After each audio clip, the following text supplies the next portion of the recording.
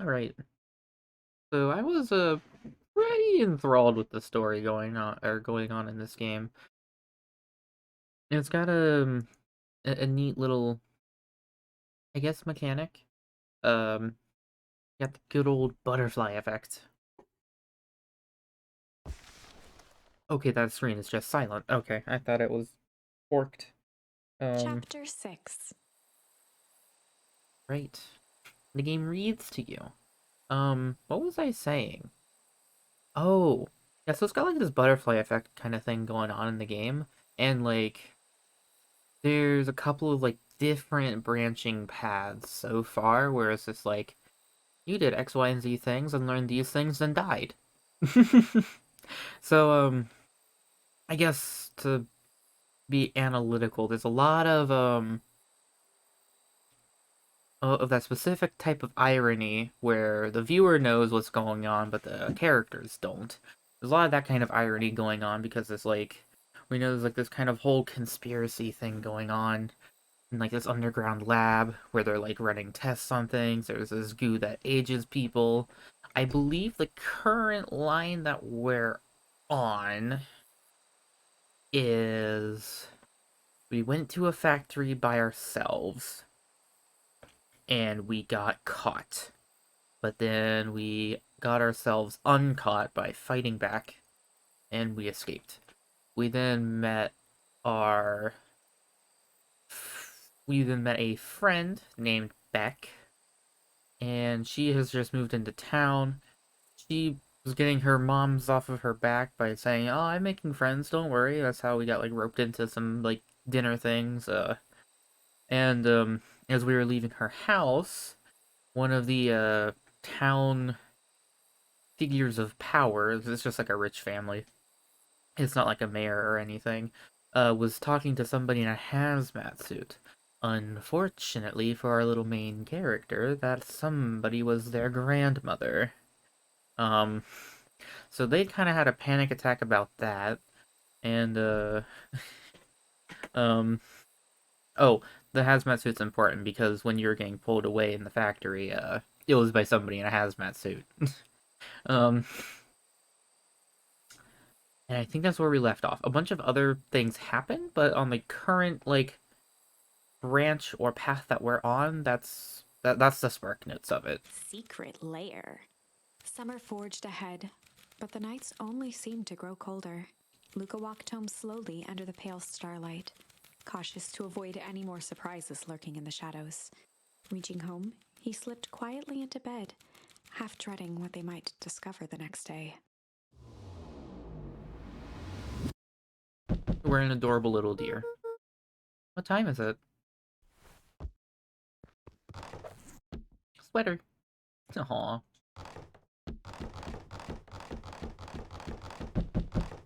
No. I'm gonna open and close it until it gives me something. It didn't give me anything. Oh yeah, I can jump.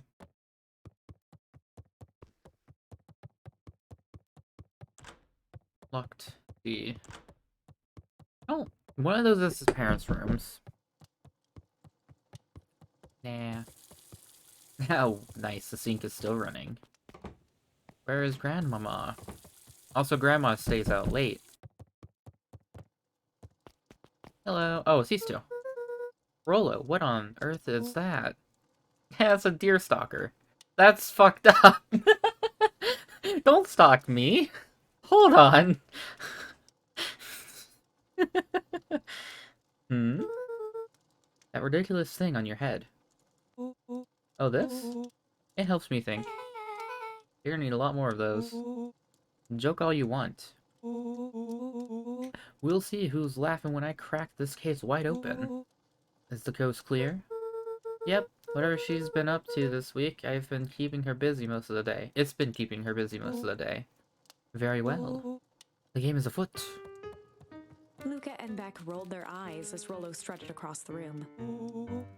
If I were Gran, where would I hide my deepest, darkest secret? Perhaps where you might at least expect it. Rollo The china flung cabinet. open the cabinet with confidence. Ah. Coughed as a veil of dust hit his What? face. I opened that multiple times. There shouldn't be any dust. I think it's safe to assume anything that dusty isn't what we're looking for. Or maybe that's what she wants you to think. Then again, any good detective knows not to trust their first hunch. First hunches are for suckers. He's gonna look under the chair, isn't he? Eureka! He's lit a fire in order to burn the evidence. No, that's been burning this whole time, man. She keeps that fire going every day, Rolo. Drat, it may already be too late. Just think of the mounds of documents lost to ash. Okay. I'm gonna stop you right there. Can't we just think for a moment? Luca, is there anywhere Gran doesn't want you to go? Yeah, the closet upstairs. Oh, the closet. So maybe that stands to reason that we should check there first. No dice is locked. Well, well, well. Look who stands to reason now. I have no idea where the key is. If it really is important, then she probably keeps it with her. Where else? Anywhere else? She has her berry bushes. Who has ever thought, I'm going to take this important thing and huck it in the bush? True. Anything else? Maybe something out of the ordinary.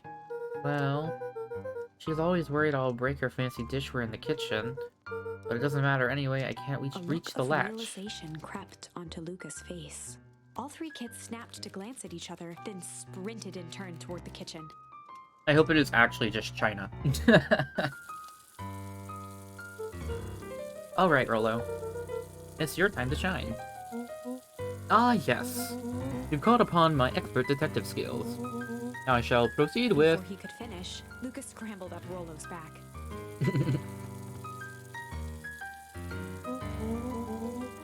Hey, this isn't my idea of detective work. Every squad needs a good lockpick.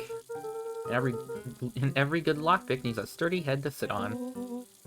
It is beneath my standing. Stop complaining and hold still. Got it. The three crowded around the hutch to peer in. With the glass doors opened, a perfect porcelain display gleamed in front of them. You know, there's glass. They could have just looked in. They didn't need to pick it. Their eyes searched for anything amiss, but the only distinct feature was its impeccability. Well, that was anticlimactic. Yeah. I don't really know what we were expecting. Like, oh hey. Let me just yank on this random teacup As Beck and... pulled on one of the teacups, it slanted forward with a hollow click. The entire hutch began to rustle and slide under its own power. Okay. Seems like your gran has been doing some remodeling. Dude, only two types of people have secret layers. Evil masterminds and superheroes. So which do we think she is? We're about to find out.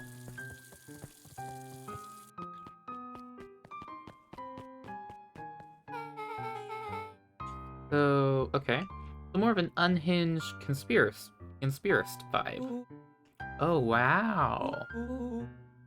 Yeah, this cannot be good. You need to look around before jumping to conclusions.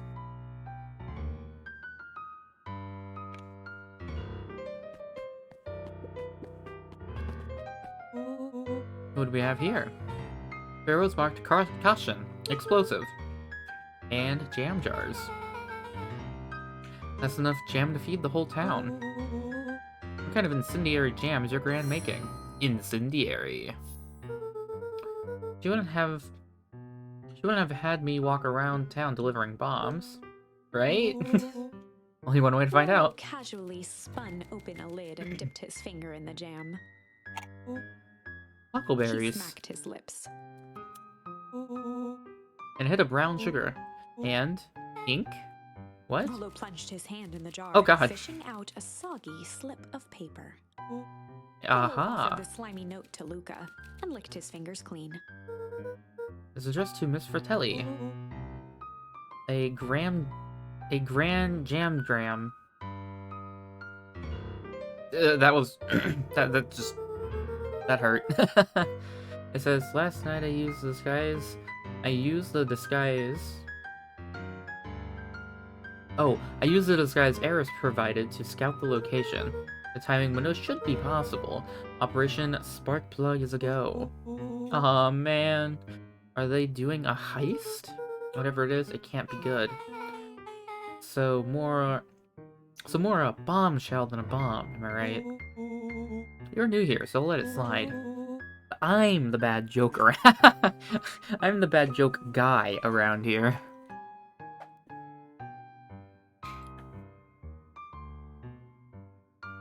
I was about to say something very mean about him. He's the bad joke around here.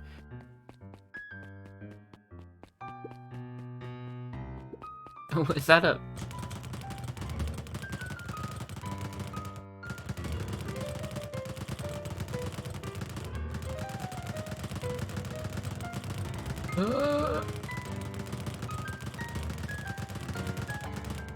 Okay. Convinced there's nothing there.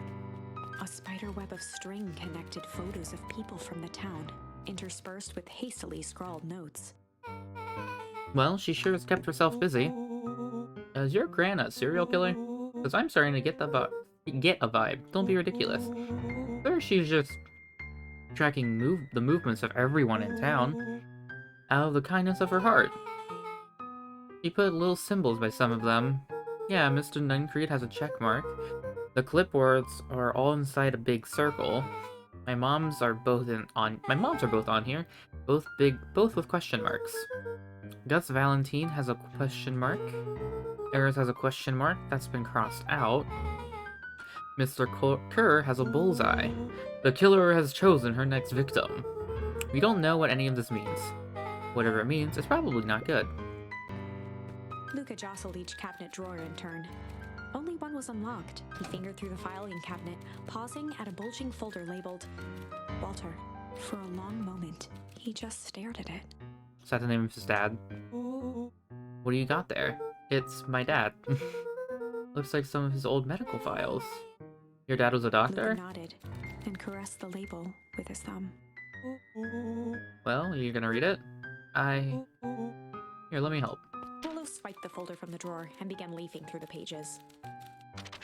He whistled to himself, barely looking at the text. How about you actually read some of it? One sec. Dense documents such as this are a lot like a cheeseburger.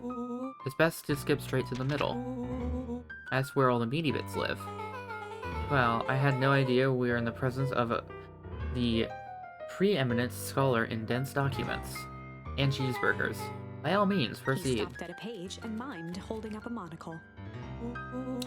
Ah, here we are. Follow-up examination of Terrence Wilby. Patient shows further signs of paleness and malaise. Body temperature continues to drop.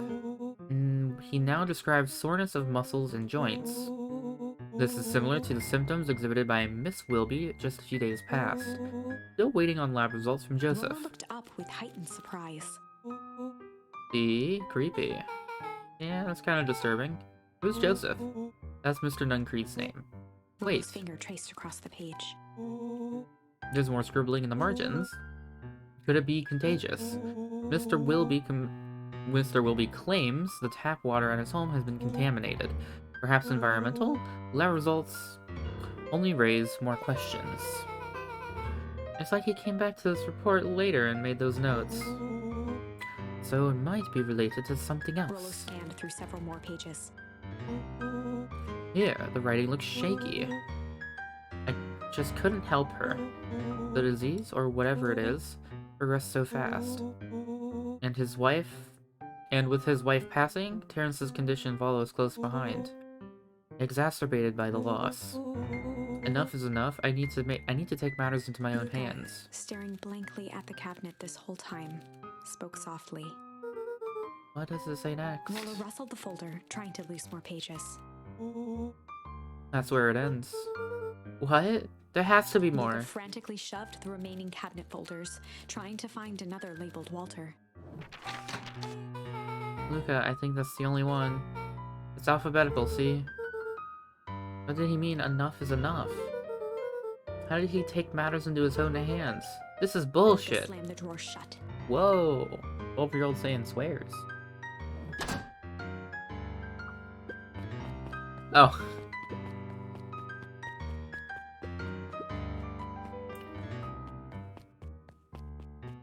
They crowded around a worn-down old map of Beacon Pines. Ooh. This looks like a treasure map. Not every old map is a treasure map, Rolo. Yeah, but every treasure map is an old map. Can't fault that logic. Look, there's even a pathway drawn on it. It starts at the entrance of the town, and if we Rollo follow carefully it, traced the path with his finger. it leads right He to jabbed down at the end point. your dad's grave. Town square. That's the fountain in the middle of town. What a weird place to hide treasure. Rolo, that doesn't look like treasure to me. The end of the path on that map has the same symbol as those explosives over there. So, it's not hiding treasure. A real bummer. Rolo, what's this thing you've been excited about for the past month? What's the thing you've been excited for about the past month?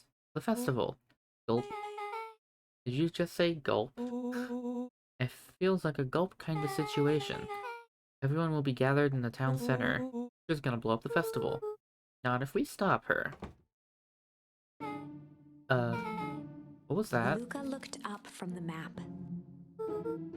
What was that? What was what? No, I heard it too. That was the front door. Which means someone just shut the door. Which means someone's upstairs. Shh, quiet. Hit the lights.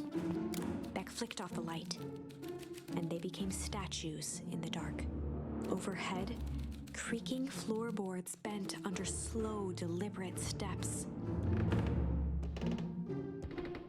The kids looked up, the tilt of their necks following each footfall.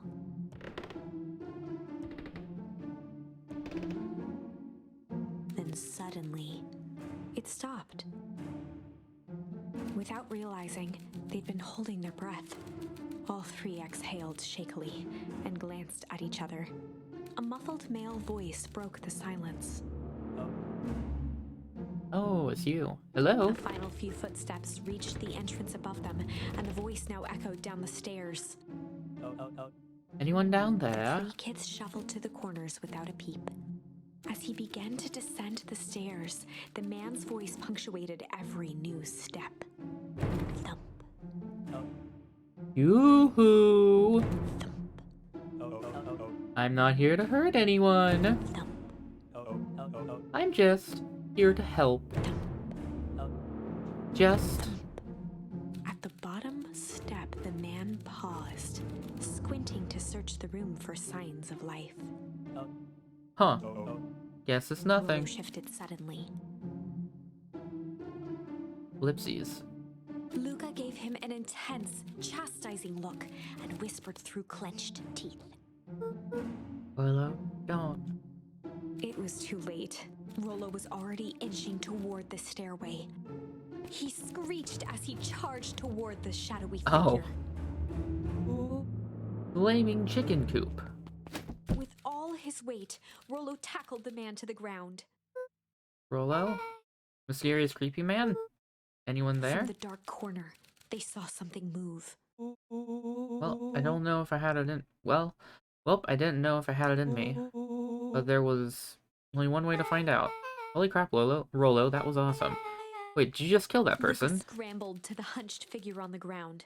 Pressing his fingers to the man's neck, he sighed with relief. You sure clobbered him good, Rolo.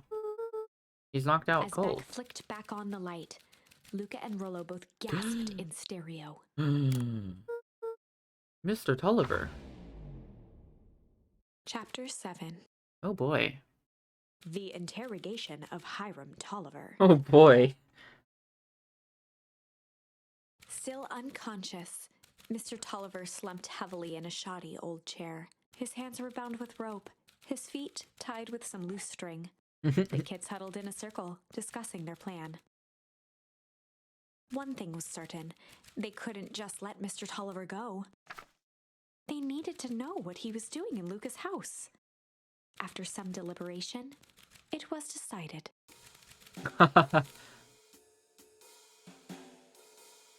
They'd run the classic good cop, chill cop They'd interrogation. run the classic good cop, chill cop interrogation.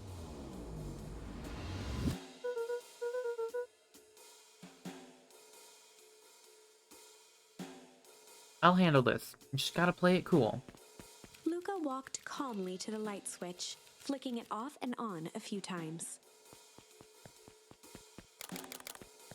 Mr. Tolliver shook his head, gathering his wits.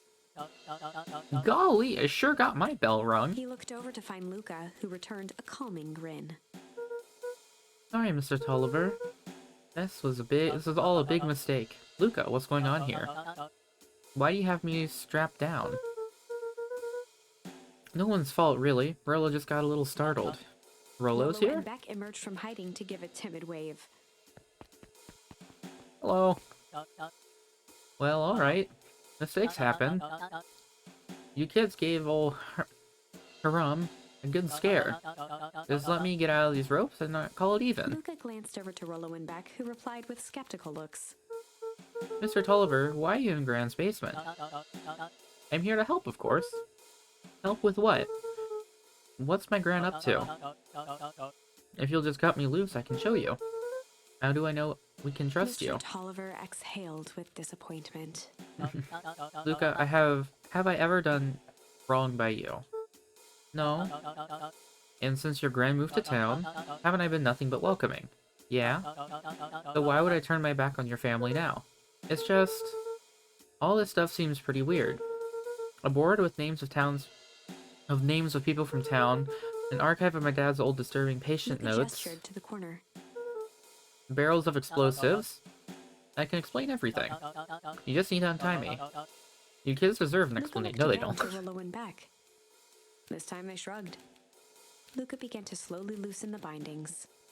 Idiot. Mr. Tolliver gently rubbed his wrists. That's a good lad. It all makes sense He in edged time. imperceptibly toward the stairs as he spoke. You see, this town has secrets, Luca. A very dark past Before indeed. the kids had even noticed his movement, Mr. Tolliver was at the light switch.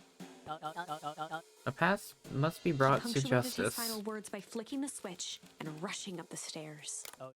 Light. Oh, okay. Son of a... Beck darted to the wall and turned back on the lights. It was too late. Rollo confirmed what they all heard. He just locked us down here. Mr. Tolliver's muffled voice came from behind the door. I wasn't lying, you know. This is for your own good. You kids just keep tight down there.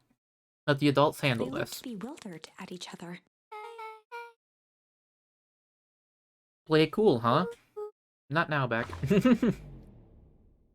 They heard the staccato thump of quick steps exiting the house. The kids looked down in resignation. This isn't how it goes in Hank Atomic. For some reason, they'd always assumed it was up to them to save their town. Luca opened his mouth, hoping to conjure some magical words to make this right. Only a hollow croak escaped. The end. Deduendo. Well, we certainly aren't going to find a grand resolution to our tale locked in a basement. Back to the drawing board. Indeed. Oh yeah, I got Rumble. Shit! Okay. I have one option.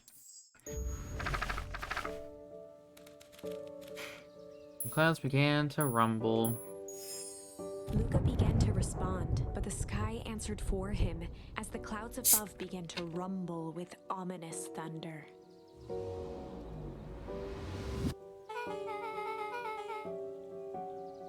Oh, God.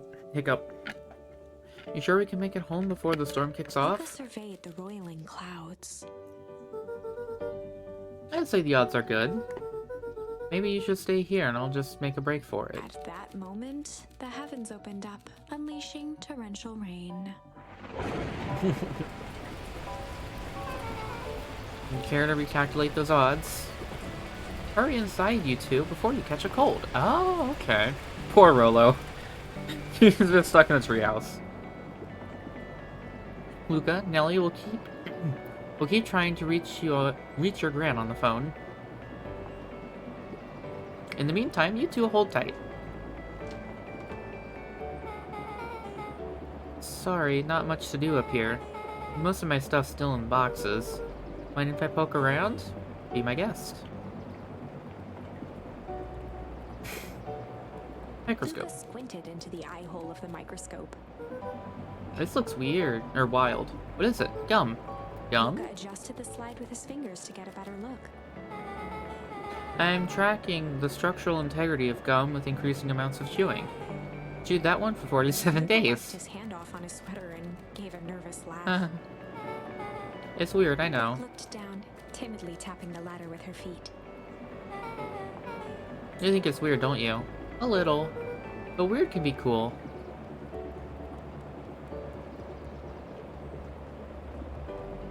Oh. Oh wow. Rollo and I have a radio just like this in the treehouse. Probably not exactly like this one. My mom and I tore the whole thing down to the bolts. Fitted it with some state-of-the-art vacuum tubes. She seems pretty awesome. She gets carried away sometimes. I think she feels guilty for working too much. But when she does have the time for me, she showers me with high-tech overcompensation. Luca flicked at one of the toggles. I bet you can get all sorts of stations on this. Not out here in the boonies. You won't believe the stuff I could pick up back in the city. But around here, it's all farm reports and static. Aw, shucks. Luca bent down to examine the bouquet of wilting flowers. Judging by the odor, they were well past their prime. Pungent. He flipped open the attached card.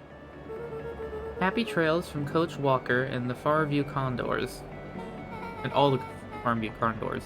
Boy, you weren't kidding about the poking around, huh? Oh, sorry. Was this from your old school? The most recent one, yeah. Some schools gave me going away cards. Some did flowers. When they're really trying to feel good about themselves, they do both. So you moved a lot. Yeah, that's the thing about, that's the thing with having a brilliant parent. There's always a better job somewhere else. These flowers would last longer if you put them in some water. That's the sort of thing that's the sort of thing I would do if I cared. Well, you cared enough to keep them, is all. Luca, can I ask you something? Of course.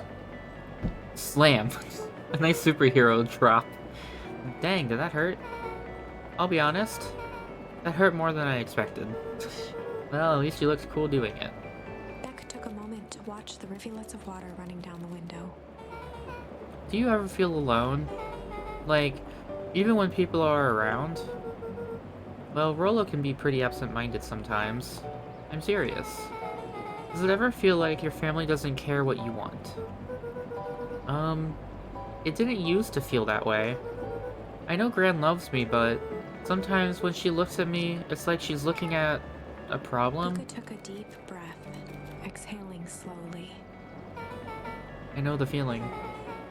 How do you deal with that?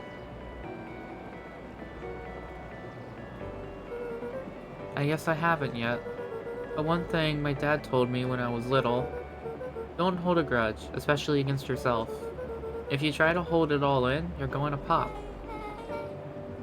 So then, what do you do when you don't know what to do? Dad never got to that part. Something I've figured out on my own, though.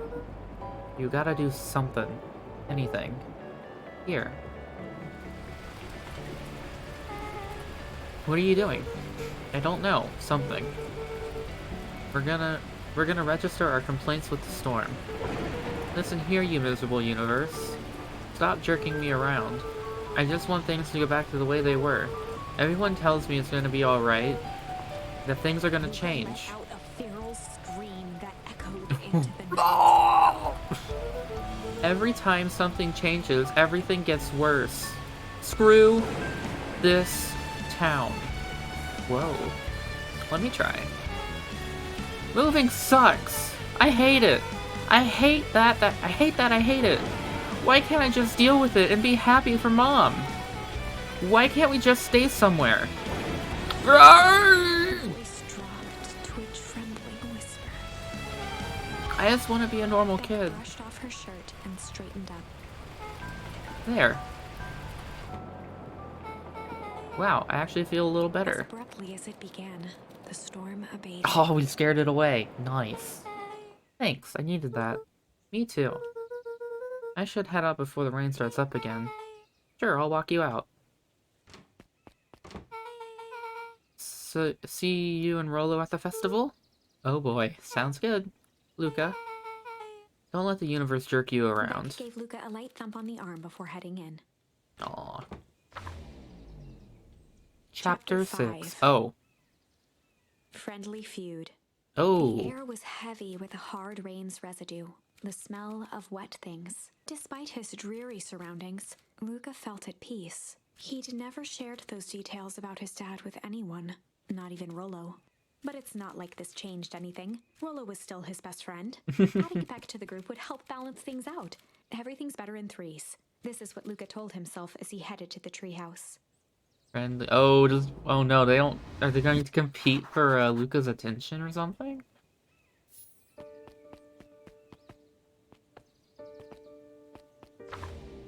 Hmm.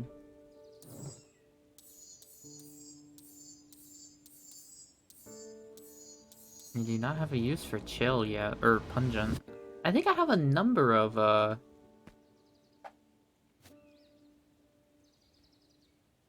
yeah, incendiary, pungent, refuse, cling, indulgent, hide, I think. Oh, hey, it's you! My favorite bat friend. Hey, Dawn. Tracking down a lead? You bet. I heard a juicy new rumor. Turns out, when Sharper Valentine died, he left behind a particular last will and testament. Peculiar how? He didn't just give his kids an inheritance, there were conditions. Like what? The document stipulated that Eris had to take on a child as her ward. A kid our age who just showed up in town one night with a lawyer. Solomon. Bingo. So Eris was forced to take care of him. Yep, or she would have lost everything. Why would Sharper care so much about some random kid? Rumor has it old Sharper sowed some wild oats. That explains the way Eris treats him. Poor Solomon. Damn. So, I've never heard that phrase, sowed some wild oats. I'm assuming that means he just kind of slept around and got other people, like, pregnant then? And so he's a bastard? And that's why he's mistreated? Because he's, like, still blood related, but not, like... Not that same mother, I guess. It's the same father. How did you find out? How did you find all this out? A good reporter never reveals her source, Luca. Later, Dawn. I better not dally. I gotta get to the treehouse. You're not diddy dally. I think that's an expression of I don't want to go there.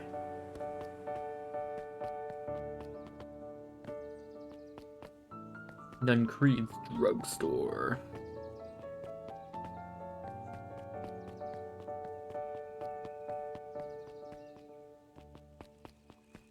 Yo, you're still here reading a book. You are a trooper. He met his old friend's eyes and was greeted with nothing but ice-cold anger. Heavens, there's no time for fractured friendships.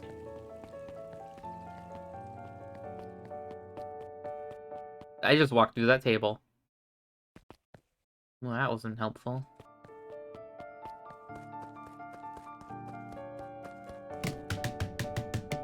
Melon kicker?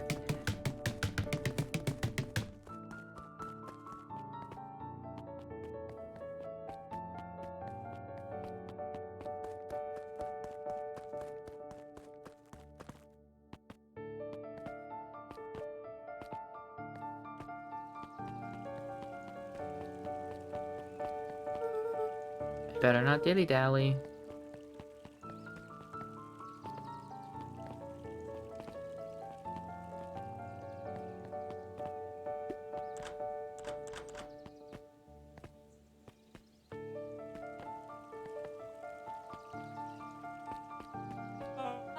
Excuse me, what are you doing? Just locking up for the night, sir. Oh, wonderful. I can only assume this means all festival preparations have been completed ahead of schedule. Not exactly, sir. The storm set us back a bit, and it's getting late, so we all decided to... You all decided? Yes, sir. I was unaware that your job involved deciding things. We are all here at Perennial Harvest because we believe in creating a better future, yes? Yes, sir, very much, sir. Do you want to be the one to tell the town that we failed them? No. That we gave up on them because of a little rainstorm we all got sleepy? Of course not, sir. Good, then it's decided. Yes, sir, we'll work till the task is done. See that you do. Our harvest awaits.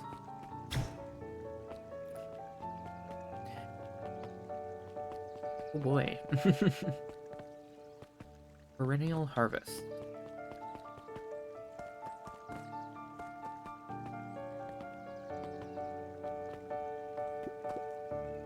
Old Picker's Pond. Time to fish up some things, maybe. Figured Pungent was going to be one of these. Luca wrapped a twig of thyme around the hook. Oh. Some fish have refined taste. Yeah.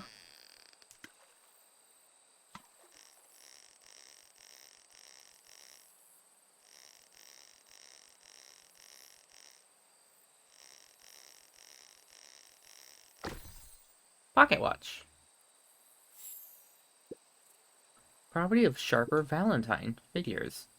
If he had his way, property of Sharper Valentine would be written over everything in this town. Should we give it back to him? He may not even want it back. The man's got a contentious relationship with time. We'll keep it here in case he ever wants to pick it up. Seems like I could use some new bait. Let's say we head out and find some more. I feel like I'm only missing like a couple items. That blanket's pretty full. Rollo, are you still up there? That was unpleasant. I am sorry, Rollo isn't accepting visitors at the moment. Come back never. Luca had only ever heard him speak in this stiff yet gentle tone a few times, and it always meant one thing. You're upset. Oh, what makes you say that? Maybe because my best friend abandoned me for no reason? I didn't abandon you. I'm just a little late. Scoffed. Ha! The rain held me up. Liar! You weren't even home. What? The storm got bad and I got worried, so I went looking for you. Imagine my surprise when I made it to your house, and you weren't there. I hadn't made it back yet. I'm not a fool, Luca. It doesn't take all day to deliver some jam. No, the storm rolled out of nowhere, and I got stuck after dinner at Beck's. Luca stumbled on his words, knowing he'd said too much. Uh-oh. Who's Beck? Beck? Dinner? What the heck's a Beck? She's a new kid in town. She was actually kind of cool. You'd like her. She needed my help convincing her parents that she'd made new friends. New friends? I spent all day waiting for you, and you went off making new friends. It's not like that, Rollo. You know, while I was waiting, I made some upgrades to Mission Control. It was going to be a surprise, but you took so long, the storm knocked it all down. Just like you knocked down our friendship. What does that even mean? Luca became instinctively angry in response. Both boys were now shouting across the distance. It means you're a bad friend. You don't care about me. Of course I care, you ass.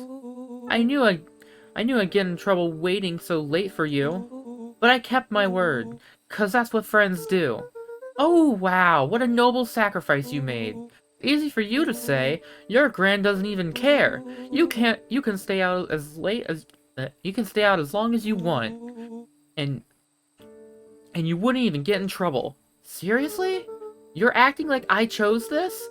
If that's what you think, then maybe you're a bad Luca's friend. tone changed to a calm, yet more intense anger.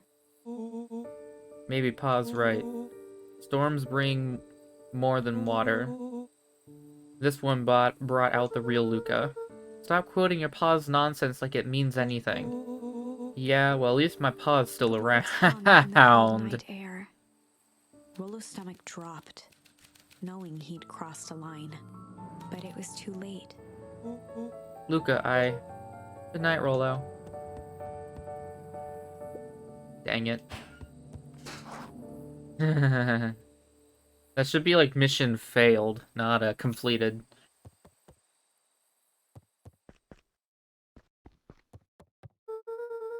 Rollo thinks I'm going... If Rollo thinks I'm still going to the festival with him, he can shove it.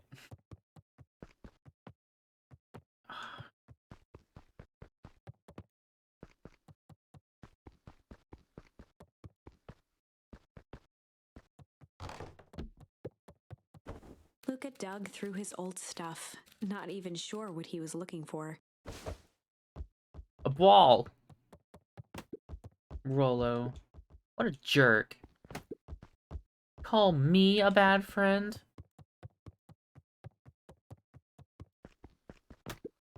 Oh, I'm Rollo. Look at me, my amazing family. Let's take it this way.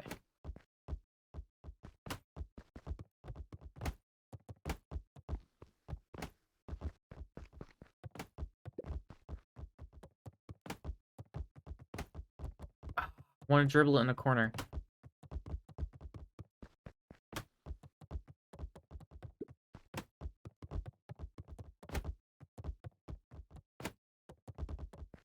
Oh!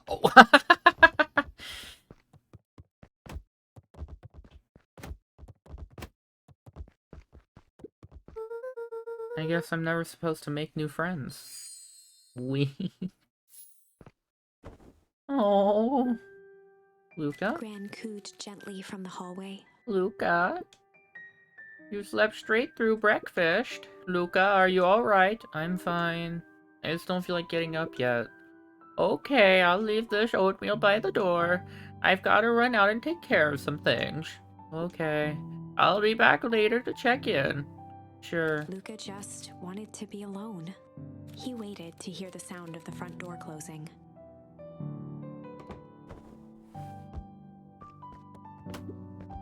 I bet Rollo's still gonna go to the festival. He's gonna be miserable.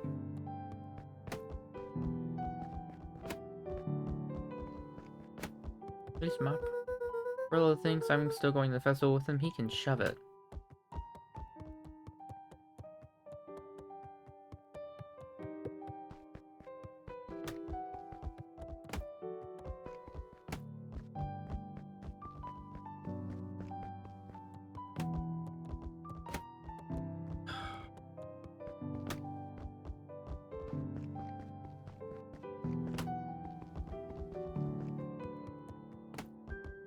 Ooh, that one almost went out of bounds.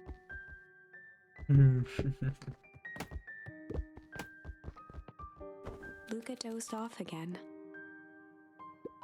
Luca? I see you didn't eat your oatmeal. Wasn't hungry. Well, just in case you get hungry, I'll leave a sandwich here too. Thanks. Rollo came by. What did he say? He wanted to talk to you. What did you say? I told him you weren't feeling well. Good. So your plan is to just sit in your room all day? Pretty much. Well, I need to pop away again for a minute. If you decide to end your pity party and go outside, I think it'd do you some good. Noted. Luca still couldn't bring himself to go out. Besides, if he ran into Rollo, he'd have to actually confront the situation.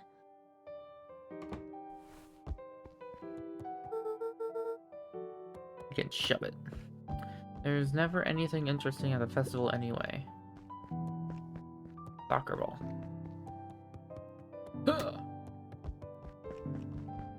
Hika!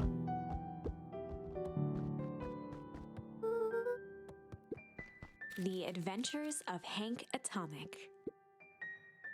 The complete first Luca volume. carefully opened the cover and began to read. Rollo had received it for his birthday, a special hardcover edition with behind-the-scenes commentary and bonus art.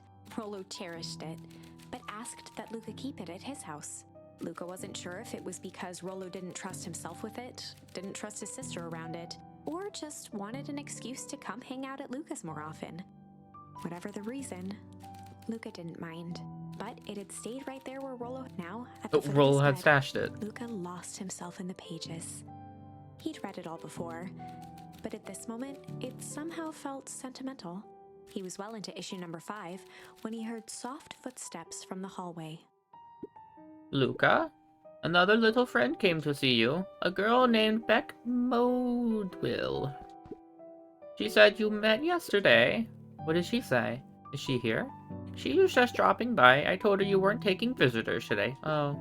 She seems nice. Yeah. You had a fight with Rollo, didn't you? Can I come in? Maybe later. Alright then. I'll leave dinner on the kitchen table in case you want a bite before bedtime. Realizing it, Luca had pouted away the entire afternoon. He once again felt the weight of it all and allowed his weary eyes to close. Just passes out on the bed. Oh, on Luca top of the stood comic. in a vast black expanse. He looked up at his father standing beside him. Walt was working a straw at the bottom of a fountain glass, trying to collect the last bits of milkshake. Dad, where are we? Taking a final loud gurgling sip, Oh no. his father peered up from the glass. He jangled the straw playfully with a warm smile, then lifted the empty glass as if to point into the darkness. The source? Luca's eyes followed his father's gesture. In an instant, he was sitting in front of a blazing campfire. Across from him sat a large figure in a yellow hazmat suit. The figure's voice was a scratchy echo. Well, if it isn't the man of the hour, make yourself comfortable.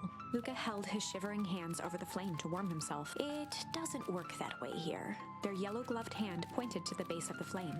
It's a cold flame. See? Luca peered at the base of the fire.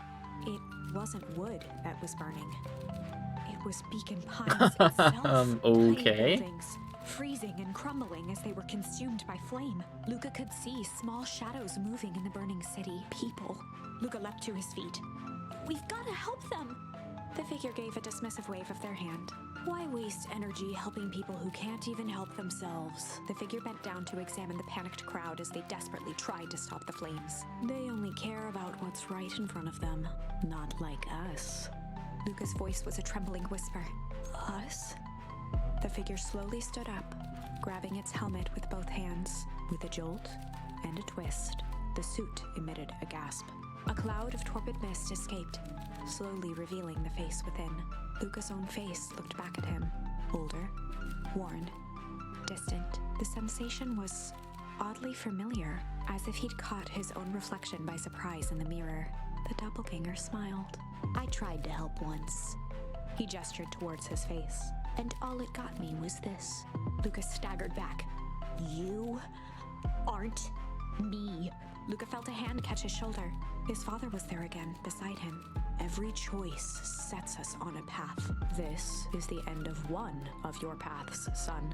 Luca watched his older self shake its head ruefully, its face twisting into a cruel grin. Welp, Dad. If you wanted him to see this, far be it from me to disappoint. Luca watched in shock as the figure took a confident step forward and plunged into the flames. In a flash of cold light, he was gone. What does all of this mean? Luca felt a reassuring squeeze on his shoulder. Just remember, why we choose matters just as much as what we choose. Luca woke up to see a hazy figure at the foot of his bed, silhouetted in the morning sun. Mom? No, dear. It's only Gran. Luca rubbed his eyes. Crunch. The kind, concerned face of his gran came into focus. How are you feeling? Fine. Anything you want to talk about? I don't feel like talking. That's just as well. How about you sit there and listen a bit? Whatever you and Rollo fought about doesn't matter. But he... Gran silenced Luca with a gentle pat on the leg. Fights between friends happen. What was said doesn't matter. The important thing is that it's not the last thing you say to each other. But he said stuff about Dad. Well, do you think he meant it? No. He was just mad. Mm-hmm. And did you mean any of the things you said to him? No. Good. One must appreciate friends in their best moments and accept them in their worst. Accept. Well, we have refuse and accept. I don't think we've used, or I don't think we've been able to use refuse. Now get your little butt out of bed. The festival's today. You don't want to miss that, do you? I guess not. Seems like a good opportunity to make amends with Rolo, doesn't Luca it? gave a reluctant nod. So buy him a corn dog and apologize. He's the one that... What did I just say? Buy him a corn dog. That's a good boy. Everything's better with corn dogs. I need to get going now. Got some last-minute festival business to take care of. I'll come find you at the fountain a little after lunch. Alright. I love you, Luca. I love you too. Luca took a deep breath. Okay. Chapter 7. Chapter 6. Through thick and thin. Despite Luca's bitterness, Gran was right. He needed to hash things out with Rolo. A big fight changes the nature of a friendship. Whether, in the end, it is for the better or for the worse, all comes down to understanding. If one is not careful, the same familiarity that builds the strongest of bonds can become the wrecking ball that shatters them. Luca emerged from seclusion, taking in the crisp festival air, but the events of the day weren't on his mind. He had to find Rolo.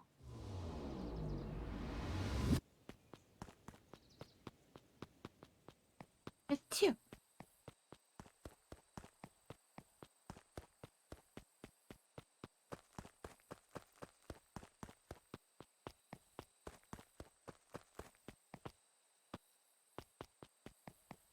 Achoo.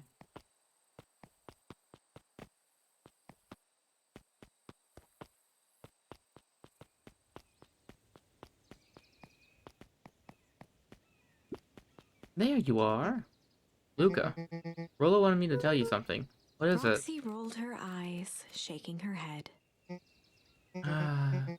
A space adventure though you needn't buy it. If ye be brave, go somewhere quiet.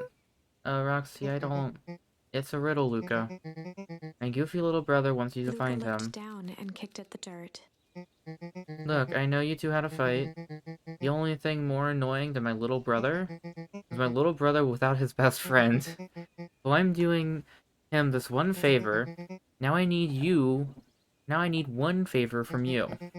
Whatever it is that went down between you two, squash it.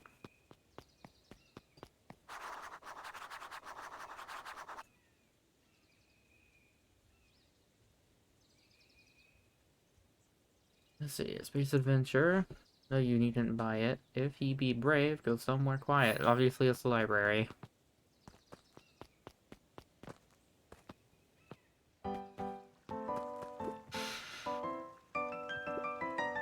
Unique New York, unique New York.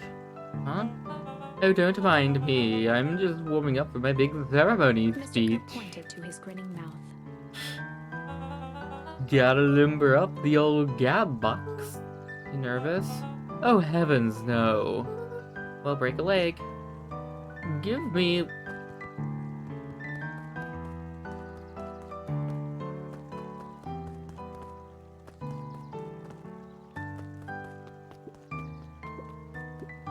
How goes the beetle hunt? Pretty rotten. Haven't seen so much as an exuvi? And it's not just the beetles. This morning I couldn't find any critters at all. It's like everything that buzzes or skitters just packed up and left. I'm sure they're out there somewhere. Maybe all the commotion in the festival just spooked them. Yeah, maybe that's it. Hey, doggo. Did you hear? After Mr. Kerr gives his big speech, they're gonna be having the first annual biggest catch competition. As long as it's a boot, as long as a boot qualifies as a catch, I'm a shoo-in. Good luck.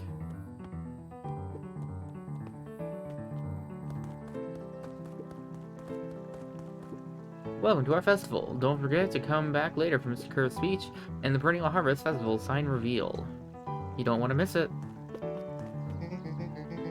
I don't know who Perennial Harvest thinks they are impressing with this ridiculous I don't know who Perennial Harvest thinks they're impressing with this ridiculous festival. Totally. The town's still falling apart, the weather's still cruddy, the season's harvest looks like it's going to be worse than last year's. You said it. No amount of corporate pandering is going to change any of that. Exactly, but the lemonade at the drink stand over there does look pretty tasty. Fits. I'm still gonna be mad at them. I'd just rather be mad while sipping some delicious lemonade is all. Looking cool, Luca. Oh. Bruh. Ain't moving. Jeff was staring into the distance with a wistful look. Hey, Geoff, everything alright? Huh? Yeah, everything's fine. I mean, used to be fine. Just ain't right these days, you know? Really do, actually. Jeff turned to Luca with a furrowed brow, then gave an understanding nod. You do, don't you? For a moment, the two now shared that same wistful gaze.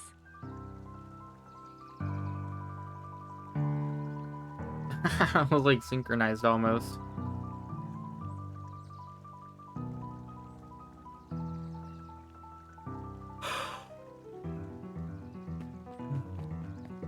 Yup. Every single time. Yup. Wait for it. Unexplained sound once again noted. Like clockwork. What a bunch of drones. A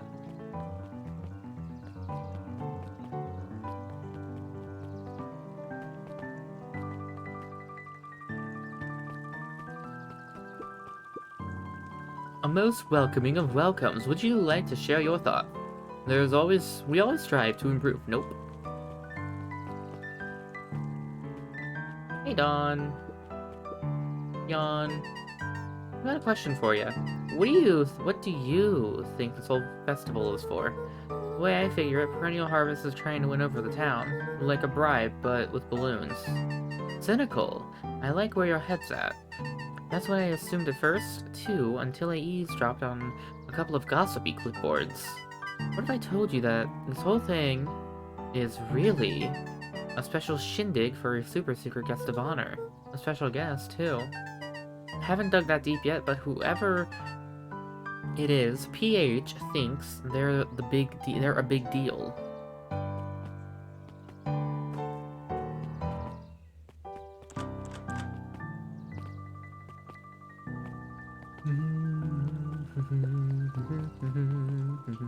I can't talk to you, no. They didn't write dialogue for her. This is the first time I've seen this many smiling faces since the Fowl Harvest. I had my doubts about Perennial Harvest, but I must admit they do put on a nice party. Hey, there's those two doggos. Let's just stand here. Hey, Luca. How's Griffin doing? What? Oh, nothing. They all became flesh. Just pretend I didn't say anything. I don't remember who Griffin is.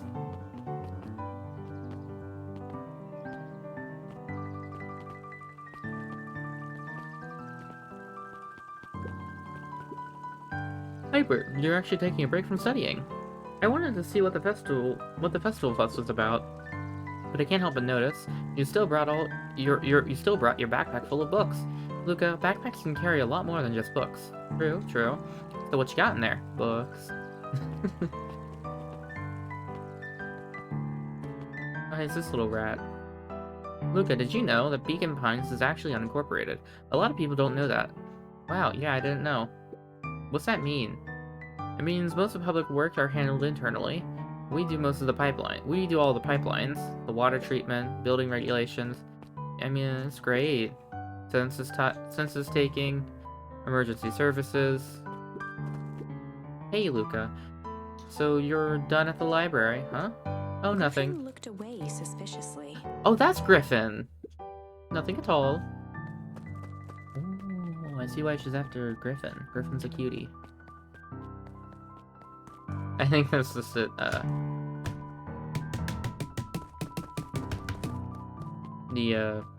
hint, in case you didn't know you needed to go to the library. I'm just talking to everybody. I was able to return the perennial harvest safety suit you borrowed. Don't think anyone noticed. Good. Now, will you tell me what you needed it for? It was a favor for an enemy of my enemy. This isn't going to harm Mr. Kerr, is it? All you need to know is that it's for the good of the family. That's not ominous at all. Nah. I'm gonna go find Beck.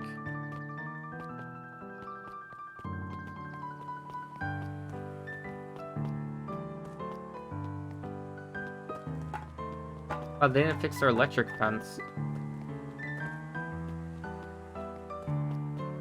Oh, there's no toxic sludge here.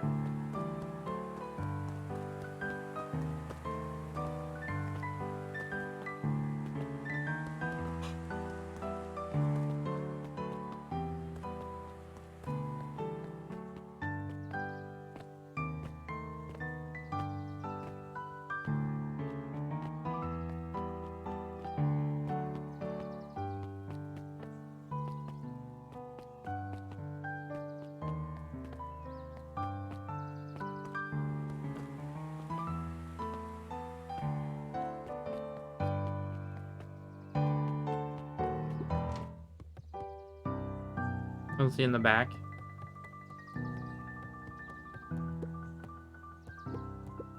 Hey, Jace. Still working through the newest Hank Atomic, you know it. Some fascinating canon toward the end. Did you know Hank Atomic's Shrink-O-Ray doesn't technically shrink stuff? It uses inverse quantum particle decay to literally grow the entire universe around the object, leaving that object unaltered.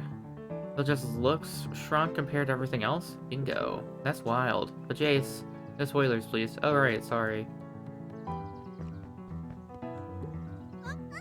Hey, Luca. Kado's eyes lit with excitement. I've been expecting you. Bravo on deciphering. Oh, fuck. Deciphering the first riddle. Riddle me this. The first. That's my reaction. Oh, you didn't think that was all, did you? Rolo does go all out, doesn't Kado he? straightened up and cleared his throat as if preparing to sing. Ahem. On planet Farpole, you may take issue. When the fifth king dies, you need a tissue. Kado stared at Luca eagerly. Get it? Want me to tell you? No, it's okay, let me figure it out. Alright, when you find it, bring it here to be verified. And if you decide you want a hint, the offer still stands.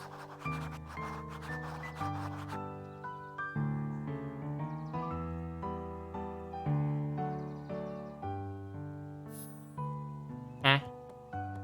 Is it a book here? There were rarely any actual new additions, simply a variety of existing content rotated into the front display each week. Not fooling a soul. Oh, the comics are up here. Luke grabbed The Adventures of Hank Atomic, issue number 4, from the shelf. Once you got a book. Luca grabbed The Adventures of Hank Atomic, issue number 5, from the shelf. That's probably the one that I need. Oh, bother.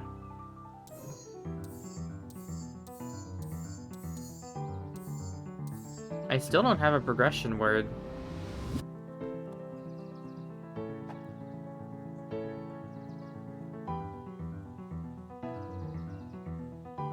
The fifth king dies, you need a tissue.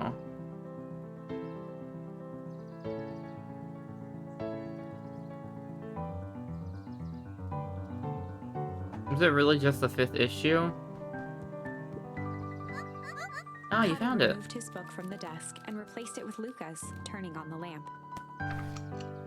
As he slid the book under the purple light, 2 words glowed. The Adventures Treehouse. of Hank Atomic, Issue 5. Okay. Luca clicked his tongue with recognition. Ah, Rollo's cipher pen. He used to write secret messages everywhere with that. And only I had a special flashlight needed to reveal it, but I lost it. Well, apparently he traded G off for this purple light bulb. Parted with his entire Halloween candy stash. Oh, Rollo.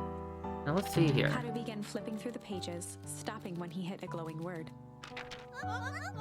Get away. Get away with such a He grift. continued flipping. Only found in Grub Cart. Reaching the end of the book, Kato looked up. That's it. Grift in Grub Cart. Griffin Grub. Oh! Griffin's Grub Cart. He wants you to go to Griffin's snack stand. I guess you're off then. Good luck on your scavenger hunt. Thanks, Kato. That's why Griffin was like, oh, you done at the library? He's like, oh, never mind.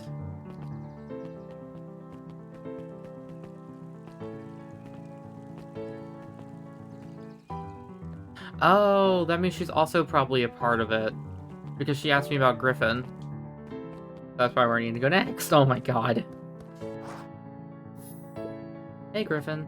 Did Rollo Before come? Luca could finish his sentence, Griffin handed him a corn dog. Oh, that's it? What? And paid for. Enjoy. I thought this was supposed to be a riddle or something. Taking a sizable bite out of the corn dog. Yuck. It's cold. Oh yeah, it's been sitting here for a while. Rollo wanted me to be sure to give you that one specifically. Well, that's Luca just... tugged at his cheeks, feeling something rough between his teeth. He reached into his mouth and pulled out a slip of paper. Jeez. Oh, come He shook off on. bits of corn dog to read the slip. A pickup when you need some... This is coffee. I already found it. Luca finished off the remainder of the corn Up the dog. fountain near a step. Luca finished off the... Oh. This is getting to be a whole thing. Pickup where you need some pep near the fountain up the step. That's why she was asking about Griffin.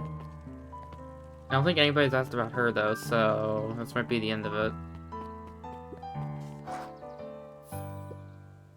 There you are, Luca. There's no way you're actually doing this. It's way below my pay grade. Oh, come on, you big stiff. Let kids have some fun. Fine. Rollo owes me Lou one. waved his hands around sarcastically as he began. Well, it takes flight but has no wings. Your final task of friendship brings. See, that wasn't so hard. Hard. I feel cheapened somehow. I think it's sweet. Takes flight but has no wings. Your final task of friendship brings. Takes flight but... A penguin. Oh, do I have to go back to Kato? Because he's a penguin, right? Oh, balloons. Hey. Hey. Did you find the comic book? Yep. You got the corn dog? Yeah. Well then. I know it doesn't make up for what I said, but here, you've earned Rollo this. sheepishly handed Luca the balloons. It takes flight but has no wings. No, oh wait, it's the opposite of a penguin. Dumbass. Flight. That kind of looks like flight as in running away. Like fight or flight. Thanks. You didn't have to go through all this trouble. I'm sorry I got so mad. Dang it, you were supposed to let me apologize first. Oh, sorry. Now you've apologized twice before me. Just let me do this. Luca, I'm really sorry. With everything that's happened with your mom and all, I've always wanted to be there for you. To be a good friend, you know? When you said you were hanging out with someone else, I just kind of freaked out. Rollo. Still, my turn. I felt like if you needed some new friend to help you, that meant I wasn't good enough. But that was selfish and wrong. I was wrong. I'm so sorry, Luca. Okay, apology over. You can talk Luca now. threw himself at Rollo, hugging him as tightly Beats the as shit he out of could. him. Aw, Rolo, I don't deserve you. I don't deserve you either. That's why we deserve each other. So, who else? What else do you want to do today? We could snoop around and try and find some info about your mom. Snoop where? We could probably sneak into Perennial Harvest HQ while everyone's out at the festival. Aren't you curious about all this stuff the clipboards write down? What if we get caught? I think I've had enough excitement for 1 week. Let's just make the rest of the day about us. Really? Yeah, the rest of the world can wait 1 more day. You know, I have been wanting to get some work done on the MCDC at Mission Control. The aim's a bit unpredictable. That sounds perfect. There's the treehouse of Rolo. Oh my god, those balloons are so stretchy. I wanna go find Beck. Oh, there's a bird up there. Bird!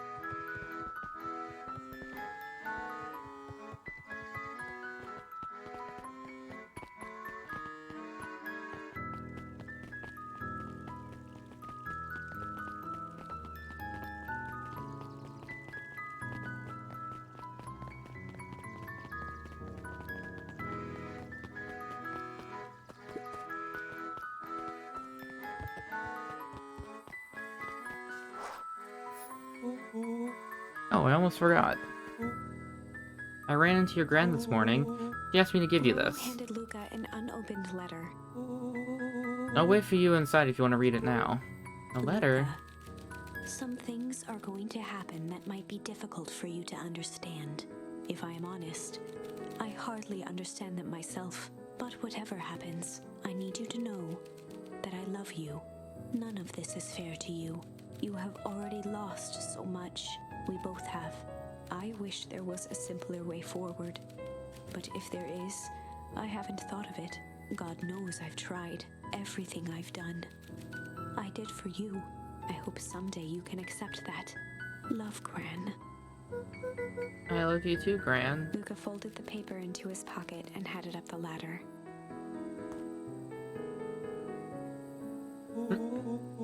What's up with the letter? Anything you want to talk about? Maybe later. Sure, whatever you want. You know, you really didn't have to go through all that trouble to apologize. I know, but we had been looking forward to the festival for weeks, after I ruined everything with my big mouth. This is the best way to make sure you still had a good time without me. Rolo. I was at a loss for words, but that was fine. Words aren't always necessary. The festival seemed nice. Was it nice? We can still go. Nah, it's fine. There's always Sadly, next year. This was untrue. A distant rumble shook the treehouse. It was actually an explosive. Holy shit. What was that? Aw, man, we missed the fireworks. Fireworks. It was something the boys couldn't possibly comprehend. Something as old and cruel as time itself. Death.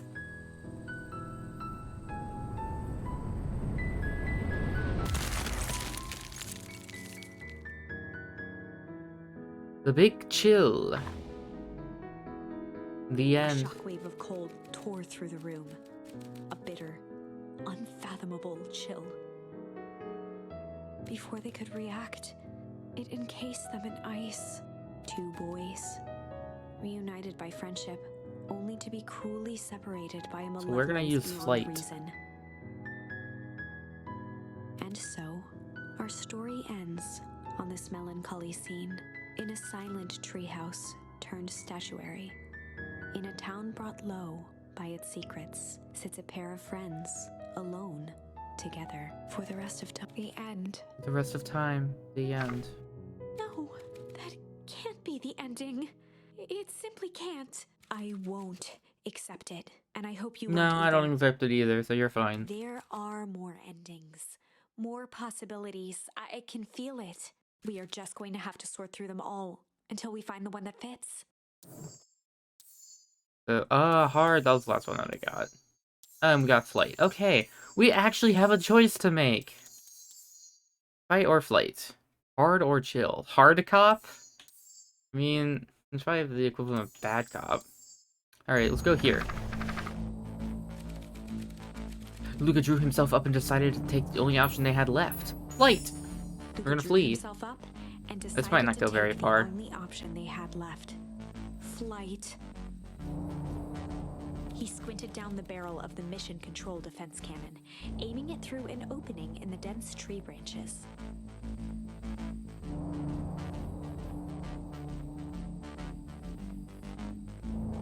Game. Would you like to fire the toilet plunger into the trees? There we go. Oh, my controller disconnected. He looked up with surprise as it struck true and taut. Wow, I can't believe that worked. Hey, Mr. Kerr. We'd love to hear your thoughts, but I'm afraid we have places to be. Come on, Iggy. See ya, jerks.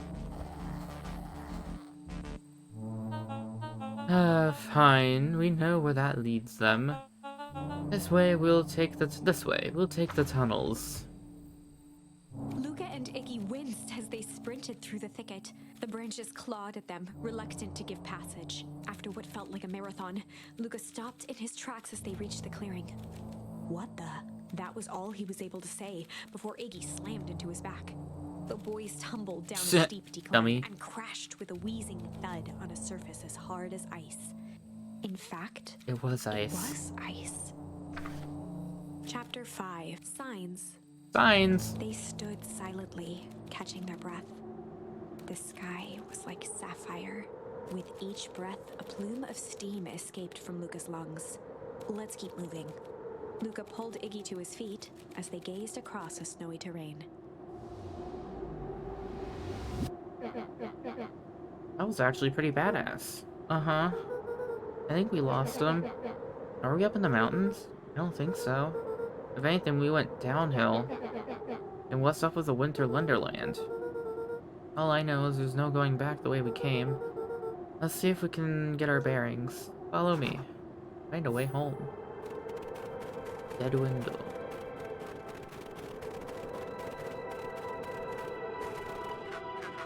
Luca. Luca, are you there? Luca had almost forgotten the walkie-talkie he was carrying. So, what is this line? We went to the warehouse. And Rolo was caught. And we were lied to by a bunch of people that told us he was safe. We went to the tree house, but he was telling us not to go to the tree house. Also we shoved, I don't remember his name, and they've already said his name like a number of times. The kid who's with us, we shoved him into a pile of green goo, and that caused his face to age. Why he's kind of a little grotesque looking. So, it's that bozo Kerr. I hope nothing bad has happened to you out in this Luca woods. looked at Iggy with Iggy. hesitation. No need to be With a rude. resigned sigh, Luca responded. It seems like the only dangerous things in the woods is you. He speaks, the young man of the hour. Now, how in tarnation did you end up in one of our radios? Just lucky, I guess. Boy, howdy, you Van Horns are full of surprises, aren't you? You knew my parents? Heck, I just choked on my own spit. I never had the honor of meeting your father, but your mom was sure was a handful. Luca winced, shoving the walkie-talkie back into his pocket. We gotta keep moving. Walking in a room.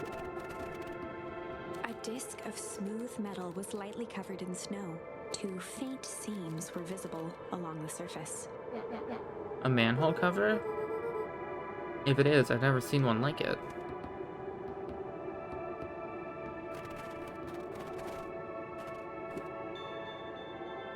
What's the readout? Sitting at just above 258 Kelvin. That's fucking cold, isn't it?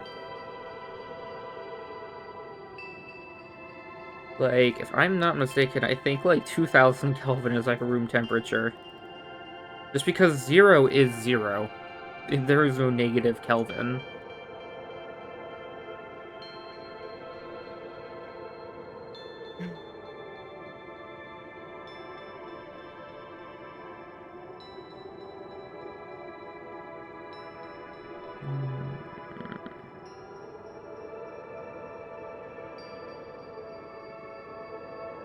$258. Okay, it's 4 degrees. 4.7 degrees. Okay, it's not that cold. That's down a bit from the last time. Should we report this to Mr. Kerr? Still within safe ranges. Wait, that's the front sign. It may be spreading, but it's under control for now. Oh, so in this arc, their experiments gotten out of hand. Even a small nudge in equilibrium could cause a cascade. Dude, relax. Just a few more sites to hit before we can punch out. Let's get this over with. So we were at the grave. What's all this? It's hard to say with all the snow. I think it's the town sign. You can almost make out the letters under there. What town could this even be? There couldn't be another town this deep into Weepwood. I'm looking at the evidence to the contrary. Let's figure out what we're dealing with here. Step 1, snow's gotta go. See what I can do.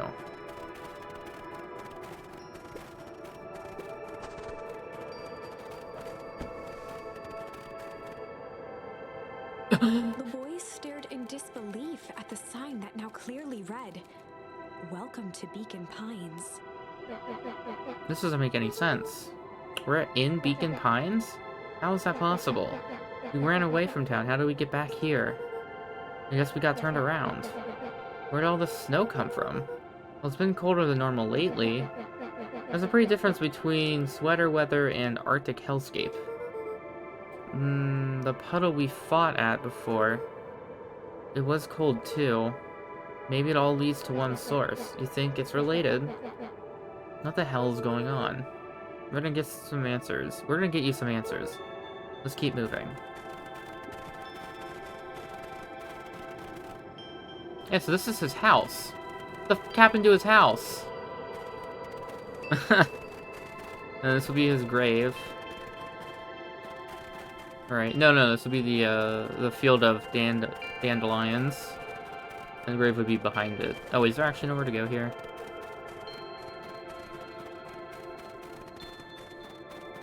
What happened to his house? Where is it?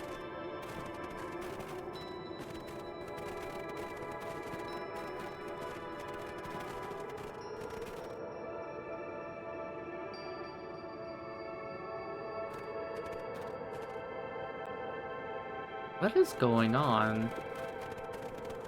The fencing listened, each chain link encapsulated with a translucent layer of ice.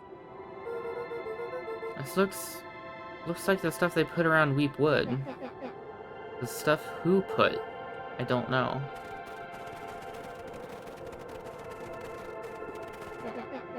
This stuff look familiar to you? Looks like the barrel near the puddle I shoved me into, yeah.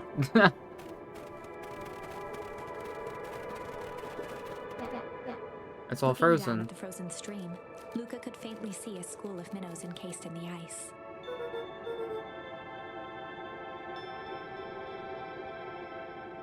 Guess if it was an explosion, that might explain why everything is broken. Whatever happened here, it happened fast. The fish didn't even have time to run.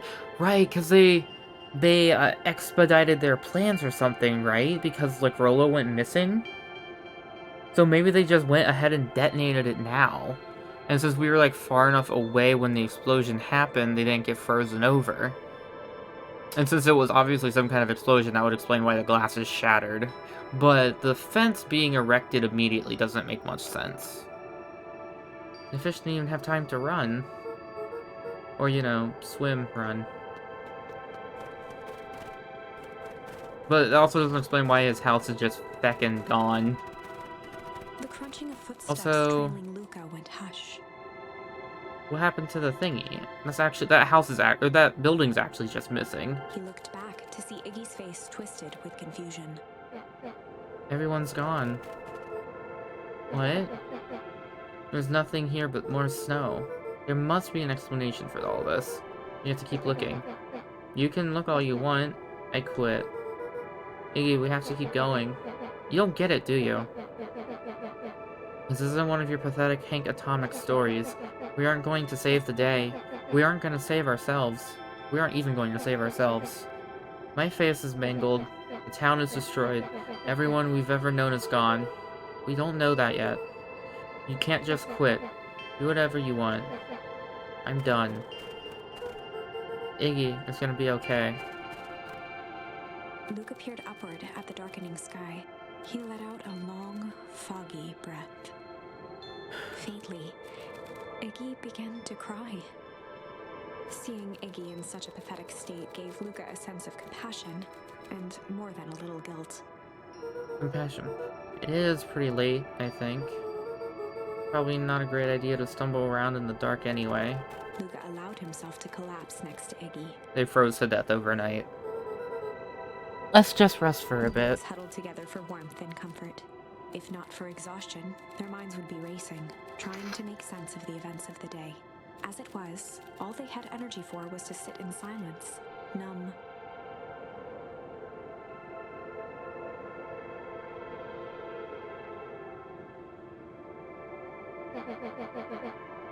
The way the snow covered everything over is kind of calming. Yeah. Haven't had time to say this, but, thanks. Huh? For getting us away from those creeps. I sort of froze up back there. Maybe I should be the one apologizing. This all happened because I lost my temper. Nah. That's bull hockey. First of all, you didn't know what that gunk would do. You didn't, right? Of course not. And second, stop with this baloney about losing your temper. But I did lose my temper. Motioned sarcastically to his half-deformed face. Obviously. But that's exactly what you should have done. Huh? I was being a horse's ass. And you're supposed to be a horse's ass in response. That's how it works. I'm having a hard time following. You wanted me to fight you? Of course. Jeez, you goody-goody types take forever to understand this very basic point.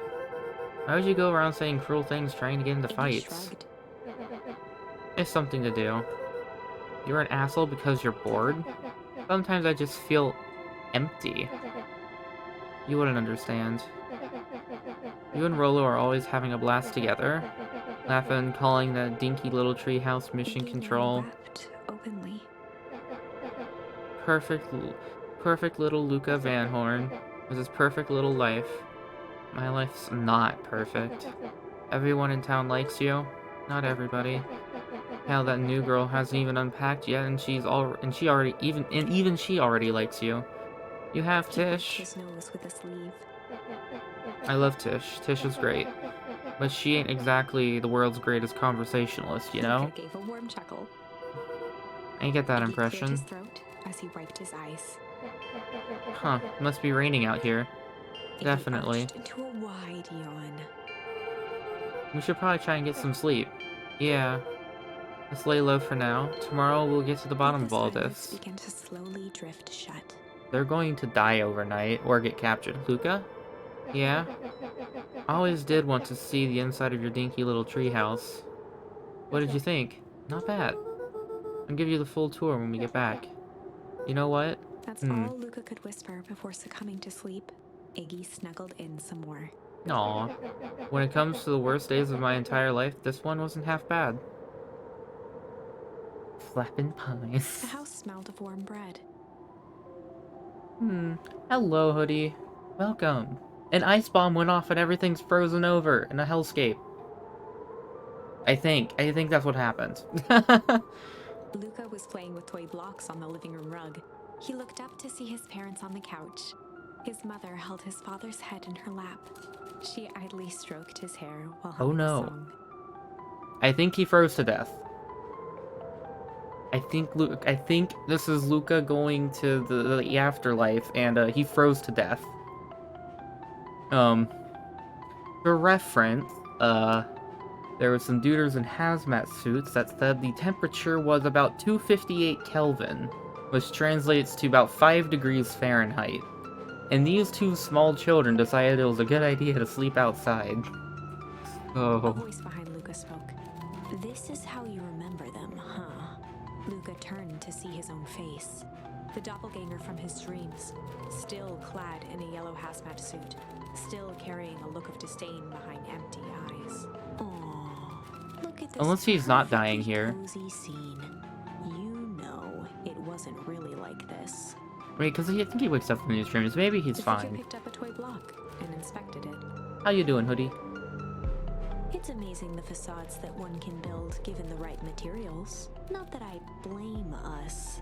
These are a child's memories, all warm and fuzzy. You don't remember, do you? Lucas snatched the block from the figure's yellow-gloved hand. Remember what? The doppelganger pointed to the couch. The last day we saw him alive. The day he chose to abandon us. Luca turned to look at his father, Just still trying to lounging on the enjoy the couch. evening. I'm doing quite alright. I got some fuzzy slippers. You'll never believe what they look like.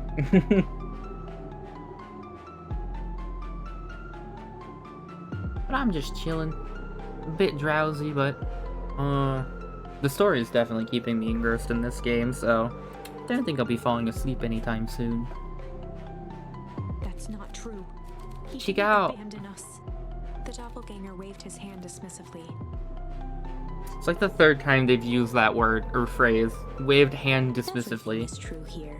It's just a matter of what we choose to see. Well, let me show you.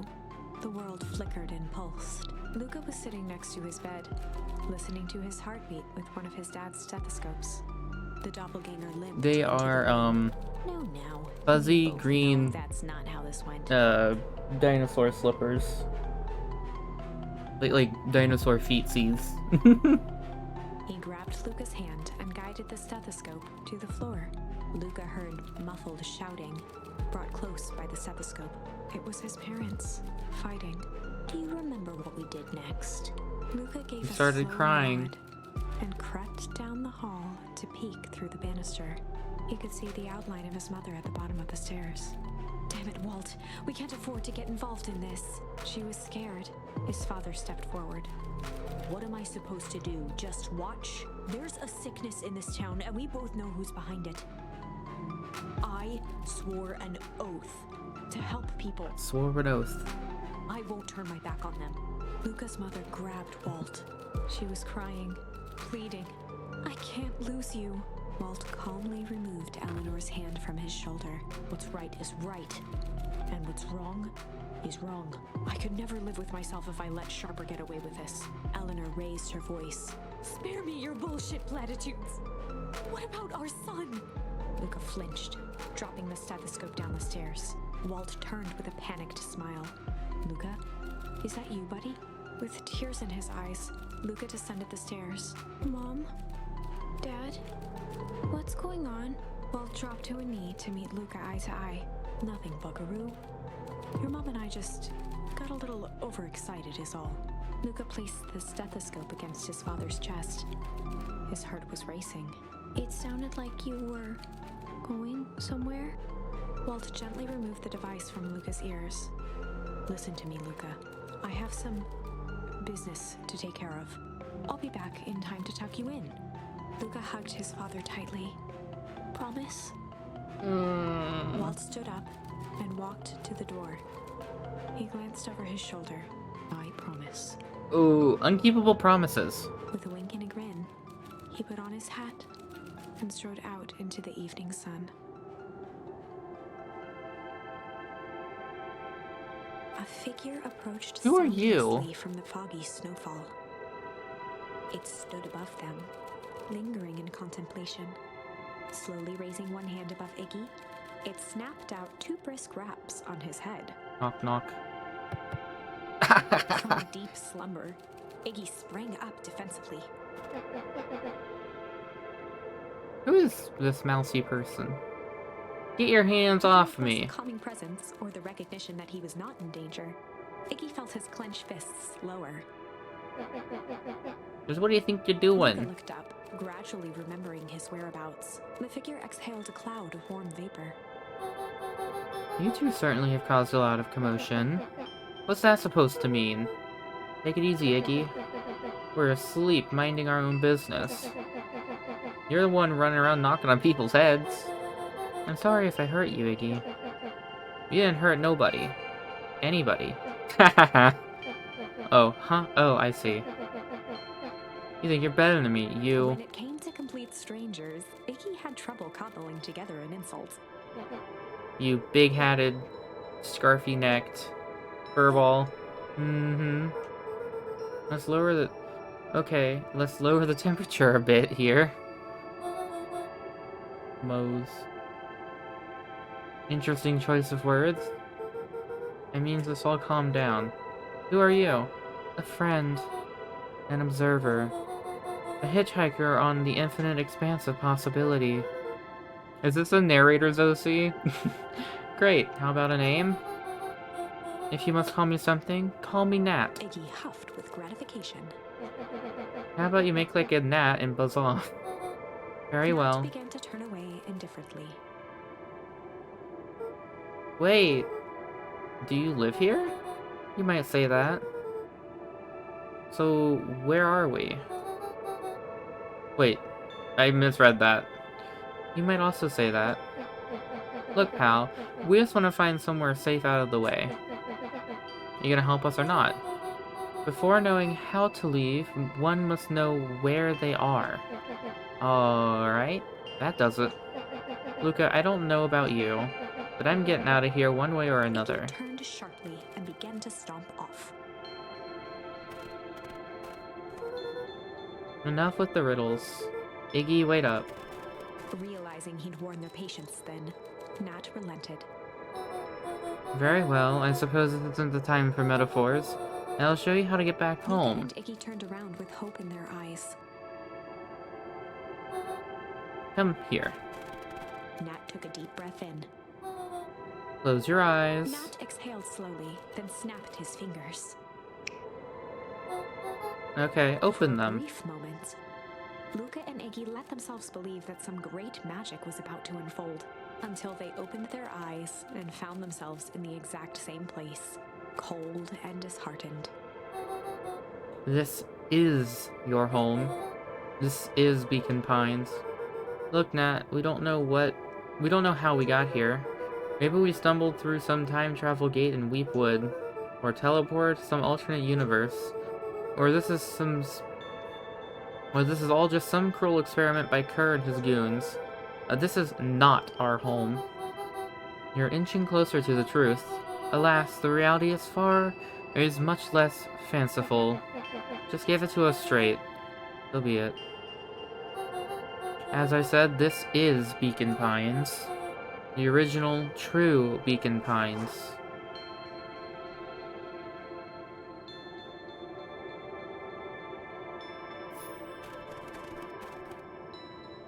So, is the Beacon Pines we live in like a carbon copy?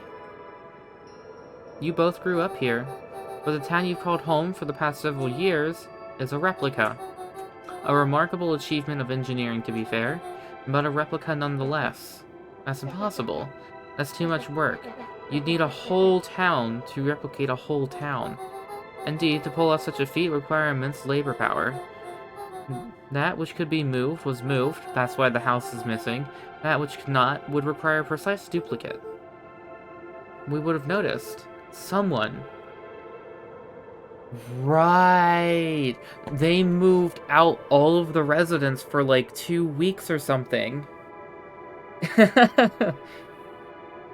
I've never seen The Truman Show. I just know that, like, the twist of it is, like, the guy's, like, he's, like, actually on, like, a TV show but doesn't realize it, I think. I think that's what it is. Not if you're not here, dum-dum. Someone would have noticed. You'd think so, unless the auditing was impeccable. A mind-numbing attention to detail. As for innumerable trivialities which complete the as for the innumerable trivialities which complete the tapestry, well, you can leave that to the miraculous thing we call a brain. It has a real aversion to discontinuity, a revulsion even. The brain has a wonderful way of smoothing out rough edges, keeping us Luca sane. and Iggy looked around uncomfortably. You're saying that someone made an entire new town and moved us all and no one noticed. Precisely. But why? Well, this one is, why is the one question that can never be answered with certainty.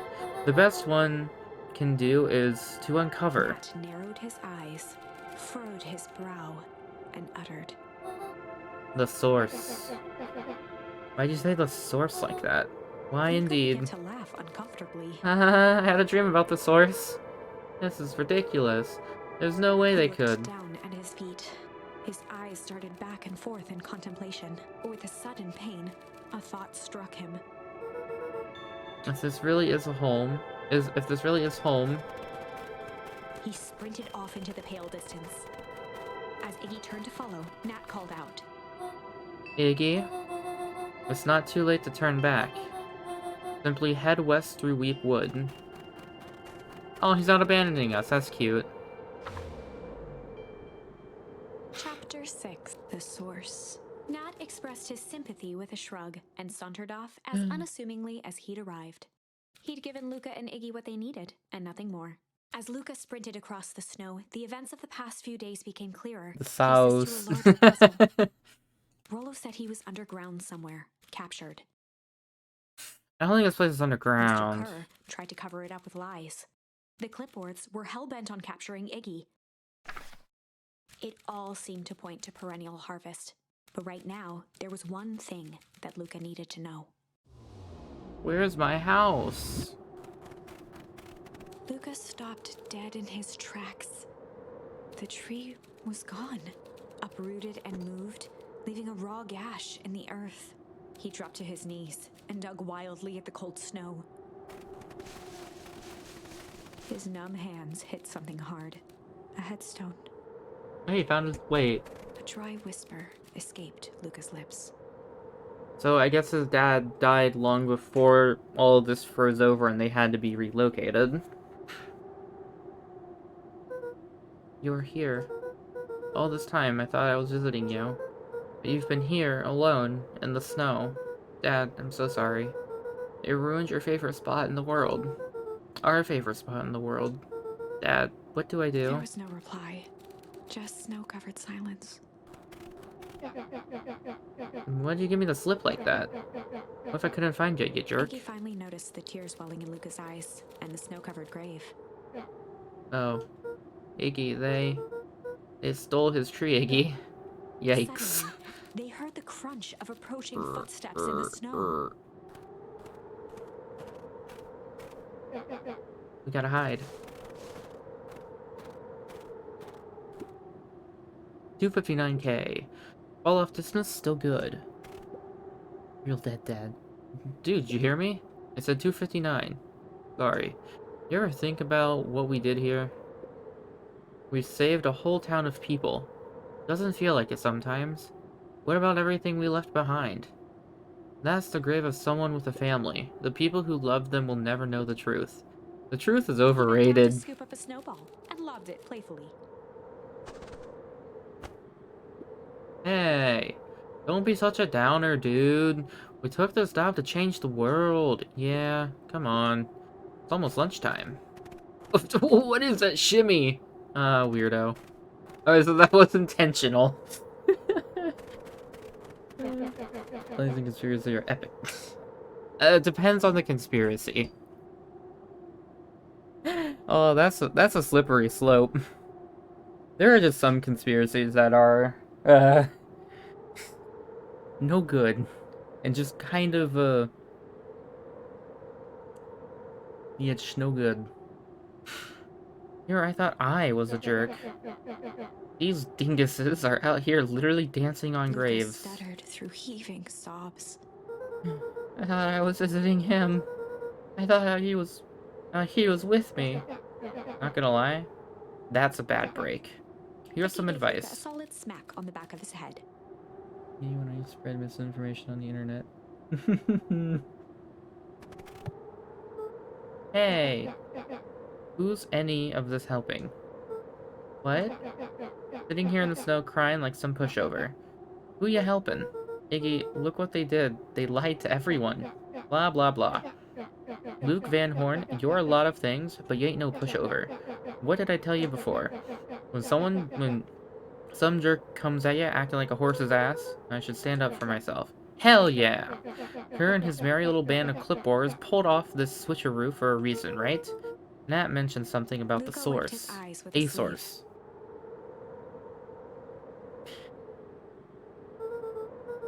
What's at the source? Must be awfully valuable to Perennial Harvest. Sure would be a shame if something unfortunate were to happen to their precious source, wouldn't it? What do you have in mind? If it's small enough to if it's small enough to steal, we snatch it. If it's too big to snatch, we smash it. And what if it's too big to Iggy smash? flashed a mischievous smile and cracked his knuckles. Nothing's too big. I'm always up for a challenge. And to make this right, Dad, I promise. Let's do this. Locate the source.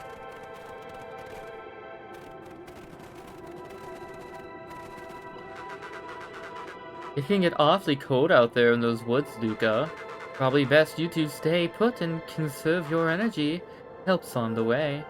Where's Rollo? Where's my mom? Did you kill her? Oh heavens no! Do I seem like a killer to you? Iggy and Luca shared a skeptical look. No, he's definitely not a killer. He would just order people to kill for him. Well, do I? Aw, shucks, now that hurts my feelings. Screw that guy.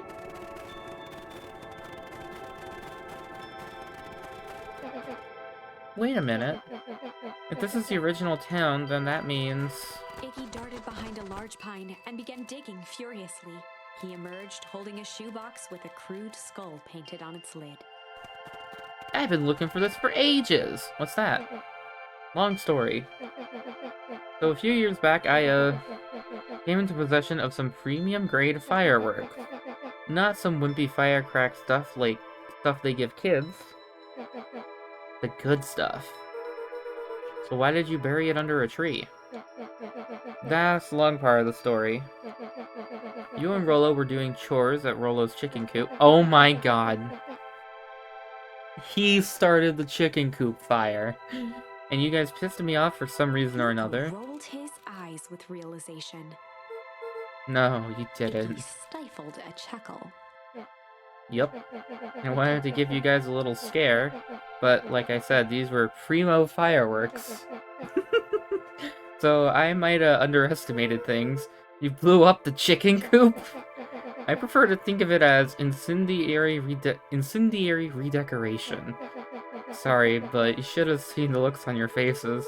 Rollo got grounded for months, which is why I needed to stash the evidence and lay low. So I buried them under a tree. But when I came back for them later, they were gone. I figured some grown-up found them and Iggy tossed them. triumphantly raised the shoebox. My god. Turns out it wasn't the fireworks that got moved. It was us. Unbelievable.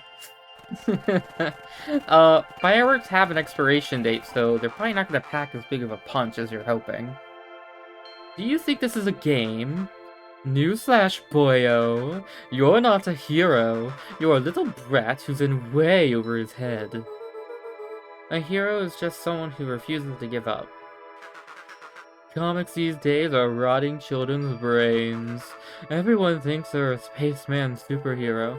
I was always partial to Hank Atomic myself. Is that so? Do you really think you have a chance against us? You have no idea how powerful we are. Prepare for blast off, loser. Idiot.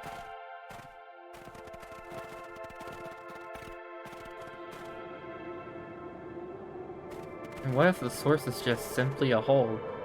Crooked. Or crooked. Just like the whole stinking place. Okay, it is crooked. I'm a dum-dum.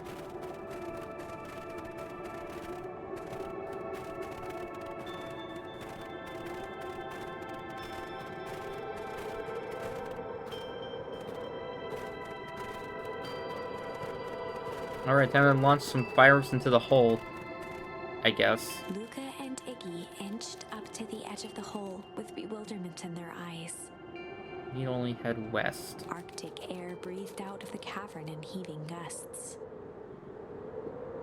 Echo! Echo! Echo! Echo! Whoa. You can see why they wanted to move us all out of the town now. So why would they dig a giant hole? I think this is it. Source acquired. It's like, this is the source? It's a dang hole? How do we smash a hole?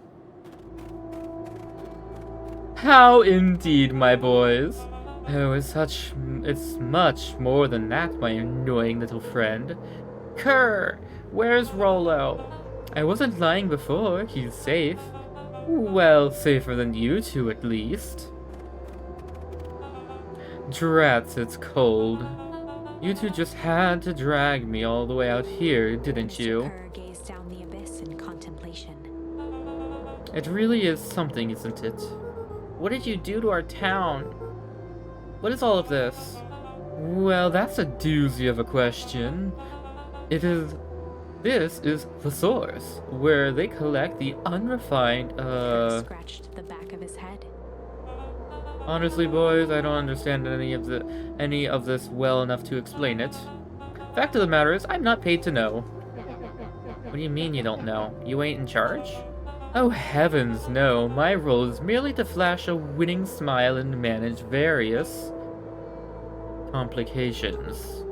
Complications like us? You are a smart His face boy. contorted into a saccharine grin. It really is nothing personal. Some people are destined to strive for greatness, and others are simply obstacles along the way. Seems like you were destined to be a creepy lackey. The point is, we all play our part in life. Mine just happens to be a lead in the role of a lifetime. And you happen to be extras, ready for your curtain call. You aren't giving up without a fight. Your smile's not gonna be so winning after we're done with you. Now, boys, there's no need for melodrama. It makes even a professional such as myself embarrassed for you. Let's change the mood a bit. Kerr snapped his fingers. Scene change. We're outnumbered. There, that's better. Deal with them. Iggy turned to Luca with a sly glance. Why are you smirking? Because I have a box full of fireworks, and what you don't. Iggy waved the box into the air, threatening to drop it down the hole. Stop. Let's not do something regrettable. Joke's on you, regret is one of my specialties. Out of curiosity, what would happen if I threw these into your precious hole? Nothing at all. You're a terrible liar. I'll have you know, I am an exceptional liar. But, that's far enough. Plucked a single bottle rocket from the box and held it up with reverence. Stop, you fool! Call off your goons. After a long pause, Mr. Kerr Who's flung going up in the his hole? hand with frustration. Take your bets. Very well. You can head back for the night. It's been a long day. I'll handle these two from here. Mr. Kerr sighed into the frigid air. It's just us now, Iggy. You can put that down. What, like With a this? nonchalant flick, Iggy tossed the firework into the hole.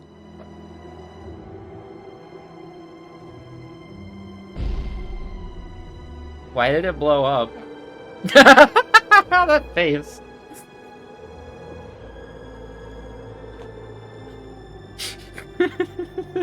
Oh. Whoa. With a growl, Kerr leapt at Iggy, crashing through Luca. Iggy tried to twist away, but in the struggle they both tumbled over the side. Luca dove forward, bracing Iggy's hand just before it slipped. No. His grip was made precarious by the cold, wet snow. He could see Kerr further down, clinging to Iggy's coat. You reckless child, what have you done? Luca, listen to me. Oh, Luca, listen to me. Hold on tight and use that walkie-talkie to call them back. What channel do I use? It doesn't make a damn difference, they're all listening. If you do that, the clipboards will just haul us up and snag us both. The only way to get out of this is if Kerr is out of the picture. Just let go and save yourself. If he lets go, we both die. I don't want to die, but seeing that look on your face almost makes it worth it. Mr. Kerr, you've had a long life. Why don't you actually do something selfless and just let go? Mr. Kerr gasped with insult. Long life? I'll have you know, I can still play 25. That means he's much older, isn't it? Or doesn't it? I'll have you know, I can still play 25. You should have heard me sing at the Phyllis Young. Sing the part of Phyllis, I don't know what that is. In his eye, Mr. Kerr began to hum a proud melody. Dum peripety dum dum. Wow, can you believe this guy? Hum. Luca's hand began to cramp. His voice began to crack. Kerr, just let go. No can do. If you want to save your friend, you'll have to save me too. Luca, look at me. It's okay. Luca felt Iggy loosen his grasp. You aren't going to kill your friend like that, are you? Every muscle in Luca's body burned. I'm not his friend. Yes, you are. Nah, I'm just a no-good bully. Like you, Kerr. Iggy, Luca no. felt his hand slipping. And I told you what you need to do with bullies. I can't. It's your only way out of this mess. 2 birds with 1 stone. It makes sense for us to fall together. Wackadoos travels in packs. Calm settled over Iggy's face. Luca, let me do Iggy's this. voice was colder than the bitter air billowing from the chasm. Let me do the right thing for once. Luca had no choice but to...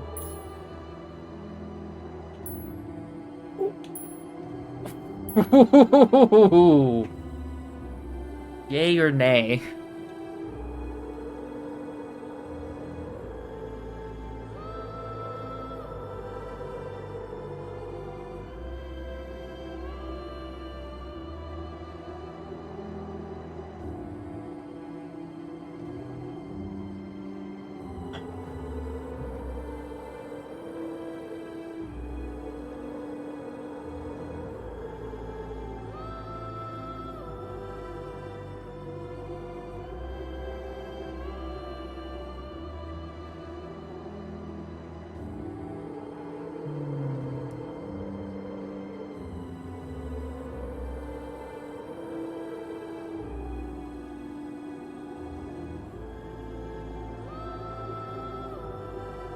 That is true.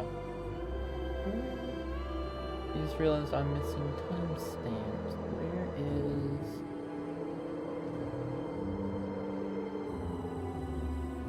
Aha. There we go.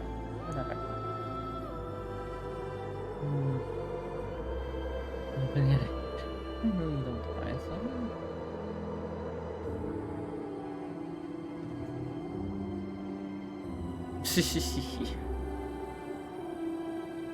I'm just gonna go with accept his request. I'll give the bully his last huzzah. Luca had no choice but to accept Iggy's request. With a quiet blink, Luca watched a teardrop sail down into the howling void. As his fingers slowly gave up, he met eyes with Iggy. Good.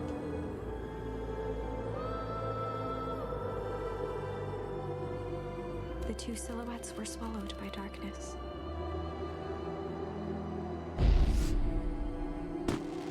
Hell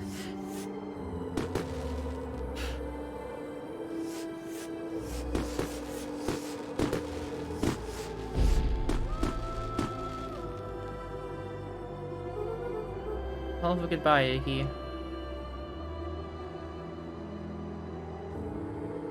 Nat just shoves me in. Luca, you should really step back. What? Quickly.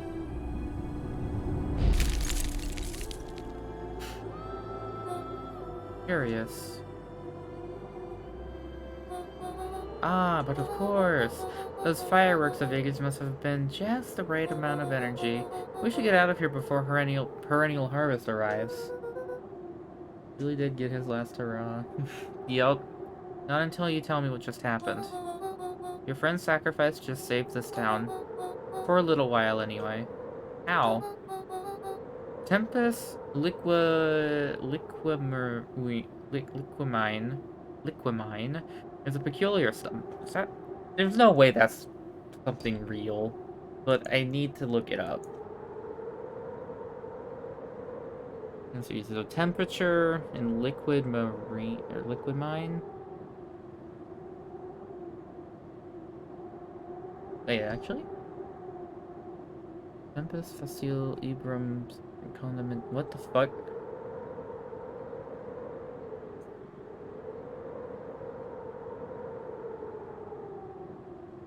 I can't read this. It's in a different language. I give up.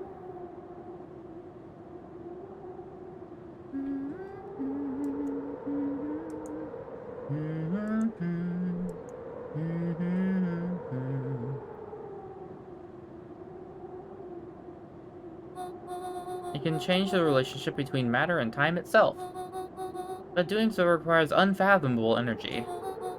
In a closed system, that energy can only come from its surroundings. Where did my mouse go? I'm back here. A useful side product of this property being, by adding precisely the correct amount of energy to it, you can create a cryogenic cascade. So the gunk makes things cold and the fireworks made the whole freeze over. That's one way of putting it, yes. As dumb luck would have it, the fireworks were strong enough to generate a runaway reaction. I shudder to think what would have happened in that case. Idea what that would look like. It will take them a good while to... Oh, so they didn't detonate in town, they detonated it in the other town. It will take them a good while to safely break through and access the source again. If you know all this stuff, why haven't you been helping? I have been, in my way. Each one of us has our role to play. Iggy's role, it turns out, was to buy us precious time. Mine has been to observe and wait. Wait for what? You. Me? Why? What's my role? A fierce twinkle flashed in Nat's eyes. Luca Van Horn, you're going to save the world. Okay. With a chuckle, Nat turned and walked west. Dumbfounded, Luca followed behind him, trudging through the snow. Every step taking him further away from everyone and everything he knew, and closer to destiny. To be continued in Beacon Pines, Pines Harder. What? Revenge served cold. Second time's a charm? Wait, that's it? This ends with a crummy cliffhanger just when it was getting good? I was even starting to like Iggy. No way. I refuse to be associated with some never-ending parade of sequels. Let's go back and find something more definitive. Okay. Let's see, I got a couple. I think I only actually have one more path. Alright. Let's go and not drop Luca, and then get captured, and then die again. I don't think this was going to go anywhere. Luca had no choice. Or we're going to fall in with him. Iggy's request. He tightened his grip and reached for the walkie-talkie in his pocket. Pine harder. A wild delight crept onto Mr. Kerr's face. That's a good lad. Now, radio for help. Iggy begged Luca with his eyes one last time, but Luca pressed the button and called out. We need help. Mr. Kerr is in danger. It wasn't long before they were once again surrounded by clipboards. Mr. Kerr sighed with relieved frustration. There you are. You really are a worthless lot, aren't you? Mirror, now. A clipboard dutifully produced an ornate ivory hand mirror, and Mr. Kerr began preening his tousled hair. Ah, that's better. Mr. Van Horn, I applaud your sharp thinking under duress. I'll put in a good word for you with the founder. Take them away. We don't even get, like... Luca. The last thing he saw before a cloth bag was pulled over his head was the defeated look on Iggy's face. The end. That was really sad. I think this was one of those times where doing the right thing was the wrong thing. Alright, well, that was quick. Alright. Man, I wish this game was more open. Because, like, right now, a lot of these choices are just extremely linear until you, like, get a thing for, like, later. Like, on the surface, it looks like there's a lot of branching paths, but in reality, the paths are extremely linear. So we're gonna play Hard Cop. I've never heard that phrase before. It's good cop, bad cop. They'd run the classic good cop, hard cop interrogation. Rollo brandished a steely gaze. I've got this. Read about it 100 times. Oh yeah, Rollo is wearing a deer stalker. Rollo swaggered past the chair which propped up the slumping Hiram Tolliver. Without even Hiram. looking at his captive, he began with a long, blustery drawl. Well, Mr. Tolliver. Mr. Tolliver remained motionless. Rollo spun around to face him. He'd clearly expected to rouse Mr. Tolliver with his booming voice. Mr. Beck and Tolliver? Luca gave each other an unsure glance. Rollo slammed his fist on the table. I said, Mr. Tolliver, why is he scared? He grabbed the table lamp and beamed it onto the unconscious face. Mr. Tolliver groaned and slowly lifted his head. He recoiled with a muddled, weary squint. What in the The chair world? wobbled as he attempted to straighten up. Who's there? Mr. Tolliver could only make out rough shapes through the glaring light. With a gruff tone, Rollo hoped to both conceal his voice and intimidate. I'll be asking the questions here, punk. Now hold on, let's just calm down. Who? Oh, I am calm. Calm as a carrot in dirt. As for you, looks like you are sweating. Doubtful expression on Beck and Luca's faces transformed into awe. We can do this my way, or... Let's just say I've never needed another way. Hitting his stride, was now channeling every detective trope his memory could recall. He slammed the table again. Now dance. What? I Mr. don't Tolliver's even... voice became desperate. He was nearly in tears. You've tied me down. How on earth could I dance? Dance with your mouth, punk. Spill the beans. What are you doing poking around this house? I'm here to help Juniper. Make sure everything's ready. So you're in cahoots with Gran. Mr. Tolliver was in a daze, now more confused than ever. Gonna help her blow up the festival, eh? Blow up the festival? Good lord. His head, feeling more and more dizzy. No, you got it all wrong. Where is she now? She's headed to the source. The source? What's the source? It's His where voice faded to a whisper. the town began. Where it all began. What is Operation Sparkplug? Mr. Tolliver I'm getting passed out their... cold. I'm getting, their voices confused. Oh. We scared the shit out of him. Rollo swung around with a repentant grimace. Damn, Rollo. I think you're a little too hard on him. What do you say about the source? It's where the town began? We need more information. Yeah, we'd better not push Mr. Tolliver any further. Is there anyone else who might know more? Oh, what about the History Museum? It just got set up for the festival. No, that tent was put up by the Valentines. Everything they do is just a bunch of fluff to glorify themselves. Is there anything more reliable? Library? If there's any information about this source thing, Kato can help us find it. Let's go get some answers. Penguin. Let's go talk to Jace. I can't talk to him. This is a dang nice library. Thanks, we work hard on it. Aren't you a little young to be a librarian? Oh, Kato hung out here so much, eventually they gave him a set of keys. I just keep an eye on the place for Miss Novak sometimes. But yet you're working for free? It's quiet and I get access to all the books I can read. What more could a person want? Fair enough. What can I do for you all? We need a favor. I already told you and Rollo.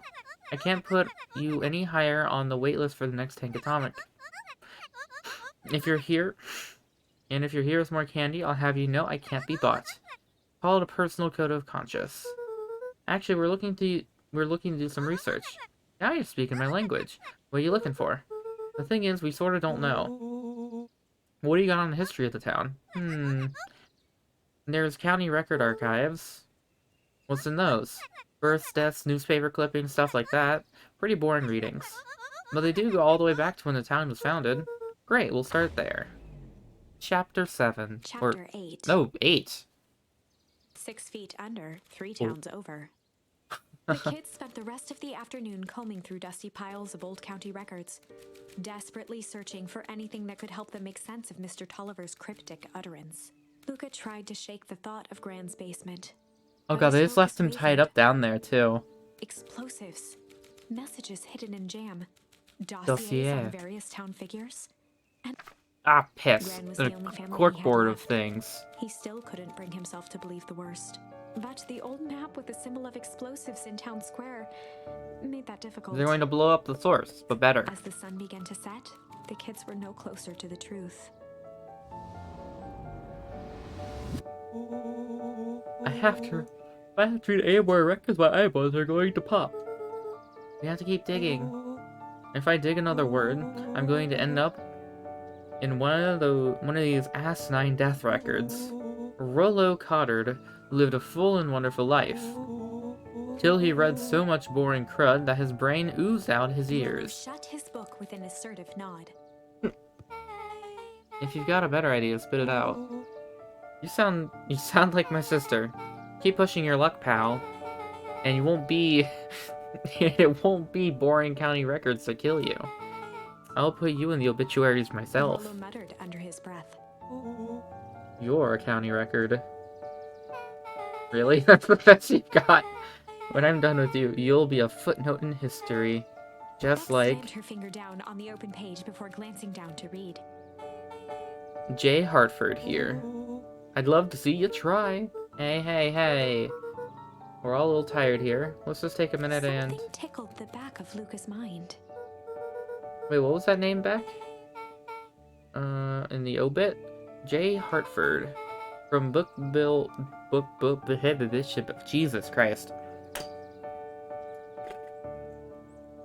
From the Brookville Tribune, 8 years ago. That can't be right. What is it? J. Hartford. That's the name That's my Gran's name. Juniper Hartford.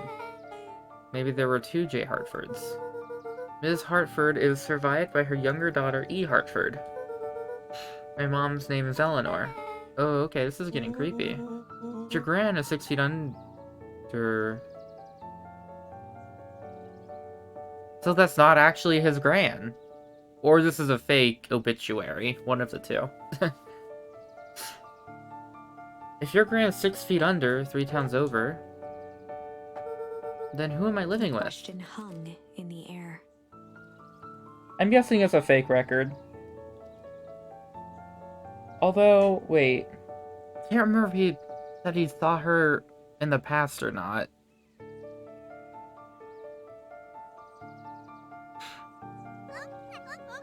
Alright, gang, gotta close up for the night. Beck rubbed her eyes. How late is it? Almost 10. Oh crap, Pa's gonna kill me. I gotta go. Yeah, my parents will be worried sick. Okay, let's meet up as early as we can at the festival tomorrow. What are you gonna do about the unconscious man in your basement? I'll think of something. I love how Kato, like, either heard that and didn't care, Luca's or heart was didn't care. pounding as he approached the house. If he was lucky, Gran, or whoever it was, hadn't gotten back yet. And of course, there was Mr. Tolliver tied up and unconscious in the basement. Dealing with him would be the first order of business. Luca shook out his arms to calm his nerves before entering.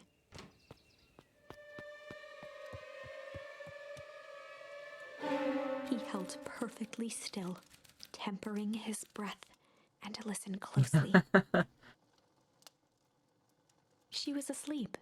His only hope was that she hadn't found Mr. Tolliver before dozing off. Oh boy, no, this is not what you want to do. Hey, Gran.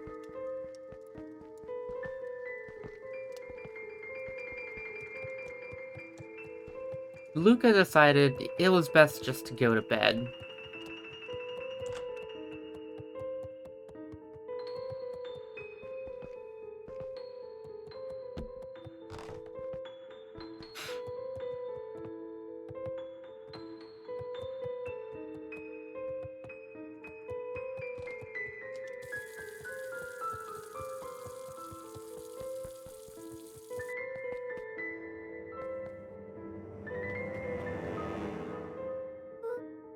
Oh no. Mr. Tolliver was nowhere to be seen.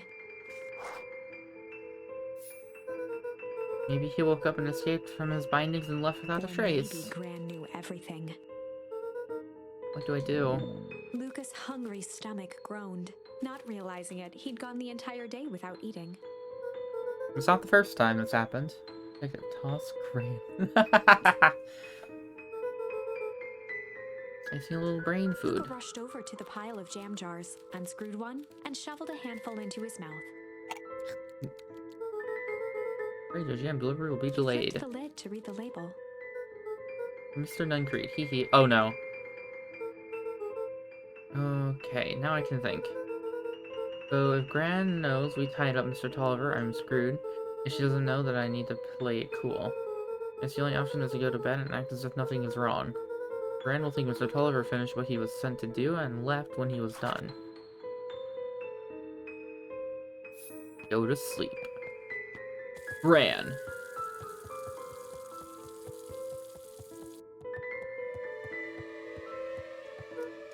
Gran. Okay, stick to the plan. Go to bed and play it cool. As Luca climbed the final stair, the emotion of the day dragged heavily on him. With each consecutive step, his legs weakened. His stride began to falter. He tried to grab for the railing to steady himself. Something was wrong. Come on, legs. Just a few more steps. Luca groaned and tried to move. His limbs might as well have been bolted to the ground. Through numb lips, he mumbled just before falling asleep. Well, we went to sleep.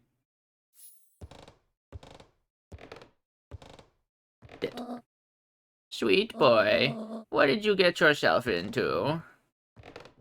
Why is she putting Mr. Nuncreed to sleep? Or worse.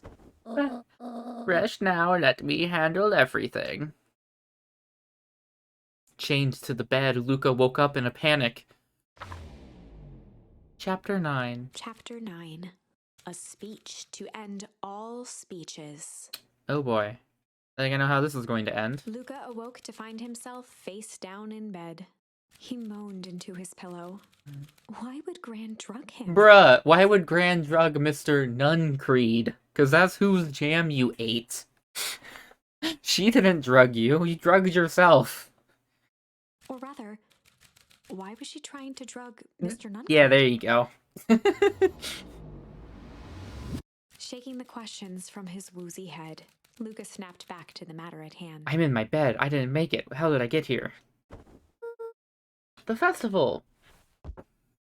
Oh yeah, just act like nothing's wrong. At least Gran wasn't mad.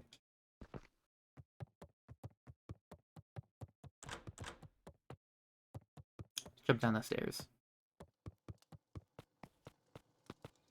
Wait, let's go talk to Gran. She just left that open. She doesn't care anymore.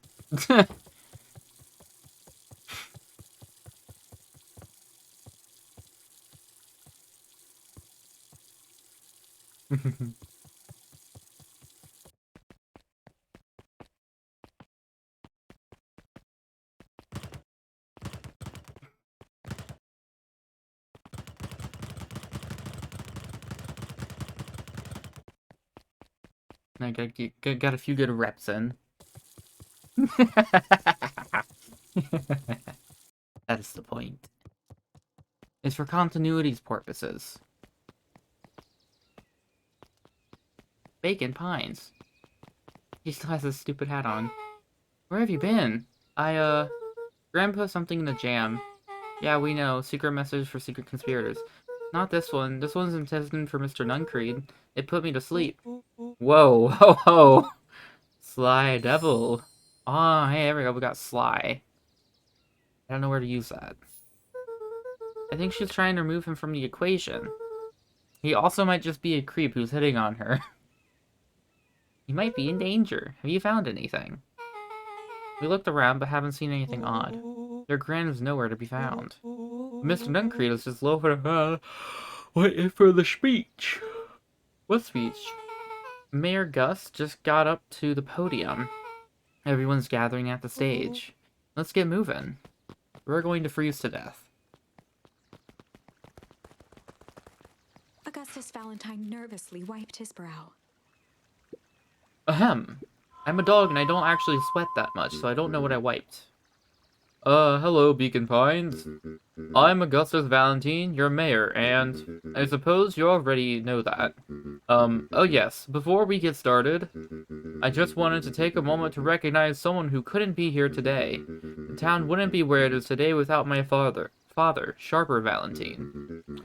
So I thought we could begin with a round of applause befitting such a great man. Oof!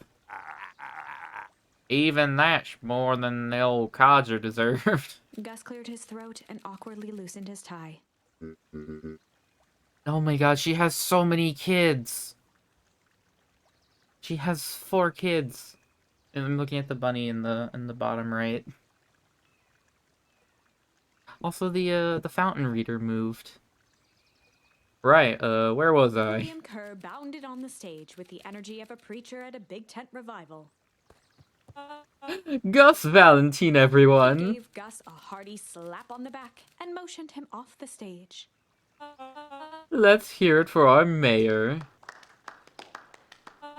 What a great turnout! Aw, heck, I didn't prepare anything. But I suppose I could say a few words. Would be a shame to waste such a beautiful podium. Mr. Kerr pulled a thick stack of note cards out from his vest. Ah, jeez. Community, conviction, commitment. These are all things we celebrate at Perennial Harvest. For us, these are the pillars of the bridge to a better tomorrow. But I think it's time to add a new pillar. Change. Change the powerful thing. Unexplorable, unavoidable, and undeniable. And I am daggum thankful for it. Change is the reason we're all together today. It's hard for me to believe that it was only 4 years ago when fate brought me here. A simple business trip which brought me to a small town which would change my life forever. Mr. Kerr took a moment to survey the crowd. You know what? He wiped away a single tear. From the second I set foot in Beacon Pines, something about this place has held me captive. You see, change represents opportunity. It represents potential. It was change that helped me recognize the potential of this place. To see that the people of this town, despite suffering great loss, still held on to the things that made them special. He thumped the podium to emphasize each word. Community, conviction, commitment, Mr. change. Kerr nodded confidently, biting his lip. The crowd was silent, in rapt attention. Fate made a perfect match that day. Nothing more important to you all than community. I read that wrong. and perennial harvest is at the community first and Mr. foremost. Kerr Is a community methodically first made and eye foremost. contact with each section of the crowd. The only way you made it through the foul harvest was an unshakable conviction. A conviction that a better tomorrow was just over the horizon. Oh, do you get to see, his parents? No, just his sister. Perennial Harvest was founded on the conviction that we are that horizon. This festival is a symbol of our... This music is getting really loud.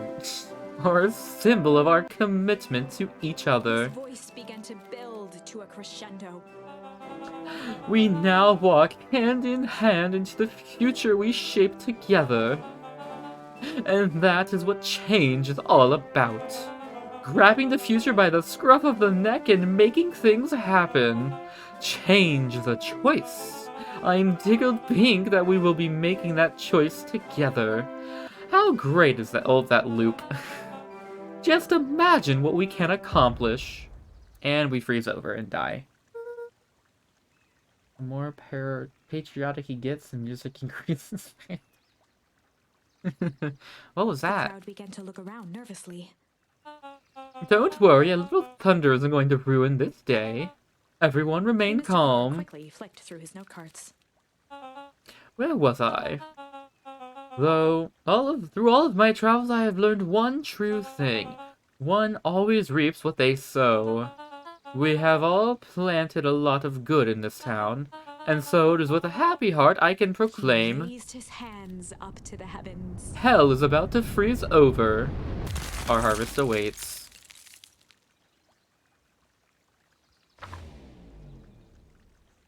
At that moment, a merciless wall of impossibly cold air ripped through the crowd, instantly freezing everyone and everything it touched.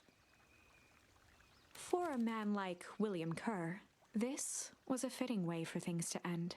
On a stage, with an entire town frozen in rapt attention for the rest of time. The end. What? No! There's that ice again! Whenever I think we're getting close, it comes What? along No, and we weren't ruins even close everything. there. Come on, narrator. Maybe we should just quit? Maybe Nah. you should just close the book, walk away, and never think of me again. Wait. Close the book and walk away and never think of me again. I mean, I guess we're reading it together? No, I Maybe don't not. mean that. We got a little closer this time. We No. just need to try again. No, we didn't. We were Please. really close when we dropped Iggy. Good cop, sly cop. Yeah, like I said, there's like a lot of choices, but all of them are just linear. So they're just kind of empty choices. They'd run the classic good cop, sly cop interrogation. I've never heard that before either. Luca and Rollo ducked behind a barrel, leaving Beck to her task. Oh, I see. That's why there's 3 options. With a few crisp snaps, she roused Mr. Tolliver. That all you got? Snap. What? What's going on here? You're the Modwheel girl. Please, call me back. Sorry about all Mr. this. Tolliver looked down and shifted a bit, testing his restraints. It seems there's been a mix-up. You see, I'm down here for the same reason you are. Juniper sent you here? Caught herself before letting the surprise manifest on her face. She'd already gotten him to reveal his relation to Gran. This was gonna be easy. You know how Juniper is with her precautions. Operation Sparkplug has us all on edge. I guess she thought you needed some backup. But she sent a child! Better way to avoid prying eyes? Or what better way to avoid prying eyes? Who would suspect a kid? I suppose that makes Mr. sense. Tolliver wriggled a bit in his restraints. Oh, I'm so sorry. Beck quickly removed the ropes. That had to be uncomfortable. A little, yeah. But you understand. We never know who to trust in this Mr. town. Tolliver rubbed the growing knot on his forehead. Very true. So it turns out we're both here Beck to twirled her hand, as if to prompt Mr. Tolliver to finish her thought. destroy the Beck evidence. shook her head and clicked her tongue. Yep, The old gal is nothing not Mr. thorough. Tolliver let out an amused huff in agreement. Sure, she sure is. Can't blame her, though. If anyone were to find out that we're going to destroy the source, we both know how bad that might be. No one will know anything once I finish cleaning things up down Beck here. was on a roll now, playing Mr. Tolliver like a fiddle. You sure you can finish this up on your own? Juniper trusts me for a reason. You can leave the rest to me. Good. There's one more loose end I'll go work on. Loose end? Oh, it's nothing, really. The other day I had the radio on scan while restocking the candy shelf. And wouldn't you know it, I intercepted an old phrase in the Perennial Harvest transmission. Odd phrase. Underground secret. That's ominous. I think it might be a new password, but Juniper dismissed it. Said it wasn't mission critical. What's the password for? We don't know. But we have a password and nowhere to put it. It's gotta mean something, right? You think you should probably... Good thinking. You should probably go to work on that. I've got this under control. That's a relief. Between you and me, this basement gives me the willies. Heading for the stairs, Mr. Tolliver hesitated and turned to Beck with a puzzled look. She grinned and gave him a peppy wave. That doesn't look that peppy. With a shrug, he continued up the stairs, whistling a jaunty tune. You guys catch that? Sure did. This whole time, Mr. Tolliver had a candy shelf. All he ever sells us is apples. Beck blinked slowly in disappointment. The password, Rollo. Well, sure, but once things are back to normal, I am having a word with Mr. Tolliver about that candy shelf. Fine, in the meantime, I've got an idea. She turned to the table and began tearing small scraps of paper. He said he heard a password on the radio. Any good spy transmission is never what it seems. Beck marked each scrap of paper and leaned back. We just need to find the hidden meaning. Okay. What's another word for underground? Buried, covered. Could it be a cover-up? Maybe it's one of each of those letters. Maybe it's one of those. Each letter is a number thingy. So U would be 21. N would be 14. D would be... Oh. It's an anagram. Nuncreed's drugstore. Luca and Beck looked at Rollo with amazement. Rollo, that was incredible. Well, it's either that or Creedon's Nug... Wait. It's either that or Crin's Nude Rug Store. Yeah, I think you're right the first time. How do you know? How did you do that? What can I say? I love ciphers. Well, I guess we know where to go next. Let's give him some of his jam. Ooh. Yo, hey, it's, you're Fratelli. You scared me half to death. Sorry. You kids haven't seen Mr. Tolliver around here, have you? Nope. He's got me waiting around like the last slice of pie. I swear that man would be late to his own funeral. Something about that phrase is kind of funny. Nude rug store. Looking... I can't look cool. There we go. Looking cool, Luca. I'm gonna go fishing. I don't think I have any useful words yet. Ah, crooked. You attach a bent Luca tied spoon. a bent nail onto the line. If all you have is a hammer... Yeah.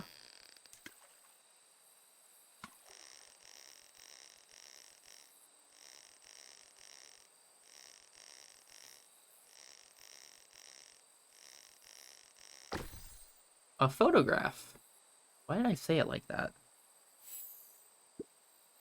That's a photo of you and Uncle Joseph. Joseph. Back, I know that the name Joseph came up at some point, but I don't remember why. Let me see that. Huh. Look at those two young fools. How did it end up at the bottom of the pond? Who can say? Some things are just hard to explain. I miss Uncle Joseph. How come he doesn't come fishing with us anymore? He's busy with his new job at Valentine's.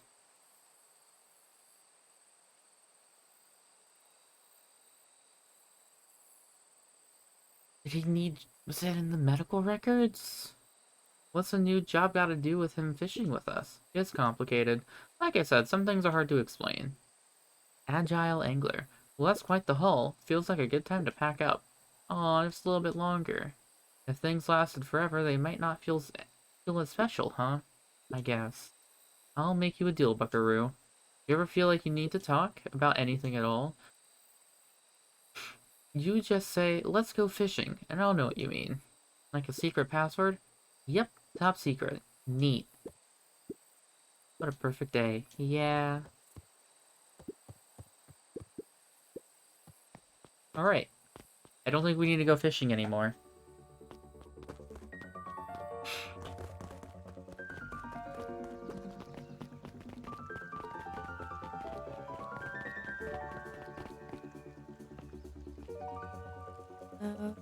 You're late, Augustus.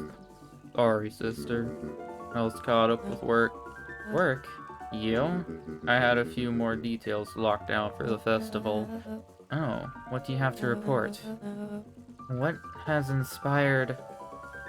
What is this insipid town festival really about?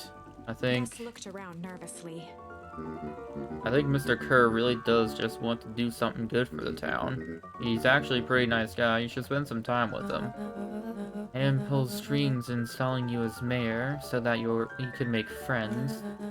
Your job is to help me figure out what Kerr and Perennial Harvest's true intentions are with this town. We have a responsibility. This is our father's town. Excuse me? This was our father's town. He's gone, Eris, and he isn't coming back. Father left us with nothing but problems. Mr. Kerr came here and offered us help. We accepted that help. We didn't agree to them turning Father's warehouse into a toxic dumping ground. That's just a temporary arrangement. The glow can be seen from our damned backyard. They are dumping their nasty little secrets on us.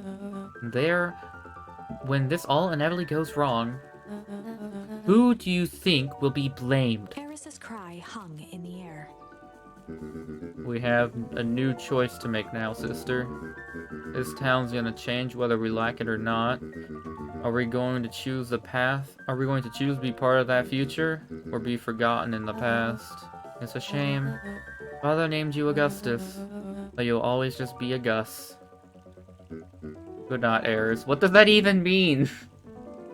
Your name is Augustus, but you're just a Gus. I don't get it. I'll see you at breakfast tomorrow.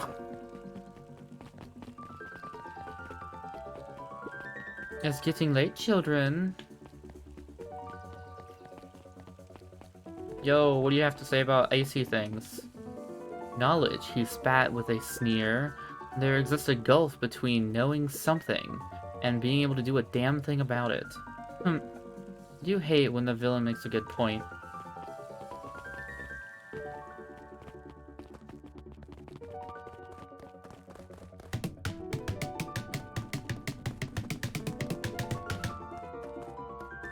Mac.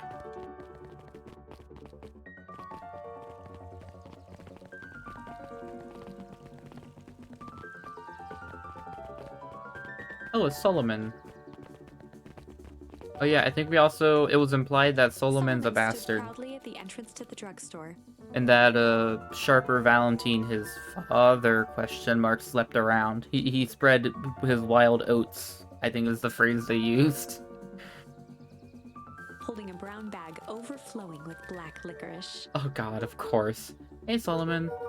We're looking for Mr. Nuncreed. Is he still there? I'm afraid not. Then where'd you get the candy from? You might say we have an arrangement. Solomon shoveled a surprising amount of licorice into his mouth. Sometimes it's the small pleasures in life. Though we might not always have family to rely on, licorice has never let me down. Well, I can't say licorice would be my first choice.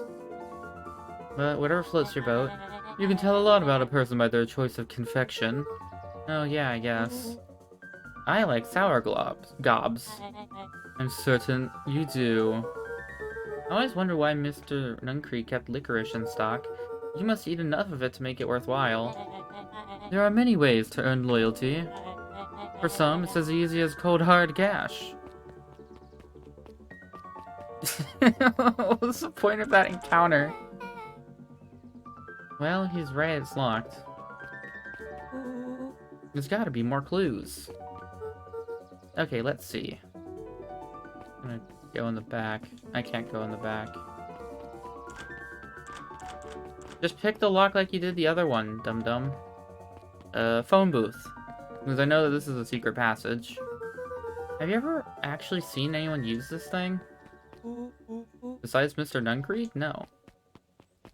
Beck cupped her hands on the glass to peek inside. That's not a normal phone booth. It's got, like, a blinky keypad. Why would there be a blinky keypad? Freed's Nude Rug Store! I mean, underground secrets. The password. Beck flung open the door, and they all squeezed in. Investigate the drugstore. Alright, let's see here. Luca cracked his knuckles and entered the letters into the keypad. Underground secret. Sounds like that did something. Great, now what? I guess we... The inside of the phone booth dropped loose from its shell. Without even the space to panic, they closed their eyes, held their breath, and accepted their fate. Suddenly, the chaotic descent slowed to an effortless landing.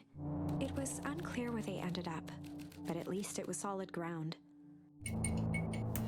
Ah, we get to see the facility. The air was stagnant. But, It smelled vaguely of chlorine. what canon is this line?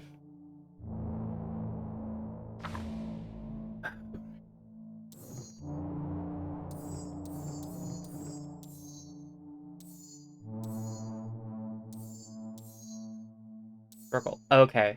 So we're on the line of we went to the factory by ourselves and smacked the person in the hazmat suit with a floor tile. So that would probably be that broken suit. The air was very stagnant and smelled vaguely of chlorine. I knew it. You knew there was a secret hub full of strange tubes under the phone booth. Of course I did. Didn't I say that? No. I definitely thought it. Luca, do you remember how I said cool? How cool it would be if the transdimensional conduits from Atomic Hank issue 12 were real? Rolo, at one point or another, you've said that about every technology ever discussed in Hank Atomic. That's why I'm such a good predictor. Looks like each of these has something written on them. This just has a broken mask. So have we found our mysterious warehouse creeper? We've at least found their hazmat suit. If it walks like a Nuncreed and talks like a Nuncreed, let's not jump to conclusions. Just saying. Oh, there's notes over here. They're not important. I want out. Just leave. Alright, move. What's written on them? Perennial Harvest main office. That's where my mom works. What does she do? Science stuff? Is she involved in all this? We just moved here.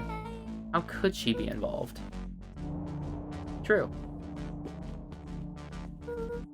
Mining Operation Alpha. You guys have mines here?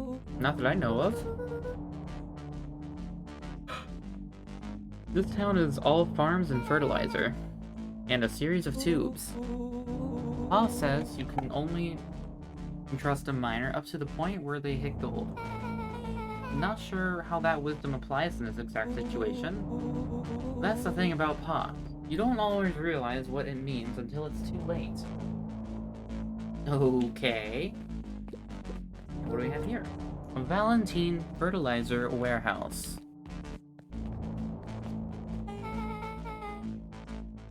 Isn't that where you almost got snatched? Yeah. Why would Perennial Harvest have tubing going all the way to the old Valentine place?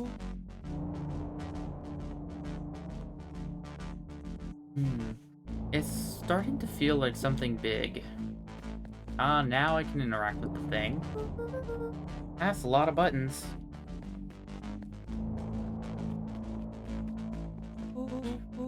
Stand aside, Earthlings. I've heard enough Hank Atomics to know my way around sci-fi tech. Rollo's hands hovered over the field of blinking buttons. Eeny, meeny, miny. Rollo, what did you do? Nothing! I didn't even mow yet. What was that? Hide. Where? There's nothing but tubes down here. Just get back. We'll jump them. Shit. Shit. Shit. Awesome! You all need to come with me now. We aren't going anywhere with you. Not until we get some answers. Mr. Underground Secrets. I told them that was an absurd password. But they love anything that makes them feel clever. They who. That's no matter. If I can keep you hidden until after the festival, I might be able to save your skins. We don't care about our skins. Hold on now, I like my skin. This all stops now, Nuncreed. Joseph waited for a moment in silence. You sound just like him.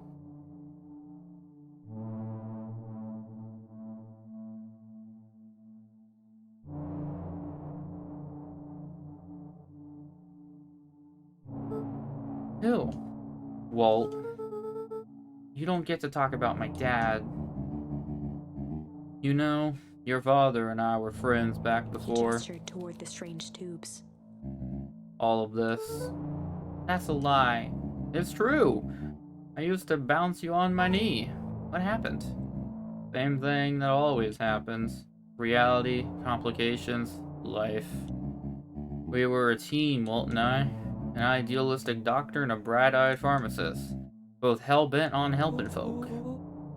So you were his sidekick? No. We were partners.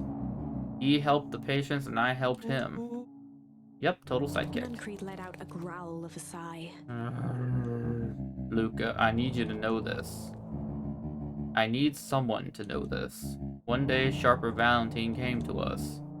Says he's got an opportunity. He found something he didn't quite understand, and he was willing to pay us both handsomely to help him understand it.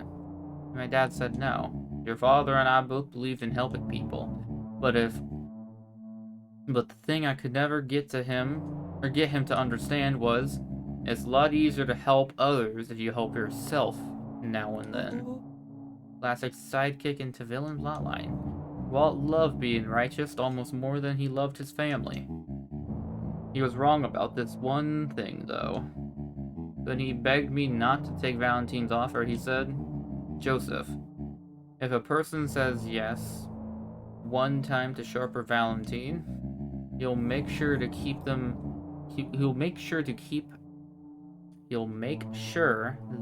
on saying yes to him until the day he's dead and He gone. shook his head wistfully. Sharper's long gone, but he still's got me saying yes. There a point to the sob story? Not really, no. Just an old man trying to delay what needs doing. Nuncreed took a menacing step towards the children. I tried to keep you safe. I tried to keep you and Juniper out of this, but you forced my hand. Luca began to laugh. What? You really don't know. My gran isn't out of this. She's been scheming right under your nose. Juniper? Seems like she's planning on crashing the town's party. She's going to disrupt the festival. Why would she? Color drained from Nuncreed's face. How does that work since it's covered in fur? How does she know? Apparently she knows lots of things. What? Let's just say this isn't the only underground layer we've busted into today. And honestly, hers was way cooler. She's got maps and explosives and bad intentions, big man. Nuncreed grabbed Luca by the shoulders. His eyes were frantic. You need to tell me what she's going to do right now.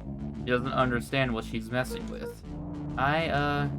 Tell me now. She's in danger, boy. I don't know. She had a map with a mark with a mark on the she had a map with the mark on the fountain in town square.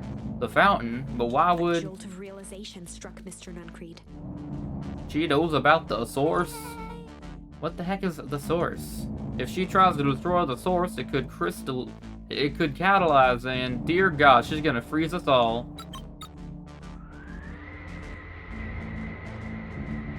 You all need to run.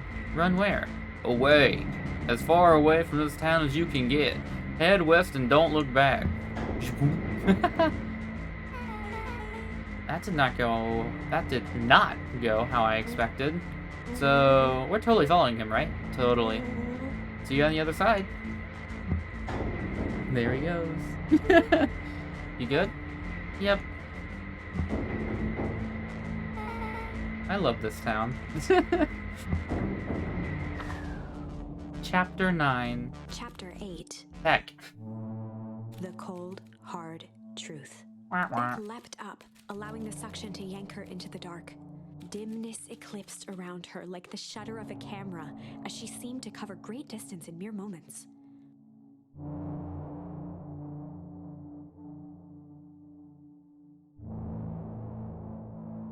Her only points of reference were glints of upcoming turns, which approached with frightening speed, only to carom her gracefully along.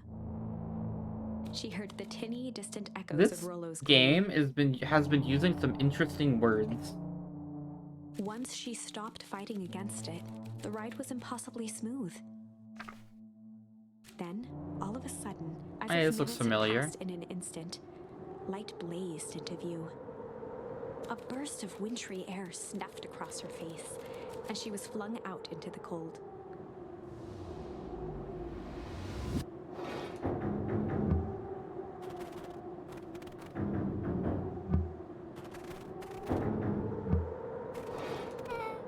That was intense. Yeah. I think I might have parted with some fluids there. Any idea where we are? Somewhere cold. Doesn't look like it got any of us. Doesn't look like it got on any of us. Oh, I see. It didn't feel like we traveled that far. Where did it all go? This place sucks. Why would anyone even want to blow something up out here? The only way to find out, I suppose. Only one way to find out, I suppose. Gotta catch up to Nuncreed. I think he went this way. I don't think it's like actively snowing, so shouldn't there be like footprints?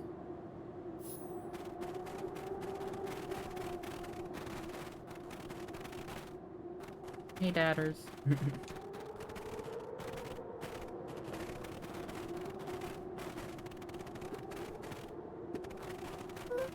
This looks familiar, yeah. Maybe we can clear off the snow. No time, Nuncreed's getting away.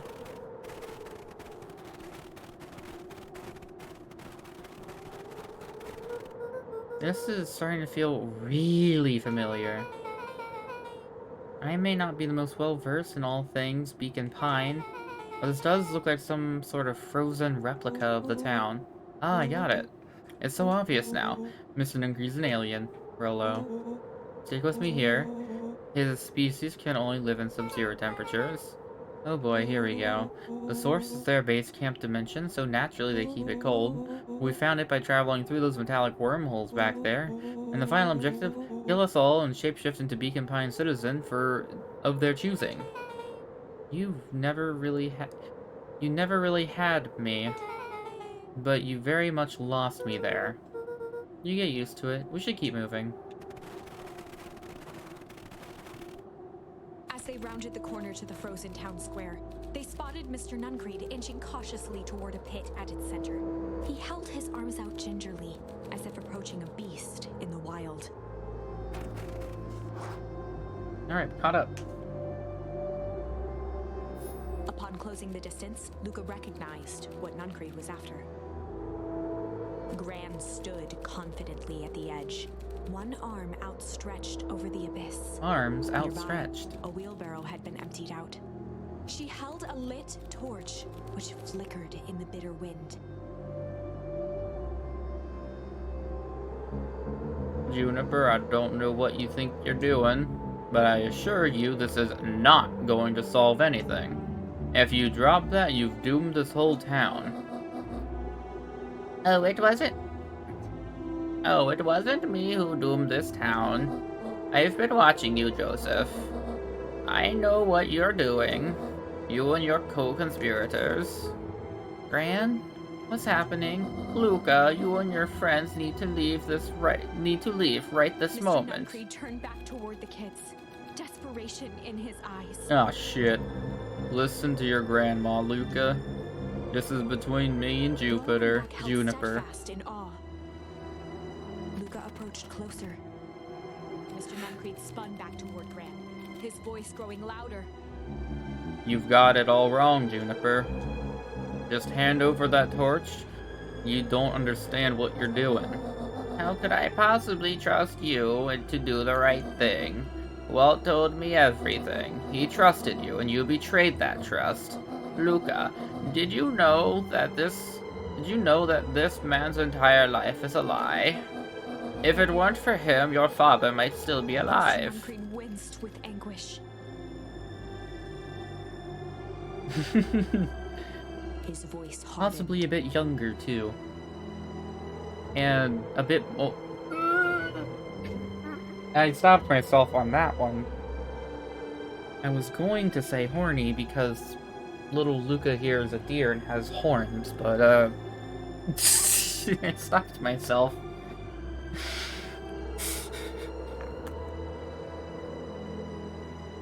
Then still said it and made the joke out of it. Hey, Tak, how you doing? This is the visual novel of Dust. You go more into Zepplik Village in this one compared to Warps. Alright, see ya, have a good night. His voice hardened. That's not true. They both now yelled, not to each other, but at fate itself, making their peace with long-held burdens. The wind howled with encouragement. Walt was like a brother to me. We just had different ideas about how to affect change. Very convenient that your way just happened to line your pockets. Now that's not fair. Menaced at each other, both catching their breath. But his furry life The is moment strange. balanced on a knife's edge. Oh boy. Amid Decisions, a blur of emotions decisions. and memories, Luca's mind flooded with questions. The wind calmed, as if to give him the stage. And in the stillness, he began to weep.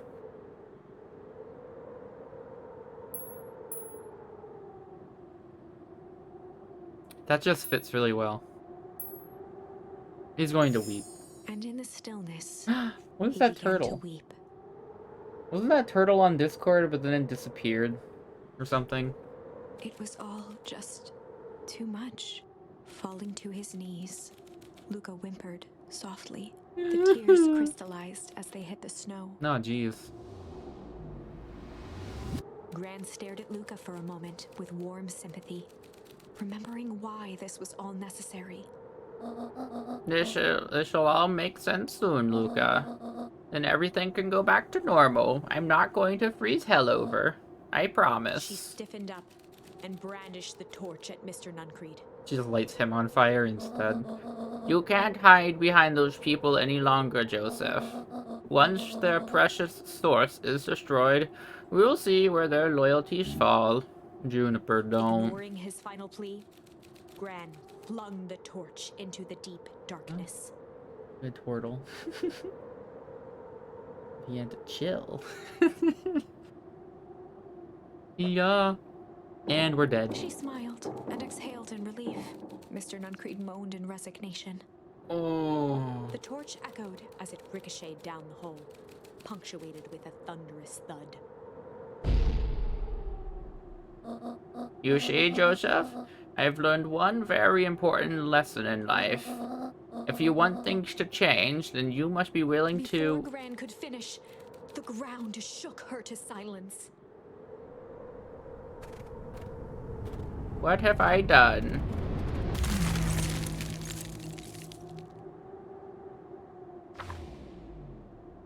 And they were never heard Gran from only again. had time to spin around and run to Luca. Her attempt to shield him, an honorable but trifling act. Unflinching love, pitted against an unthinking horror, there was no contest. Her warm embrace froze in an instant. That is where they remain, fixed in place, forever. And so, our story ends on this melancholy scene, in a town brought low by its secrets. What the hell happened to the sits text frozen there? Statues of a misguided band of meddlers. The end. No, this isn't right. That was dire. On the bright side, we finally figured out where all the ice is coming from. We already knew this because we already did the thing with the thing, but we did it kind of good. Now, we just need to find a way to deal with a mystic, unfathomable force of nature. All right, time to hum. Luca began to hum awkwardly. And in the stillness, he began to hum. After the death That of his is like the father, theme of Luca this had so trouble far. sleeping. Each night, his mother would sit at the foot of his bed and hum a gentle melody. It was the only thing that could calm his mind. Unknown. Is that? That's still working? It looks like it. The only thing that, however briefly, could make it all seem okay. Yeah, he did. You know, the fireworks were just enough, or apparently. That melody pervaded every memory Luca had of his mother. Shivering in the raw snow, he began to hum it out loud.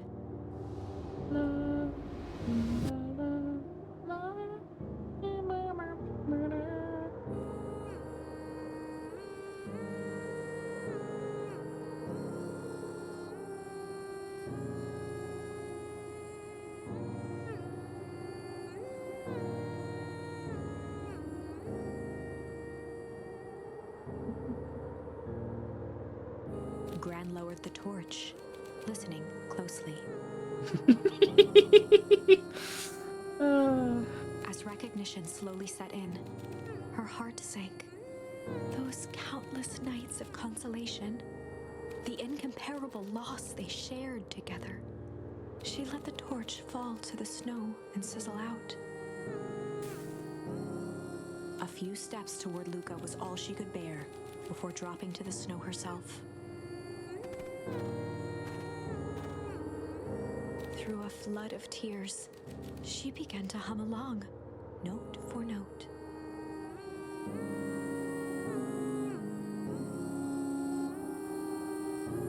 What?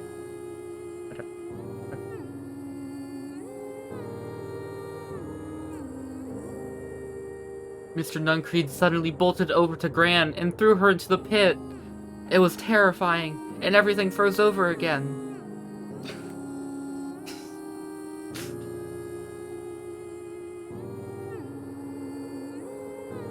This doesn't solve the problems, though, I think. Luca lifted his head in astonishment. The last time he heard that melody was the last night he saw his mother. How do you know? I'm so sorry, my little buckaroo. Buckaroo? The only people who call me that are my dad and your mother. Luca blinked through blurry, watery eyes, trying to see more clearly. Oh! She got the goop on her and became his mother. So his grandma did actually die 8 years ago or whatever. He could just make out the impression of a familiar face. He peered across the snowscape at the woman on her knees. Something about her was undeniably his mother.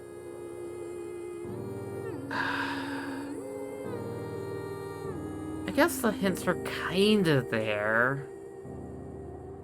Only smaller, older, changed. Mom? That's right, buckaroo. Mom! Luca sprinted as fast as he could toward his mother. They held each other close, and the cold retreated from their bodies. Eleanor, I thought you were gone.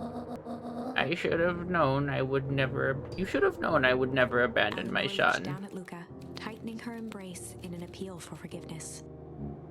How? You're a smart man, Joseph. I thought you would have you would have pieced it together by now. You were exposed. Mom, I don't understand any of this. What happened to you? Where did you go? Why did you leave me?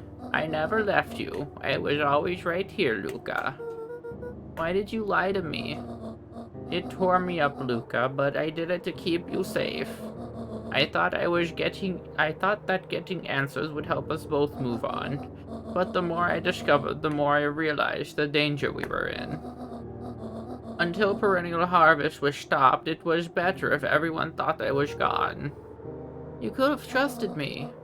These are bad people, Luca. They won't stop until they get what they want. And they don't care who gets hurt in the process. Then what do?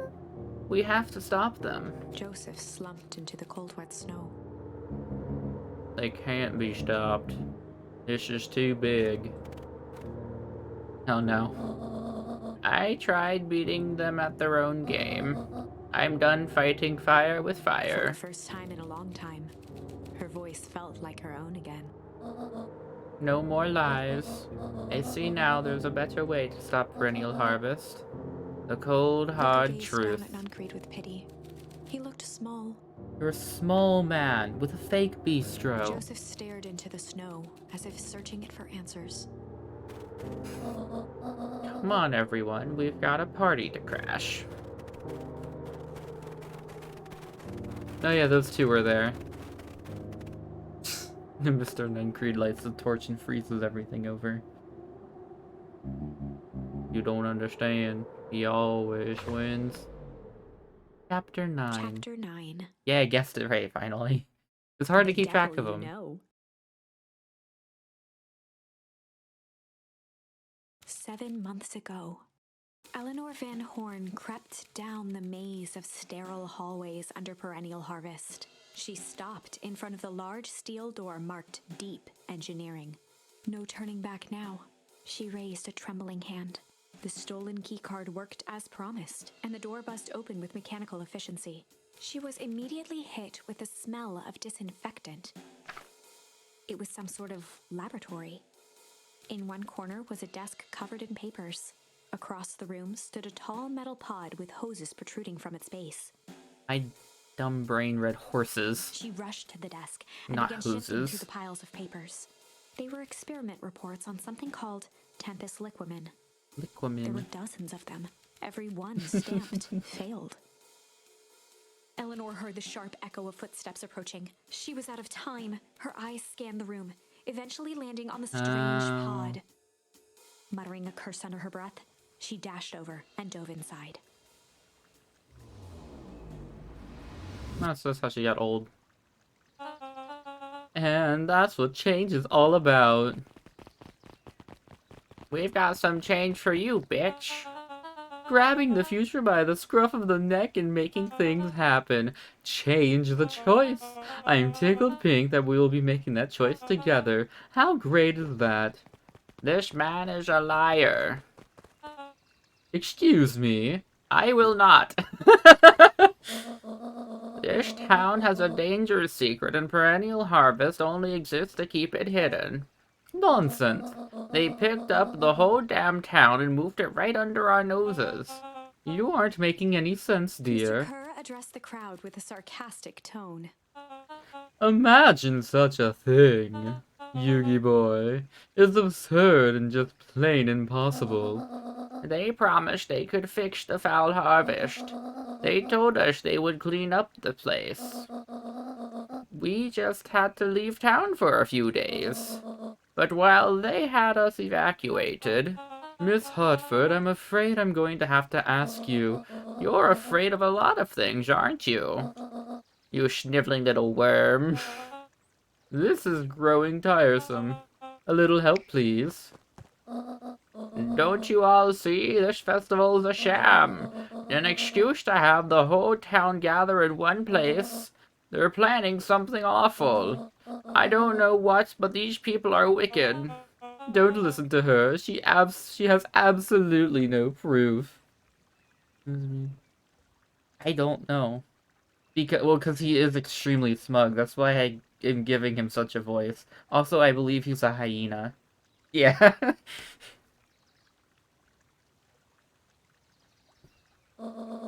Also, he was giving like a big speech. I am the proof. I'm Eleanor Van Horn. Whispers filtered through the crowd. Whisper, whisper. Well, aren't you just as sneaky as the Dickens? We all knew Valentine's fertilizer was too good to be true. I actually think hyenas are in the feline family. I need to look this up again. I've discussed this with Rob before, and I'm pretty sure they're actually more similar to cats than they are dogs.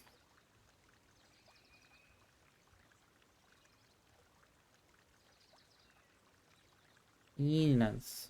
Yeah, Filiformia. Yeah, they're cats. They're not dogs.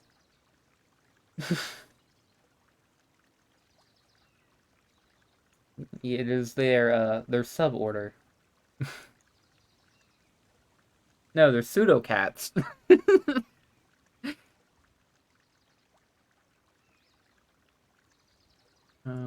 Where were we? Well, it was too good to be true. And now this whole town is paying the price. Ladies and gentlemen, I'm so sorry about this disruption. My associates will take this obviously disturbed woman somewhere comfortable, so that she can get the help she needs. Not so fast. She's not the one who's disturbed. You two-timing clown. You all know there's something wrong with this town. It was just easier to look the other way. The truth is... Wait.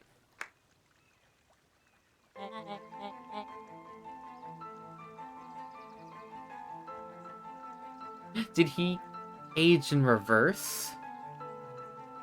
There's no hint for this. That's quite enough, Mr. Nuncreed. Torment dragged on Joseph Nuncreed's face. ... Yes, sir. Take them away. No, I want them to see this. And the ever-tempestuous Eleanor Van Horn? You've been quite the thorn in my side. Like a weed that's burrowed in where it doesn't belong. I must confess, you look dreadful. He paused for a moment, plucking a piece of fuzz from his sweater and discarding Yep. it to the ground. Consider yourself in rare company. You've managed to pull one over on me. It won't happen again. I knew you had some sort of plan to disrupt our little party. But alas, I expect something a bit more impressive than incoherent rambling. No matter, your failures are yours to bear. Mr. Kerr? Yes, sir? It's a shame it was cut short, but I thank you for that rousing Tory. I'll take it from here. Yes, sir. Of course, sir. You have done quality work for me, William. You can look forward to the recompense we agreed Kerr gave upon. a bow of deference. Founder, you are the most gracious. Gasps rippled through the crowd. Thankfully, we can disperse with the formalities from here on Solomon out. pulled a glass vial from his pocket. In one smooth motion, he downed its contents. There's a triumphant polyjuice smile potion. grew across Solomon's lips. You can all call me Sharper His body Valentine. and face began to contort and expand as he disappeared into a belching green mist. Yeah, there was no hints for this. This is a bad twist. Poof. Oh god. Not that I can hushed think of. horror gripped the crowd. This is a story about change. What? No! Ah, so you didn't see that coming. Sharper Good. examined his new hands. Well, this is quite the improvement. Everything looks so much smaller now. Eleanor was right about one thing. This festival was a ruse. I wanted you all to witness my glorious return with your own eyes. Why does everyone look so downtrodden? It is a celebration, people. Maybe this would help if... Maybe it would help if we set the mood. Mr. Kerr, be a dear and reveal the sign. Ah, Sharper wonderful. choked out a crude squawk. Oh, of I see. wrath. Sharper Valentine Festival. Frustrated grumbles sprinkled through the crowd. Sharper, you malicious... Sharper, you malicious bastard. Malice. Ooh, there's still more. I'm glad you're back so I can tell to your face. You destroyed this town. We ain't gonna let you get away with it again. Sorry, this is no time for an audience participation. Some assistance, Mr. Kerr. Kerr gave a subtle nod to the clipboards. You coward. Does anyone else have something to contribute? A helpless quiet settled over the crowd. I thought so. Do any of you truly believe you can be free of me? A town of complete and utter fools. You people should be celebrating my return. You're clearly lost without me.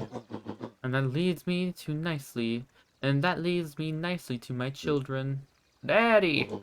I gave you both the greatest gift a parent can give. The opportunity to prove yourselves in my absence. Squandered. To say I'm disappointed would be an understatement, but Silence, Augustus, an adult is speaking.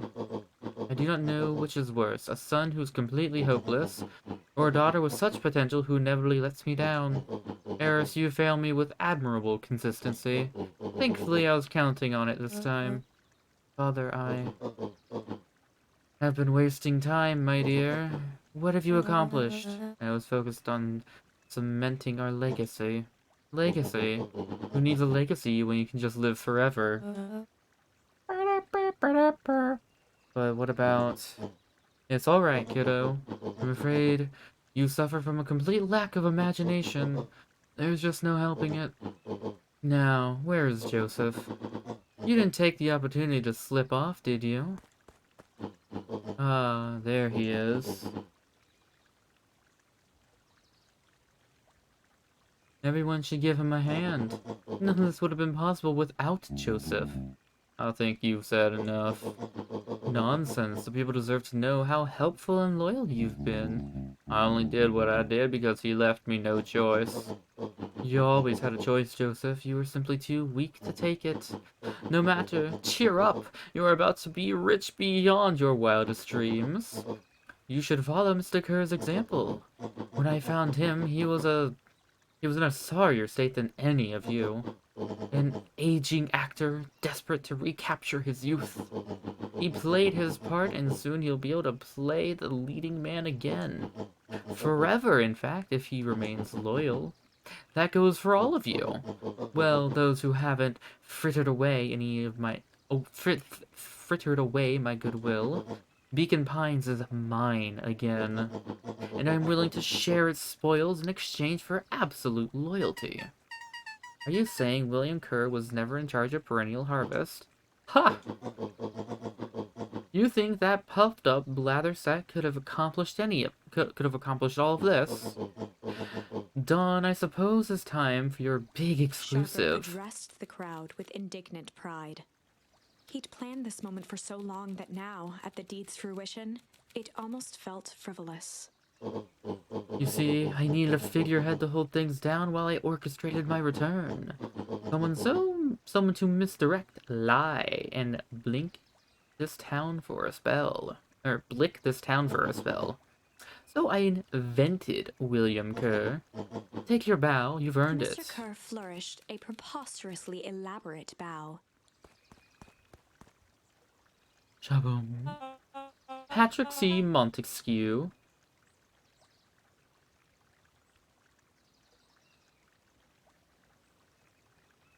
Aren't you dead as hell? Weren't you the person in the deep, Wasn't that the name of the person in the body bag on the tag? Patrick C. Montesquieu, thespian extraordinaire, at your service. Founder, I want to thank you again for this opportunity. It truly was the role of a lifetime.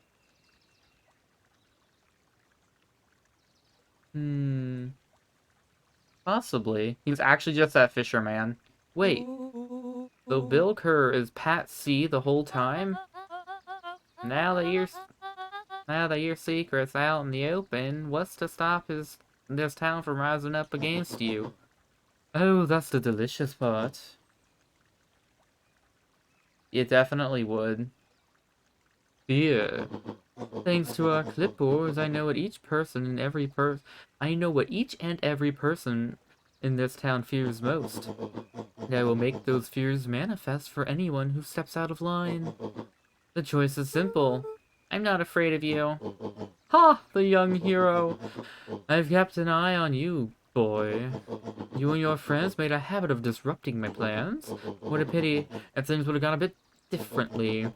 You might have had your moment of triumph. But that's fate for you.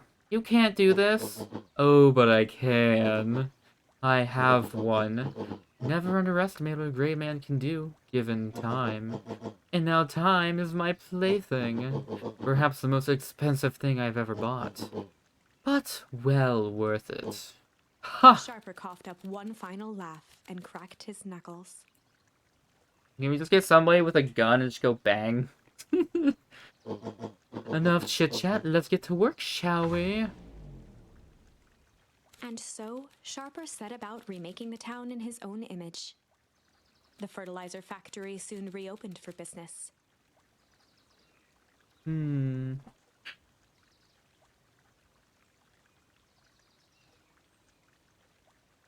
I think Malice is the next progression route, but... Sales rose steadily as more and more farmers across the countryside began to swear by its miraculous properties. Beacon Pines became famous, a secretive town that, for the right price, shared its gifts with all. Gifts that became more and more necessary in a world where winters grew longer and longer. The end. Is this actually just a story about global warming? Slash This cooling, is in this wrong, case? but things are becoming clearer now. You can feel it, right? We just need to have Joker's neutral B and we can win. For his neutral B, he wields a gun. We can't let Sharper win. He might just be the key to this whole thing. Let's see. Nope.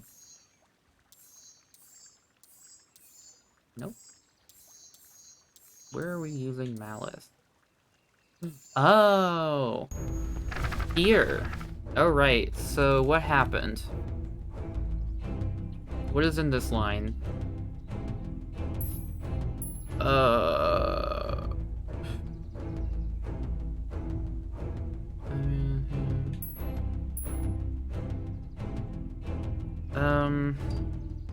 Is this... No, it's not that. So this is, I went to the place with Rollo.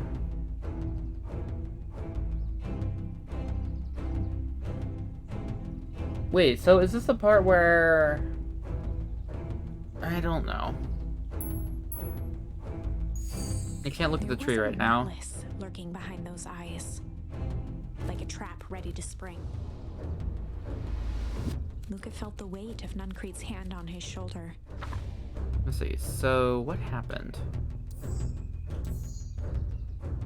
Strange tickle. Okay, so this is... we did the thing. Yeah. This ended up with Beck getting goop on her head and had gray hair. And so we're going home alone. And this is after we went to the factory, and I think... No, I don't think Rollo is missing. No, Rollo is missing in this one. That's why we were running around with Beck. And so Rollo is gone. Beck has gray hair. And we're all alone. Something something wasn't right. He didn't know why, but something was telling Luca to get out of there. I just want this all to be over. Of course, I'm sure it will all work out soon enough. I should get going. I told Roxy I'd check for Rollo in the Luca twisted treehouse. free of Nuncreed's grasp. Of course.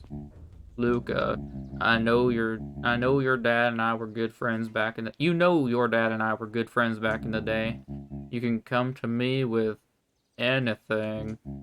Anything at all.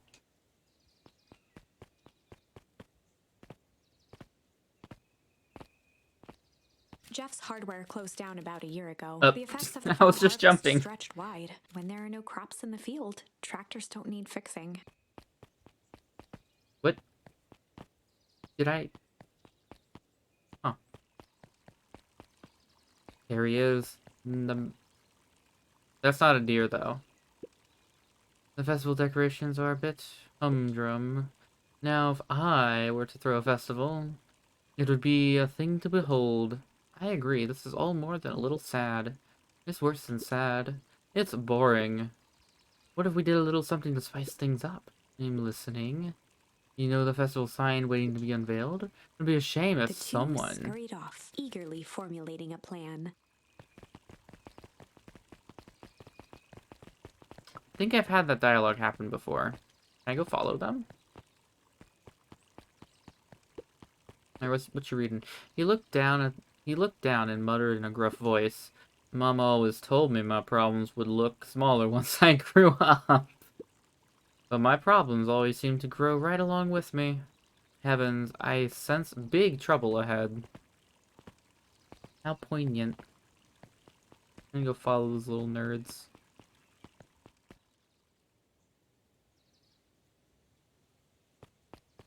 I don't know what other important dog character it could be, because we are clearly a deer. Unless we're a deer-dog hybrid.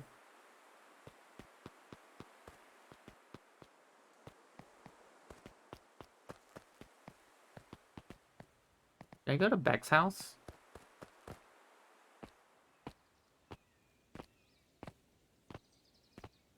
Also, we have to save Rollo. I'm sorry, Beck.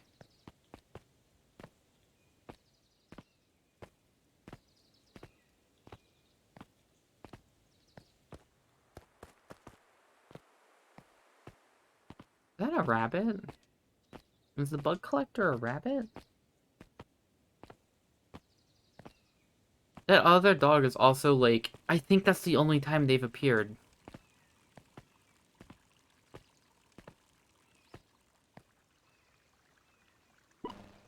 Identify yourself, please. Nellie Modewell. I work here now. I am unable to locate you on our staff roll. Oh, I don't officially start until tomorrow. Mr. Kerr said I could come in early tonight to get a few things done. Hold, please. Clearance authorized. Thank you. Our harvest awaits. Hey, it's this guy. Whoa. You could get a wrench. You could get a wrench. You could get a wrench to noggin sneaking up. What? You could get a wrench to the noggin sneaking up on a guy like that. Don't scare a man while he is junking, Sonny. Evening, Geoff. Isn't it kind of late to be junking? I might as well ask the same thing of you. Find anything good? Bah, ever since Perennial Harvest moved in, even the junk is trash. You can learn a lot about a person by looking through what they throw away. But this bunch is all shredded paper and coffee cups. Why are you throwing away coffee? Oh, wait, styrofoam ones. Well, I'd better get going. I didn't see nothing if you didn't see nothing. See what? Exactly. Not moving an inch. Yo, hey, it's a little fox. Fox.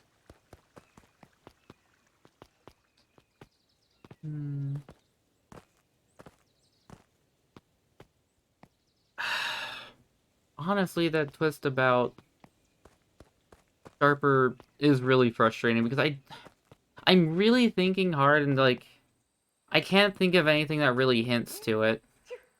That was cute. Like there was like two subtle hints that I can think of grandma being okay, like yeah, there's like three very subtle hints that his grandma would be his mom. Like it hinted that she wasn't actually his grandma. They hinted that. And obviously we know that the goop ages things. But like that was it. Those are the only hints for that. So like that one gets a little bit more leeway. I need to go to the treehouse. That one gets a little bit more leeway because of that, but that one was just straight out of left field. Like I can't think of anything that like even maybe hinted. I also keep peeking my mic. I can't think of anything that like actually hinted at that being a thing. I think that should be good. I might be a little too quiet now. Let's go with that.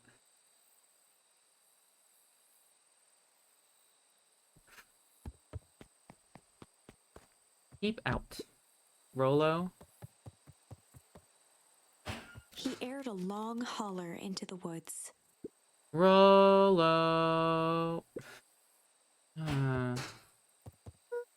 Rolo, wherever you are, I hope you're Luca okay. felt his eyes getting heavy and plopped into the beanbag. He conceded to its lumpy embrace. Wait in the treehouse in case Rolo shows up. Oh boy, Once another again, nightmare. Luca found himself in a vast black expanse. I'm going to get more water because I'm doing a lot of reading. I shall be back. Although, or Flipper.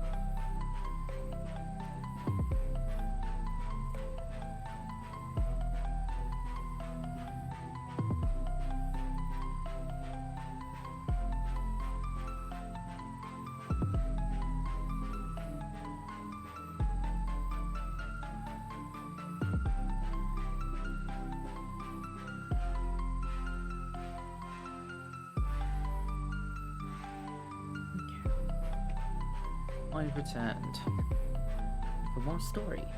This time, he knew exactly where to go. He took a single confident step forward. The world flickered and pulsed. He found himself standing in front of the frigid air of a blazing campfire. The source. He plopped down cross-legged and gazed into the cold flame, waiting. Soon enough, the fire began to die out, popping sporadically, until all that was left was a single ember. Lucas stood up and dusted himself off. He plucked the glowing ember from the cold ash, examined it, and slid it into his pocket. A keepsake. The voice of his father spoke behind him. You did good, It son. made me proud, Buckaroo. How close? Luca turned to face him. Dad, what is this place? A warm grin grew across his father's face. A place where everything that has been and everything that could be all wait together. Luca found himself staring at his father's face, trying as hard as he could to memorize every single detail. Wait? For what? Another voice spoke out as Luca's doppelganger stepped forward. That's up to you. Without knowing why, Luca began to weep. Is any of this real? Are you real? Luca's father bent down to smudge away a tear. Of course. I'm as real as the part of you that misses me. Luca turned to look at the older version of himself. And you? The doppelganger choked back tears. I'm as real as the part of you that's angry he's gone. Does that make sense? Through his tears, Luca laughed. I think so. His father pulled him in for an embrace. Aww. Time to go, buckaroo. Luca was startled from his dream by a banging on the floor.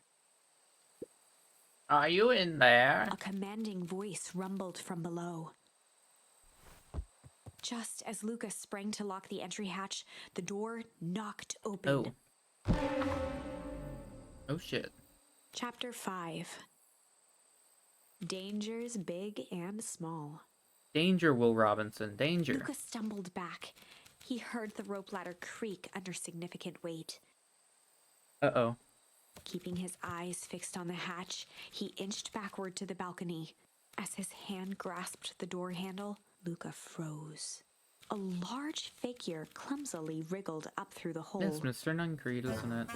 Oh, it's his sister. Oh, wait, no. Oh!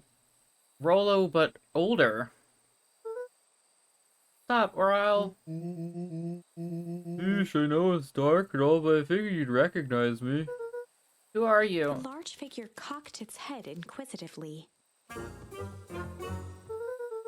Stop now, or I'll clobber you with a baseball bat. Whoa, take it easy. Luca, you need to get your eyes checked. It's me, Rollo. Nice try, but I know you aren't Rollo. You're like one of his random uncles or something. Where is he? Aha, uncle? Luca, quit messing around. It's me. If it's really you, prove it. Flamin' chicken coop, Luca. Luca's jaw dropped. He peered more closely at the man standing in front of him. Something about him was undeniably Rollo. Only bigger, older, changed. How? What happened to you? When I was running away, I ran into more people in yellow suits. They grabbed me and dragged me away. What? Where did they take you? Don't know. They threw a bag over my head. It was cold and smelled like a swimming pool. I think I was an underground lab or something. They made my hands all big. Look. Rollo proudly presented his hands to Luca.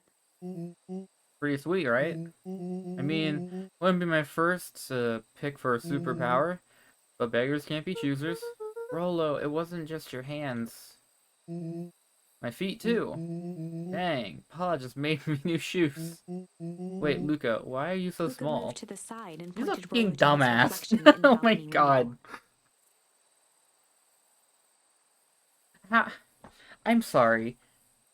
How could you go from being 12-year-old to probably like 16 in the course of one night?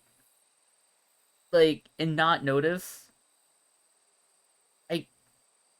How is he this dumb? What the? His hands shot up to his face. Holy Toledo! You're still a child. Still a child. I guess that's true. He's still a child in the head. But how would he not immediately notice, like, the drastic change in everything around him because it's now kind of slightly smaller? Rollo, what did they do to you? They made me drink some sort of green crud. Ew. Huh. How odd. Actually, it wasn't too bad. It kind of tasted like licorice. I passed out and woke up like this. And then I sort of smashed open my cage and escaped. Whoa, you smashed open a cage? Kinda. At least I think I did. It's a bit of a blur. They had you in a cage? Who are these people? I don't know who did this to you, but we're gonna fix it. Fix it? This is awesome. Well, I'm glad you're safe now. Luca, you don't need to worry about me. Sure, I got snatched, but look at it this way. I got snatched, I know where the snatched... I got snatched, I know where snatched people go. We may finally have a lead on what happened to your family. Maybe you're right, but this all seems dangerous. Danger, huh? Rollo shadowboxed a few jabs. I'll take them all on. Oh, your hair is now blue. That's very pretty. Hey, fellas, what's up? With a yelp, Rollo dove behind Luca. Ah, nice. Take cover. Did I come at a bad time? Who the heck are you? This is Beck. Sorry, something truly bizarre just happened and I need help. I didn't know where else to go. So you're just hanging out here with your large adult friend. No, this is my buddy Rollo. This is your missing friend? The one and the same. See, he seems a little odd. I'll have you know, this is a recent development. What the heck does that mean? Oh, I'm sorry. You're the one who just showed up out of nowhere. So we'll be asking the questions here. That's fair. How'd you find us? Your silly little treehouse? I think you mean our silly little mission control. Something Hank. Why Hank? That's such an uninspiring, like... I guess maybe because whenever I hear Hank, I think of King of the Hill, and he is just, like, the epitome of just laid-back, standard living kind of thing. He's just got a simple life selling propane and propane accessories.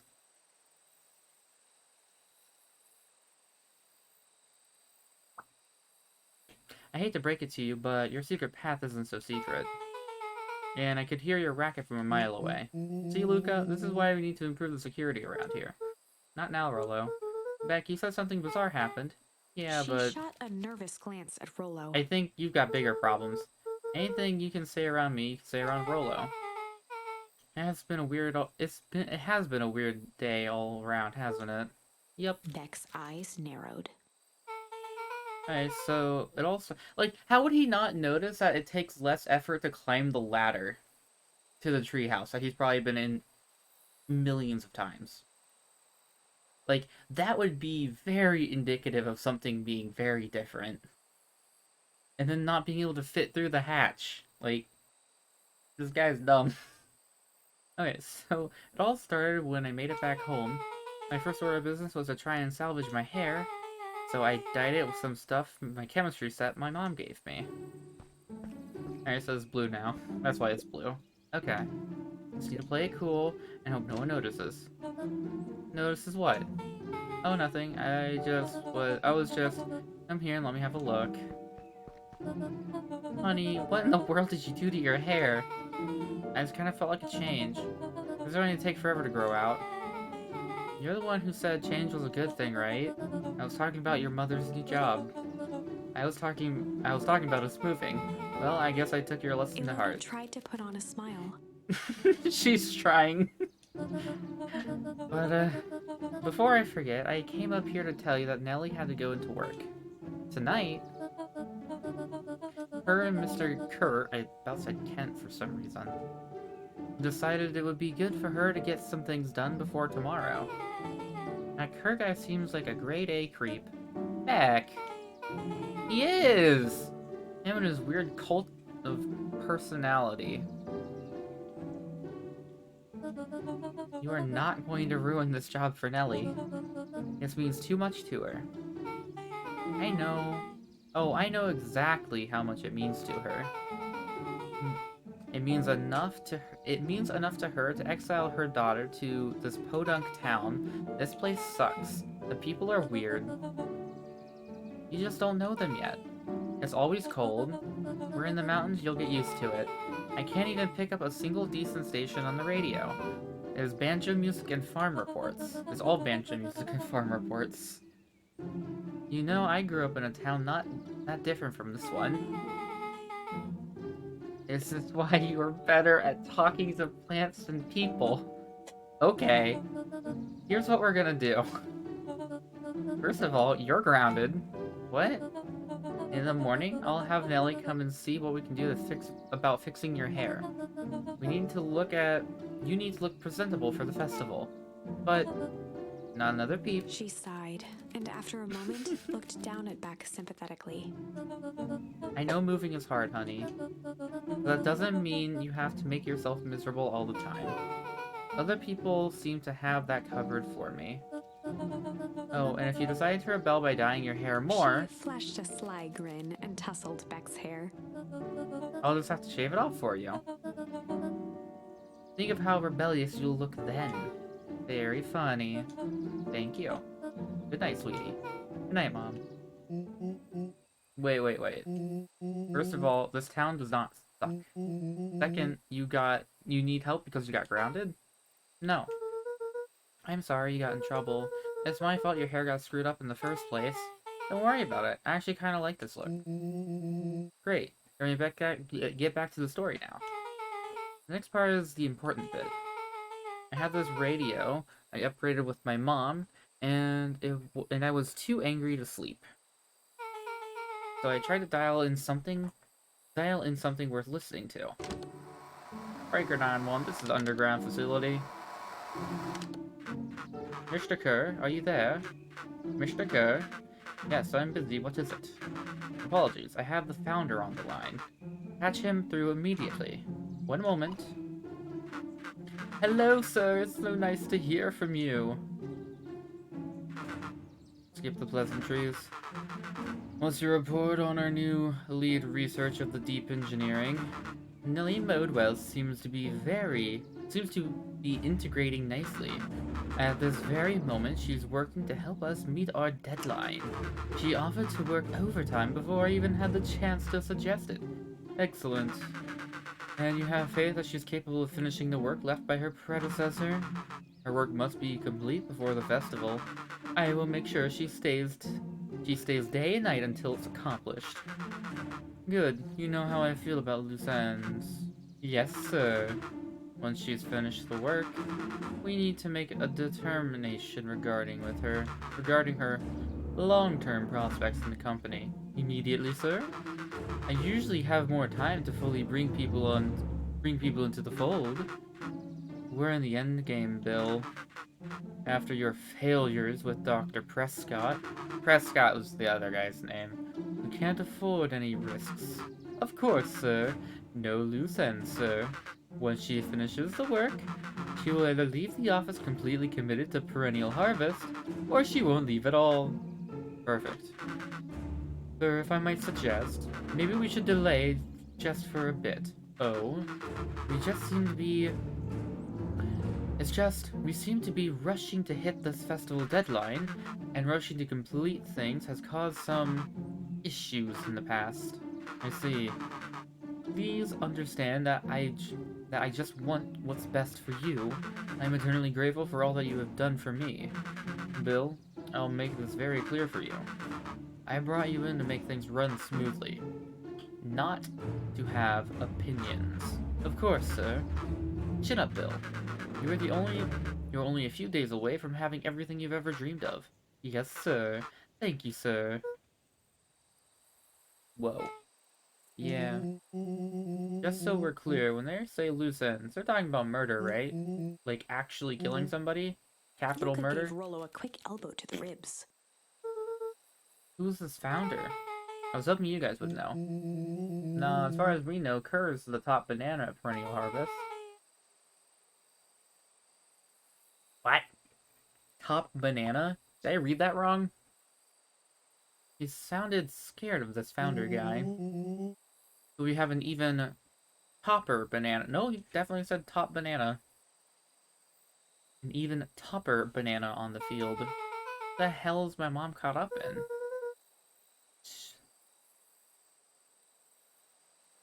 No, it's not.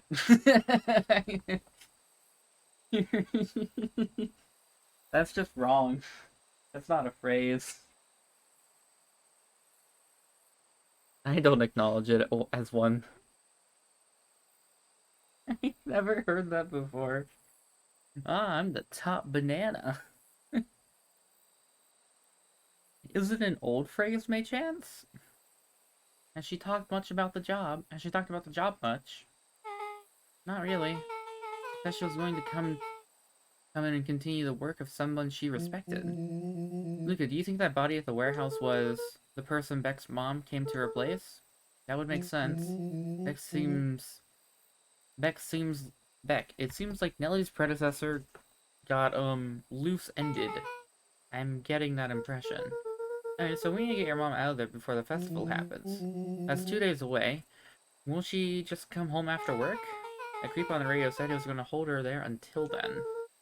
If she's not coming out, we gotta go in and get Beck her. flicked a large sheet of paper out of her pocket and slammed it on the floor. Like a generation before us, or more.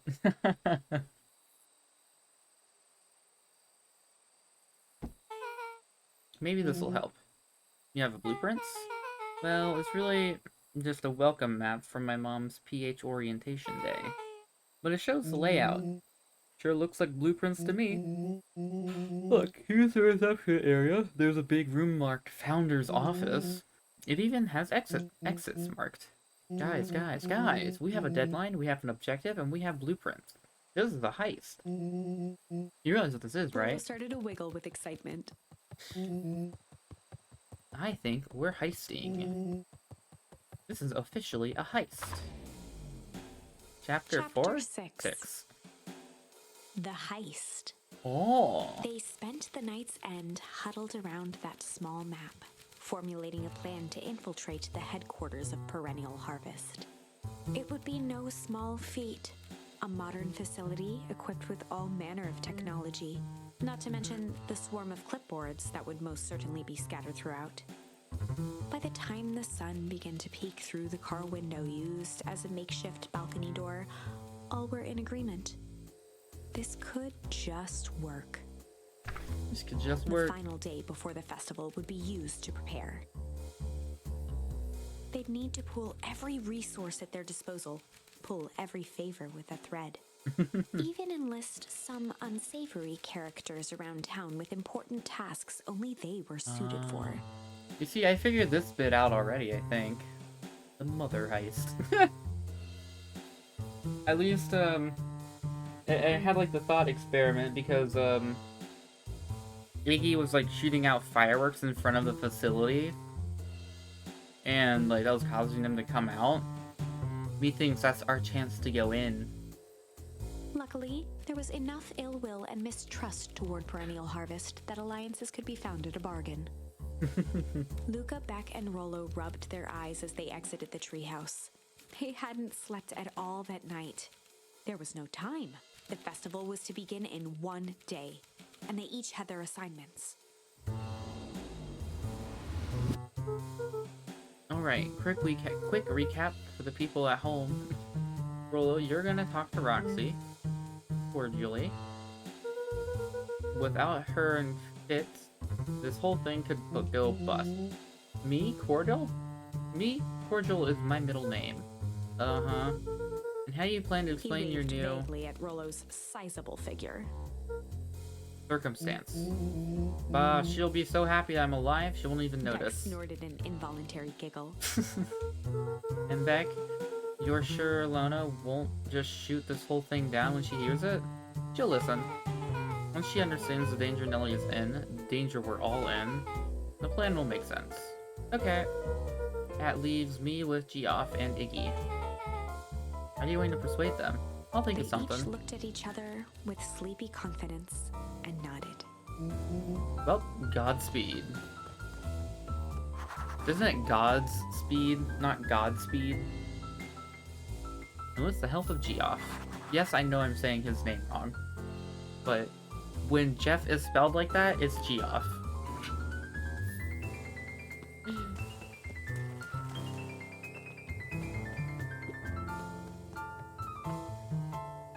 Oh, so that's to be one word? I always thought it was like possessive. Like with God's speed.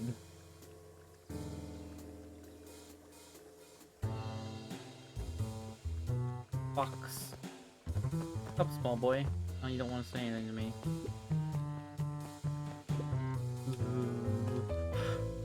Do you have time to answer a survey? Wait, where's Geoff? Oh wait, we gotta talk to the book lady. Undaunted, he shook his head. Over? No. Endings are merely a state of mind. This doesn't end until I give up. Wow. I admire the conviction. But can he really pull through?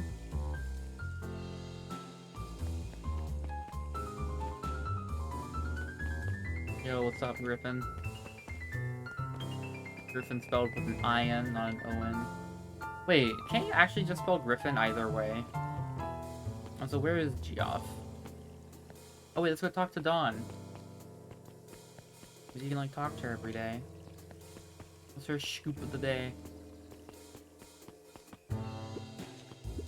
Yawn. You ever wondered why an agricultural company employs an army of survey takers? The clipboards? They say they're just trying to make us happy. Do they want to make us happy? Or just figure out what makes us happy? An important distinction.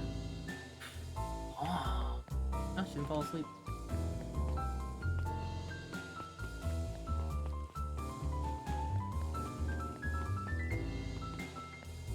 Hey, Geoff. We're in sync. Hey, Geoff. What can I do for you? Well, I know how much you hate perennial harvest. Hate's a strong word. Oh, I'm sorry, I mean, I didn't say it was the wrong word. Gotcha. We're gonna break into their headquarters, and I thought you might be able to help. Jeff wheezed out a long snicker.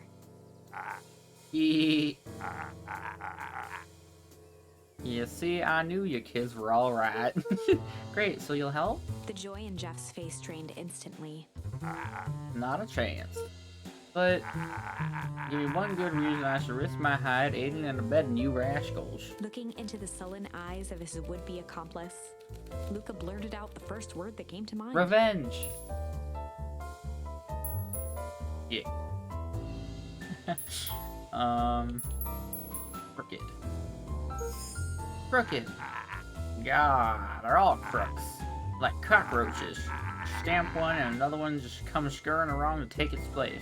Luca wasn't ready to give up so easily. He shouted out again. Junk, obviously. Yeah, what of it? Sonny, I've got more junk than a king has copper. Ain't interested. Fuck, I should have known. Fight. I've done enough fighting for one lifetime, and more than my share of losing. Time's come to hanging up the gloves. Hide. Hide. Jeff's brow perked up. What'd you say? Go ahead and hide then. Sensing some traction, Luca There we carried go. on with vigor. Let a bunch of kids do what needs being.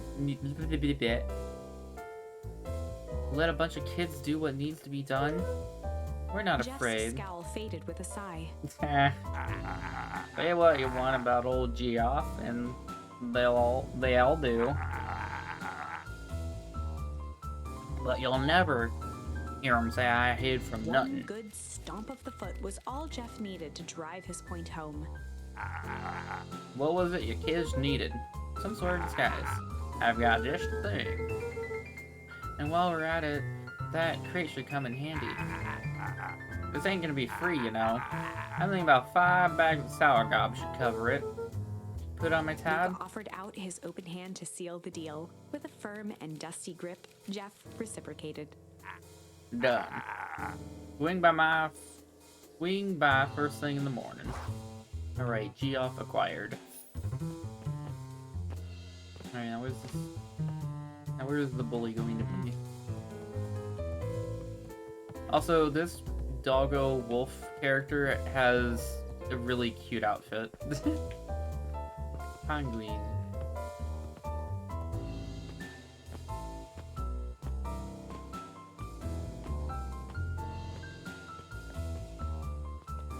Oh, perfect.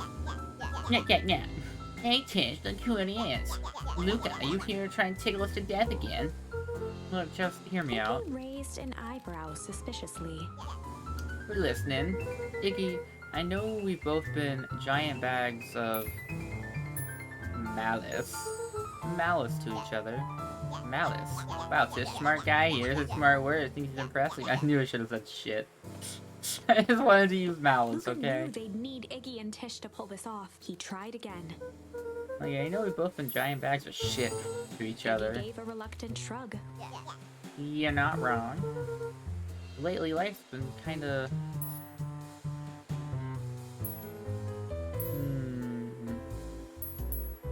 strange, you know? Iggy considered the point.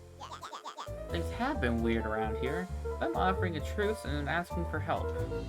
What do you say we... break? Oh, wait. Break our hostilities? At least for now. We do like breaking things, even if a truce means less breaking things. Well, I told you there was a way to have a truce and break stuff. Go on. You can cause a distraction so I can sneak into Perennial A HQ. wild-eyed grin spread across Iggy's face. My, Luca Van Horn. I'm impressed. I can't settle on a voice for this character. He just sounds like a little fucking nerd. Yeah. And after all is said and done, maybe you and Tish can come hang out at the Iggy treehouse glanced sometime. over to Tish, who nodded in agreement. Fine. But not because I want to see your crappy treehouse. I just like to cause With a chaos. quick nod, Luca was off. Yeah, that was easy. Figured it would be. Did you hear that, Iggy Tish? gazed up at Tish with a smile. He invited us to hang out at the A single treehouse. tear ran down Tish's cheek. Aww. I never expected this day to come. How wonderful. Aww. Chapter 7. Miss Warthorn Iggy. Into the Hive. Oh A boy. good heist requires, and thorough preparation preparation. takes time. Something they had precious little of. So far, everything was in order. Jeff, Iggy, and Tish all agreed to do their part. Beck radioed Luca that night with a simple and covert message. We are locked and loaded on my end. And Rollo, after a lengthy confession, managed to persuade Roxy and Fitz to help. Lengthy confession. He stowed away in mission control for the night to avoid attracting attention. Rollo, being uniquely suited for the role, would be the first to breach Perennial Harvest. The outfit provided by Jeff wasn't perfect, but a convincing disguise is 10% wardrobe, 90% confidence. Confident. Rollo took a few vigorous breaths and shook out his arms. Just stay calm, Rollo. You can do this.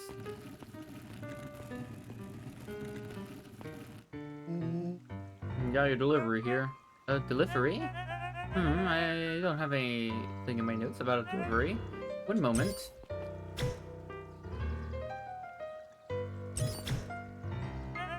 I'm so sorry, but there's no delivery scheduled for this morning.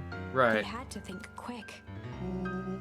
That's because this goes directly to the founder. He asked this to be kept a secret. Rollo sighed, adjusting his tool belt.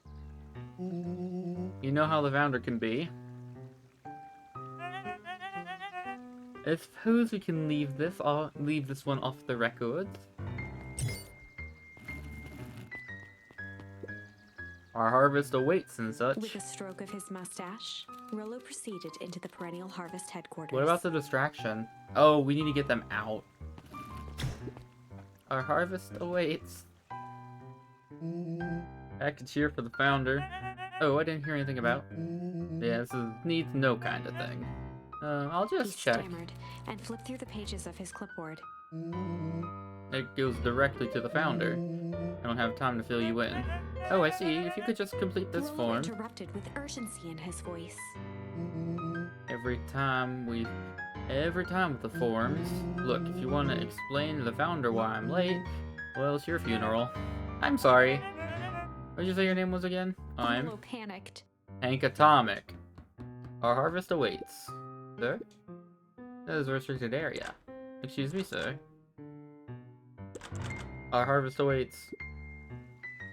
Ready to light this candle, Tish? Yup. Click on this perennial ham fist.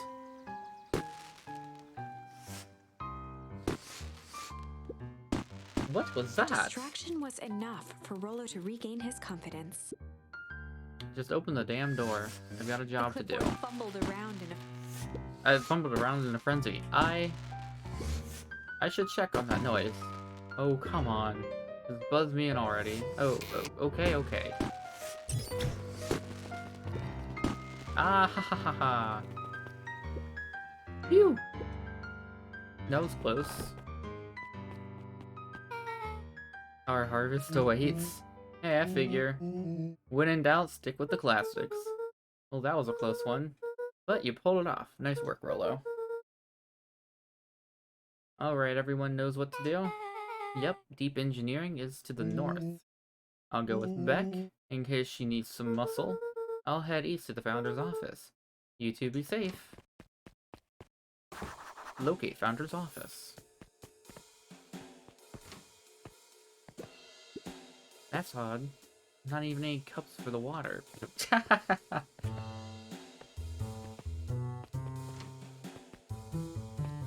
Oh boy. You can do it! A hallway to nowhere. What's going on here? My favorite kind of water. Decorative kind. I think this should loop back.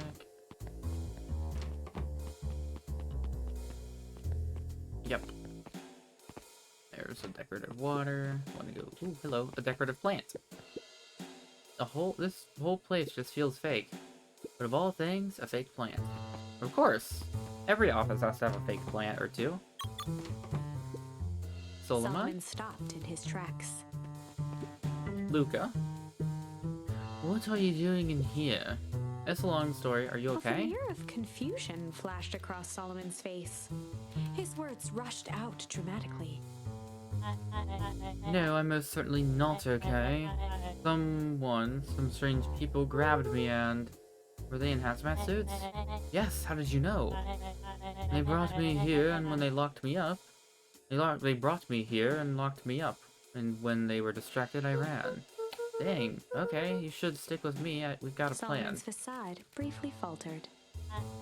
We? Yeah, Rollo and Beck are headed to Deep Engineering. Thank heavens you found me. We've got to get out of here. We can't leave just yet, but they'll catch us again. I've got to do something first. When you were running, did you happen to see a door marked Founder? Founder? Why are you looking for him? I'm not, I just need to get into his office. Now that you mention it, now that you mention it, I do think I saw a door that said Founder. It was just down this Luca way. happened to notice a plaque above the door. Office of the Founder. Knocking comes with consequence. Oh, here it is. Let's see if Luca can put 2 and 2 together. Because he came from the other door. So it is. It's pretty lucky that I ran into you, or else I might have missed it. Truly Luca fortunate. tried the handle. Locked. Solomon leaned forward to examine the mechanism. Regrettably, it seems to be some sort of electric lock. I don't see how you or we could possibly defeat a lock Luca like that. smiled and looked at his watch. Just wait a minute. Let's just wait a minute.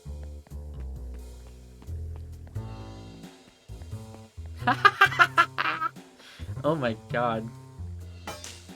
Nice. I don't know what sort of funny business you're up to, but I She like it. mimed a quick hat tip and ambled off with a whistle. I hope she was getting whistling, Life is Beautiful.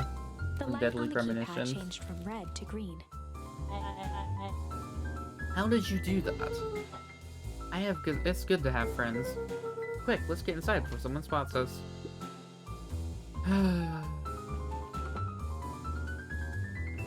Luca switched on his walkie-talkie. Rollo, I'm in. As expected, there's a control panel. Great timing, we're stuck at a door marked 24601. We need you to get us through. What if someone catches us? We should get out of here. I'm not leaving my friend, Solomon. On the computer screen, a green cursor blinked in a password field. Surely you don't have a way to get around a password. Luca pecked out his best guess. Underground secrets. The screen blinked to life. Columns of green numbers glowed on a black background. How did you just guess that? Oh, that's the absurd password is this absurd password Rollo heard when he was down here before. It's funny how someone arrogant enough to call themselves the founder would use such a basic password. Or they were thinking several moves ahead, not expecting anyone to guess something so simple. These villain types always end up outsmarting themselves. Solomon's jaw clenched into a half smile. Yes they do. Your powers of deduction are as impressive as your luck. Luca quickly scanned the columns for number 24601. Rollo, I think this should do it. Bingo, bango, bongo, put those titties on a bongo. Doors open, Luca. You never fail to impress. What's that slippery lout even doing down there? We have a friend whose mom is in trouble. We're here to get her out. I see. Oh, Luca, I think we're close. The next door is marked 13806. Once again, Luca scrutinized the numbers on the screen. In that moment of distraction, Solomon reached forward and pressed a large red button. Maybe this one opens the locks. Crap, we've got company. Luca, must go faster. One sec, I can't think with all the noise. He skimmed the screen with his finger. Oh, here it is. 13806, go. Curse these fumbling hands, my apologies, Luca. Don't beat yourself up, I know you're just trying to help.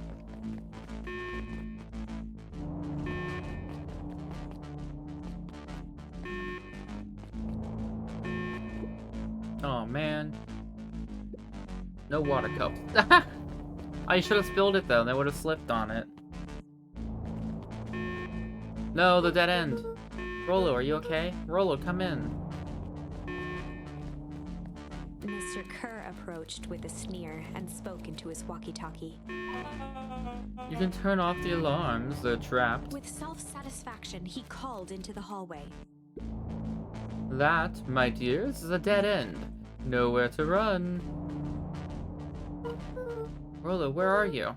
Are you okay? Yeah, I think we lost him. Making our way back to Nellie's office.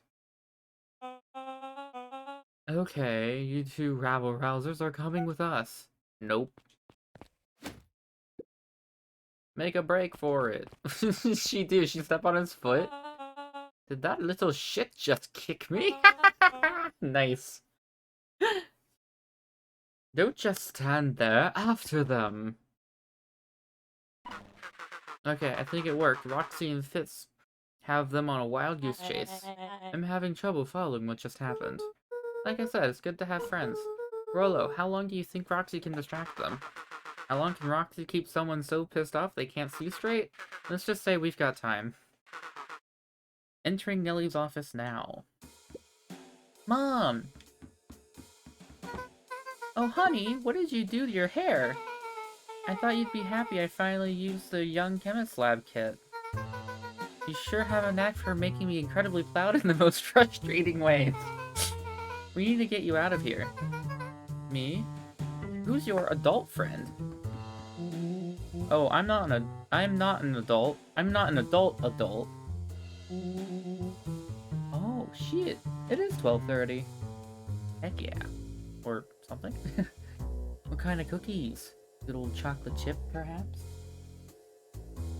Ever heard of a growth spurt? I have more of a growth spew. That sounds disgusting. No, that's not possible. Nellie leaned over to examine his teeth. Substantial banding on the enamel of the molars, consistent with Tempest liquamine exposure. Is that what you call that gunk they tried to force me to drink? You drank it? Oh no. They told me it was only being tested on plants. Chocolate chip are pretty good though. Oh, Bex, sweetie, I promise I didn't know. Mom, what the hell is going on in this place? I was brought here to work on the discovery of a lifetime. a novel chemical compound that was discovered under Beacon Pines in a wellspring they called the Source. They named it Tempest Liquamine. It pulls energy from the surroundings in order to fundamentally alter matter's Why is matter capitalized? Matter's relationship to time. And why is time capitalized?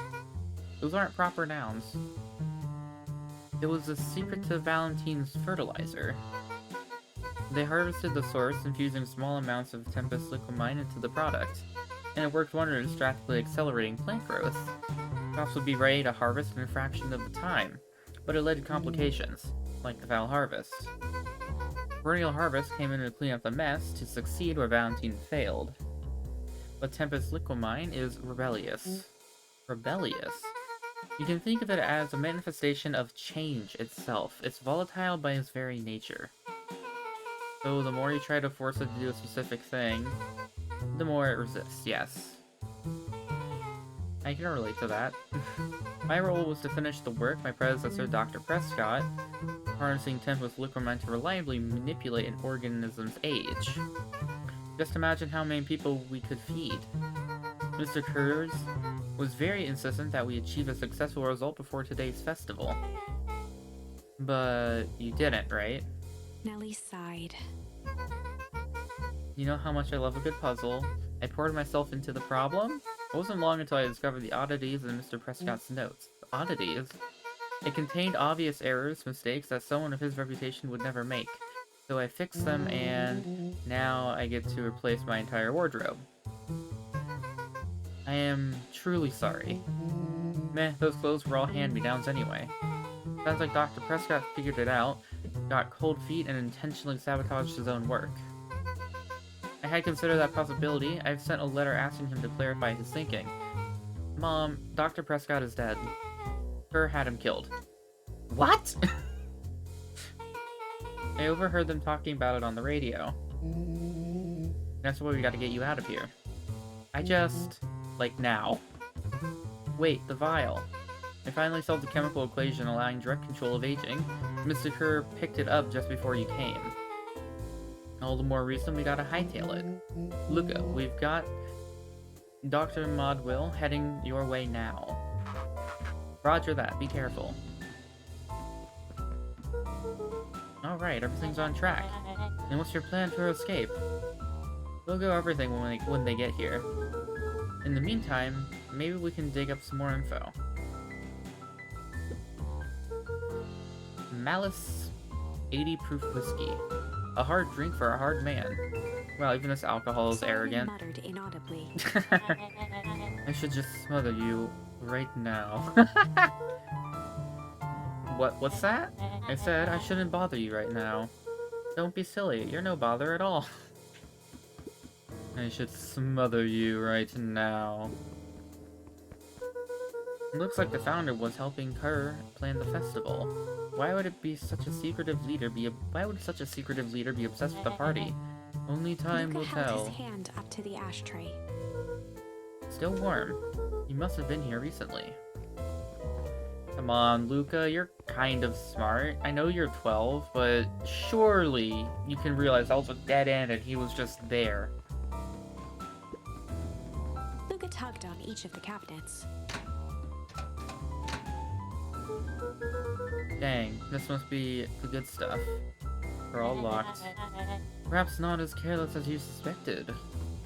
He actually just like locked it while we were dealing with Rollo. Let's see what else this bad boy has on it. Security system. Time card logs, payroll. You know, for being so evil, this guy sure is boring. Oh, you're right! Because he's a small. I didn't notice that. Solomon once again muttered under his breath. I really. Just you wait. Huh? Oh, nothing. Just insulting him like to his face, basically. Anything else over here?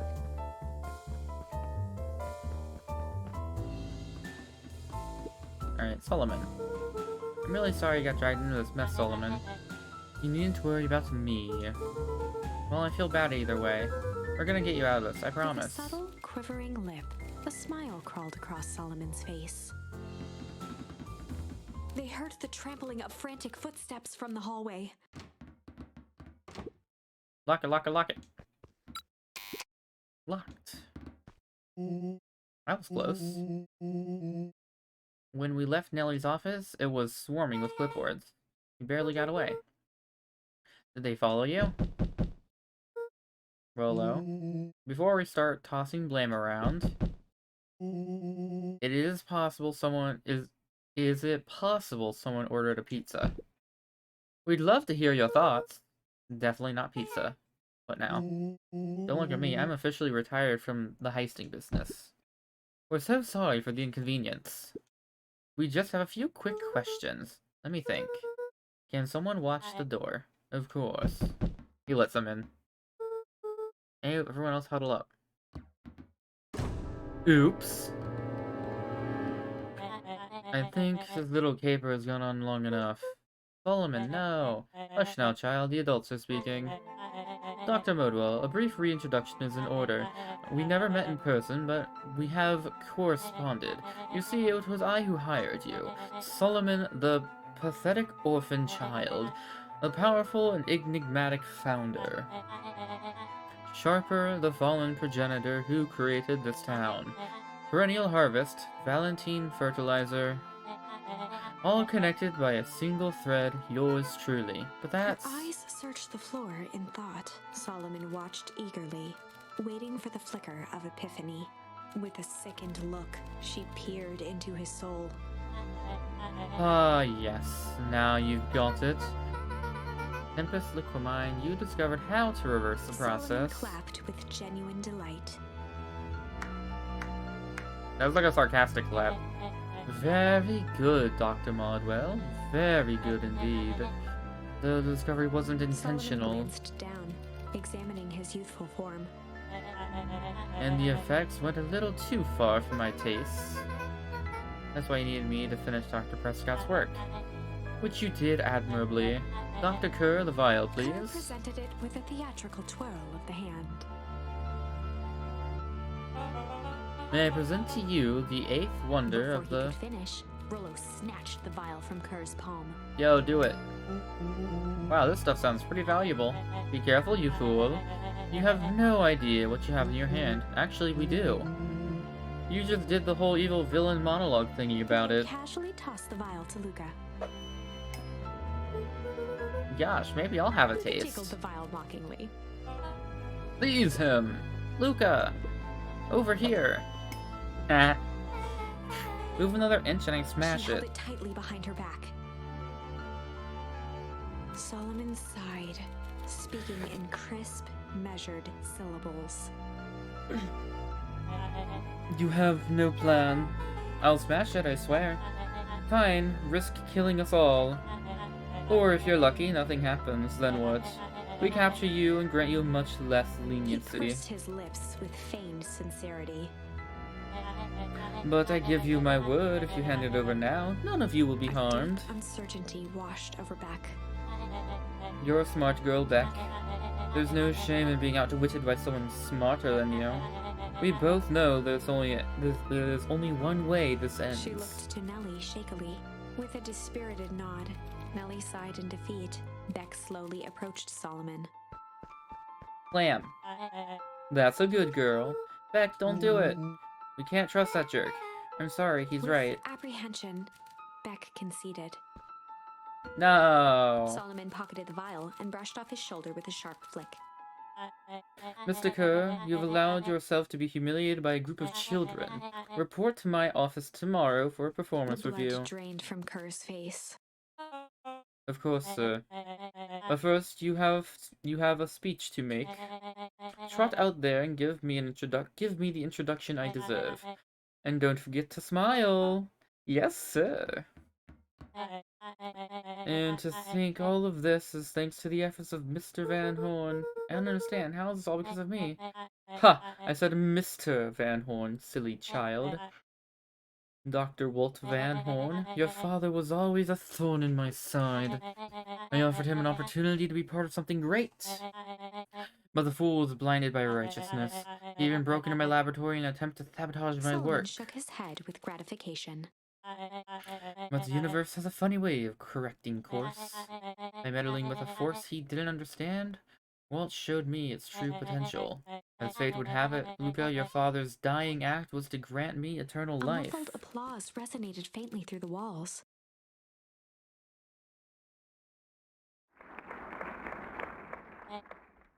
Well, that's my cue.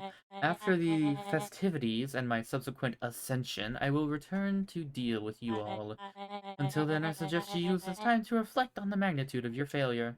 You three keep post outside the door.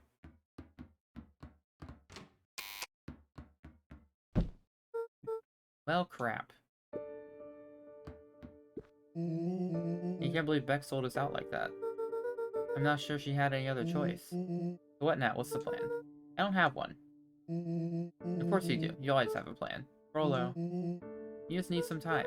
Rolo, it's over. We lost. Nellie was staring at the floor, deep in thought. Sorry, Luca, give me a minute to calm my mind. Hey. I'm sorry, Luca. I did what I had to do. I know, it's just, we're so close. I got a feeling that eventually Solomon will get what's coming to him. Time wounds all heals. What? Was that wrong on purpose? Or am I having a stroke? Huh? Oh, wounds all heals. Wait. What?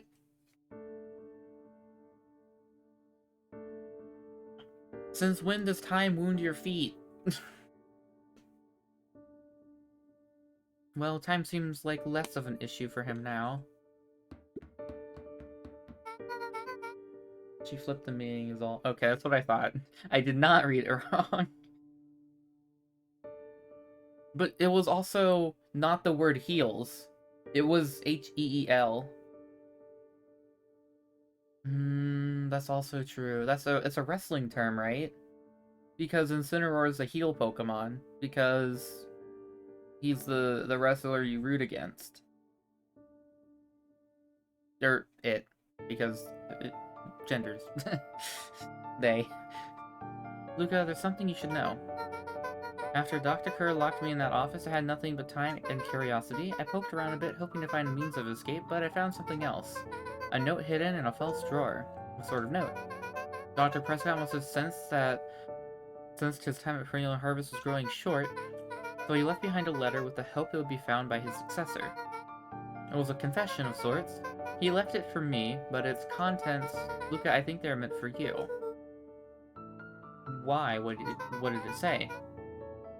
It was about an incident with your mother. Dr. Prescott found her in his lab with a stolen keycard. There was an accident. She had been exposed to extreme amounts of Tempest The liquamine. color dropped from Luca's face. She survived. Dr. Prescott decided to help her recover. He no longer trusted Perennial Harvest, so he kept her whereabouts a secret. Over time, your mother led him to reconsider the purpose of the scientific discovery. Science is often the vanguard of change, but it doesn't mean it's always right.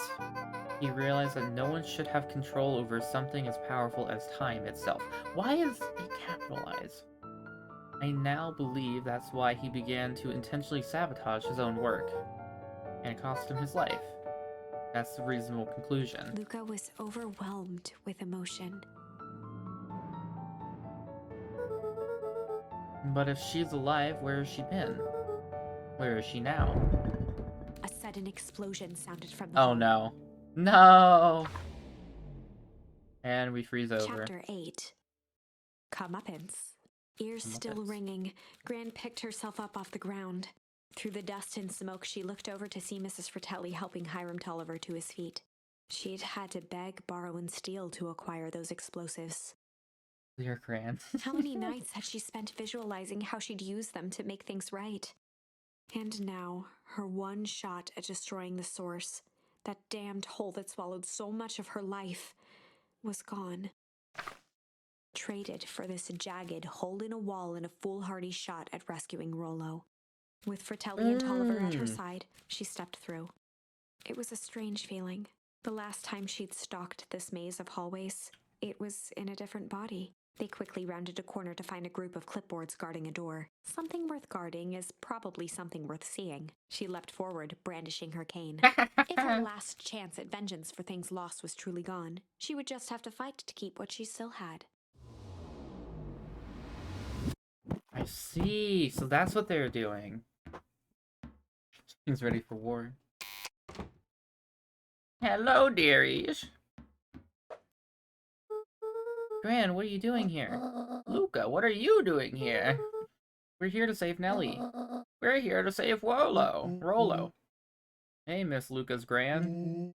It's awfully nice of you, but I'm fine. Oh no, what did they? Gran, there's no time to explain. We have to go now. Come on, everyone, we've got a party to crash. They made their way out from deep within Perennial Harvest, just as Solomon finished up his speech. Thankfully, we can dispense with the formalities from here on out. Solomon pulled a glass vial from his pocket. We gotta stop In him. one smooth motion, he downed its contents. Look. A triumphant smile grew across Solomon's lips. No. Well, I guess that's it. We lost. I don't be so sure about that. With a mischievous look, Beck elbowed Luca. What did she put in it when it was behind her back? Remember when I had the vial behind my back? I might have tweaked his wonder potion with a little malice. I might have tweaked his wonder potion with a little malice. Malice, the whiskey from his office? Yep, dude had an unfinished glass on the desk. I'm not gonna lie. That was like the first and a half option that popped into my head. Figured his grow juice could do with a little hair of the dog. You can all call me Sharper His Valentine. body and face began to contort and expand as he disappeared into a belching green mist. Oh god, what's going to happen?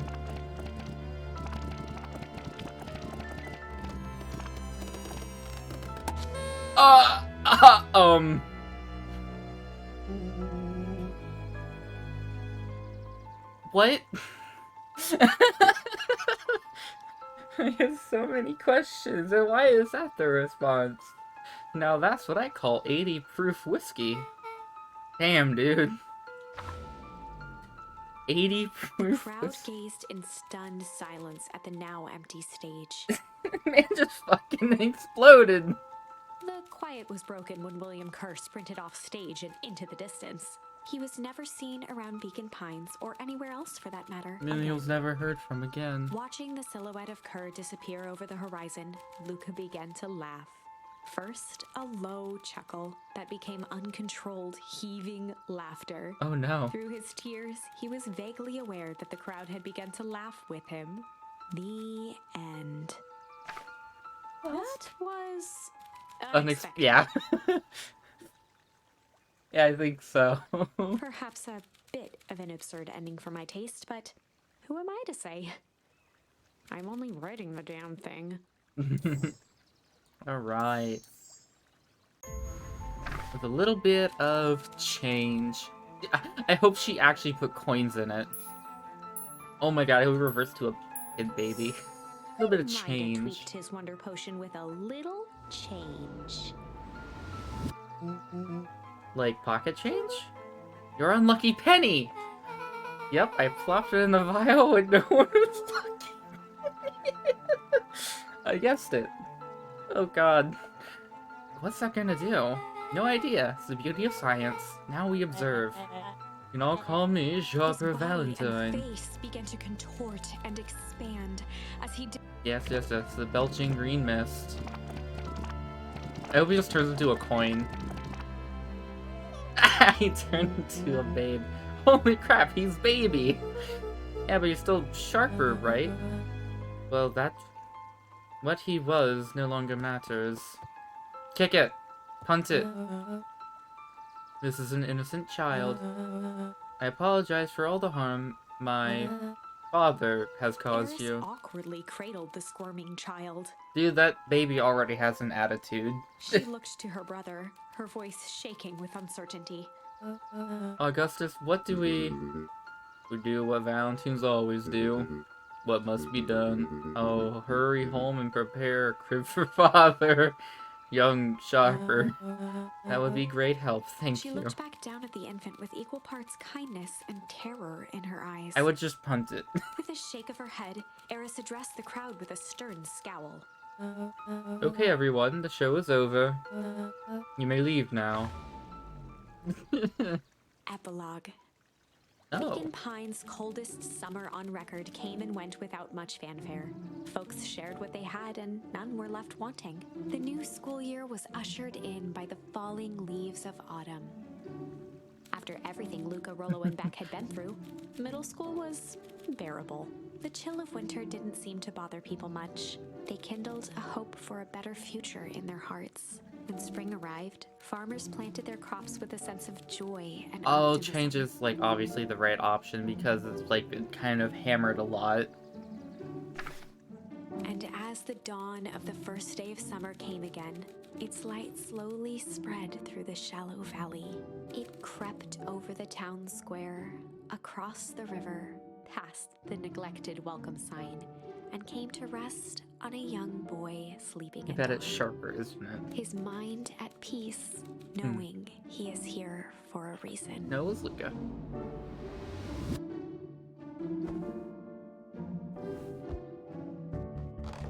You're older and the same sweater. I mean, yeah, Over that makes time, sense. Eleanor began moving Walt's old things out of the closet and into storage. Eleanor had moved back into her bedroom, and now that she wasn't sneaking out late, she even slept there most nights. So do they, like, reverse her back to not being old? I'd assume they would have to do the same for Rollo. Looking cool, Joker.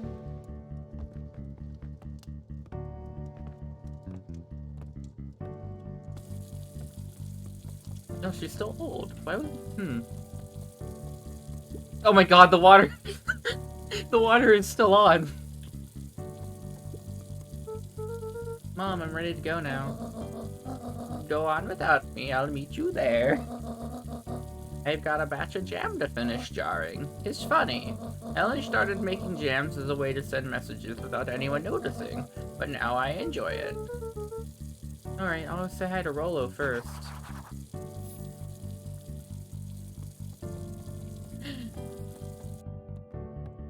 That water's been running for a year straight. Oh wait, it's just been like a year. And it's the first day of summer.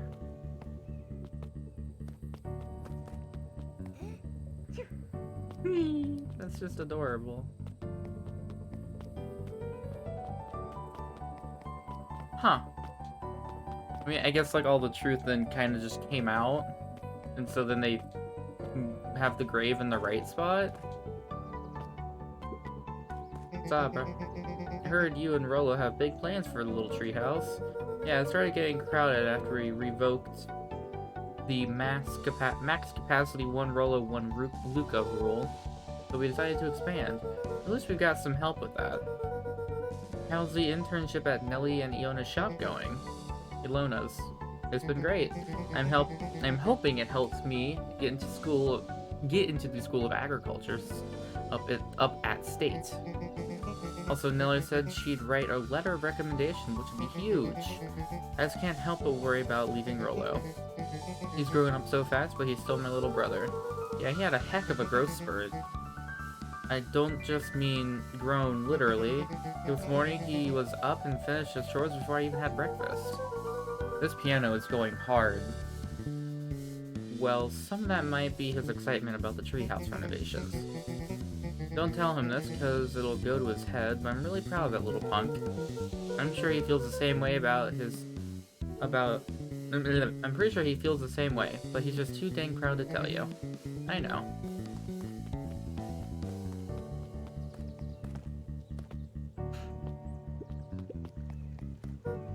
Hey Hey Gus, how's the tree planting going?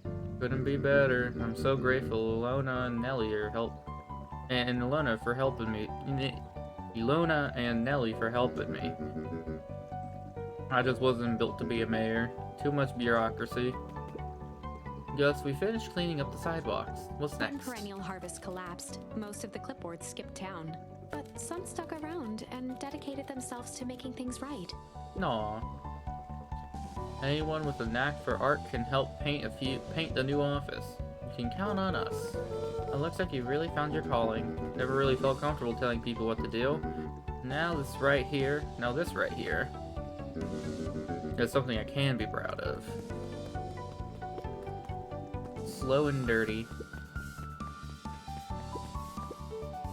How's napping this morning? The most underrated part of a good nap is the view. And the view's getting greener every day. Nice. I see you decided on a name. Yep, we had to clear out all the old stuff before putting on the final touch. Slow and Dirty Harvest is now official. I like it. It was actually Nelly's idea. There's still a lot of work to do, and the name serves as a reminder. Just because progress is important doesn't mean change should happen fast. In fact, I've learned that the more you care about something, the more important it is to take things slow. Our motto is, go slow and fix things. Amen to that. I better go to the treehouse. Okay. Better not dilly-dally. Best not tarry long. Hey, doggo. Luca, get this. I managed to reel in an actual fish this morning. Seriously? Yeah, and honest to goodness, flip-floppin', swim-slammin' fish. I don't think I've ever caught an actual fish here. Been at least 7 years since I've caught one. I'd say it's a good omen. What do you do with the fish? Oh, I release it back into the pond. I'm hoping to catch it again tomorrow. Hey, Dad, I did the thing and saved everyone.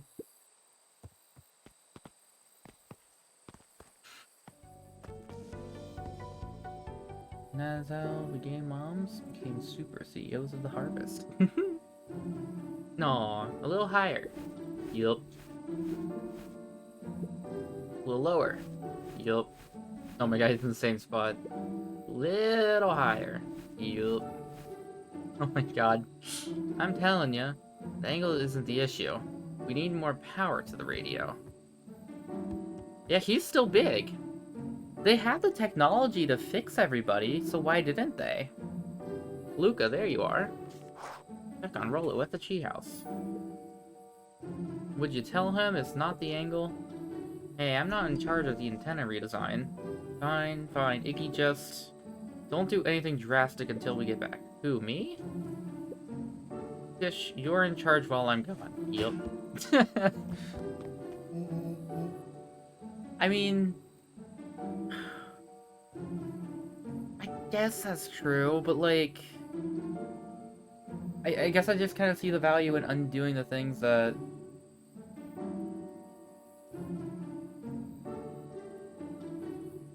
timeline. I guess. I mean, it's just like they had the technology to right the wrongs of the past, they just chose not to. But whatever. I guess it's a bit more interesting that they decided to just say, fuck it, we're done. They'll be fine, right? He'll be fine.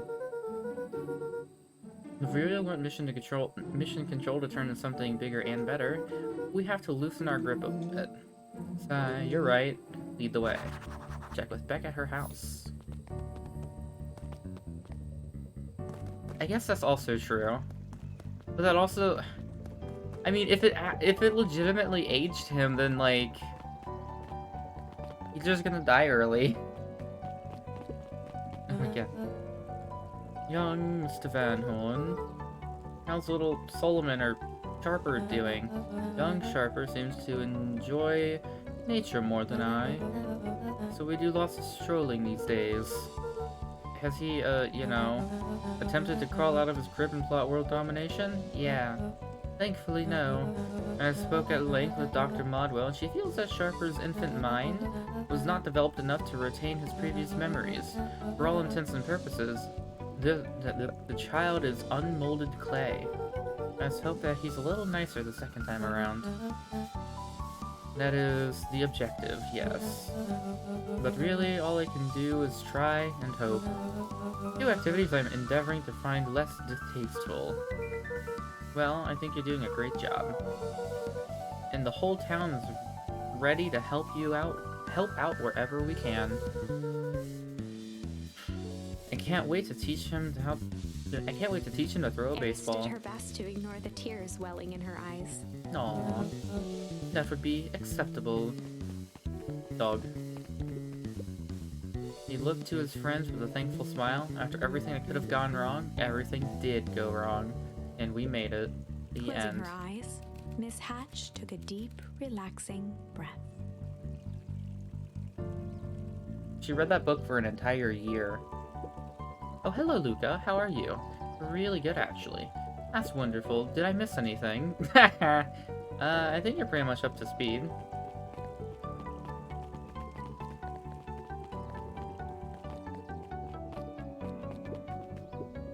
Luca, do you want a biscotti on the house? I don't really have the time. Zariel, you gotta come see this. I finally did it. I pulled the perfect espresso.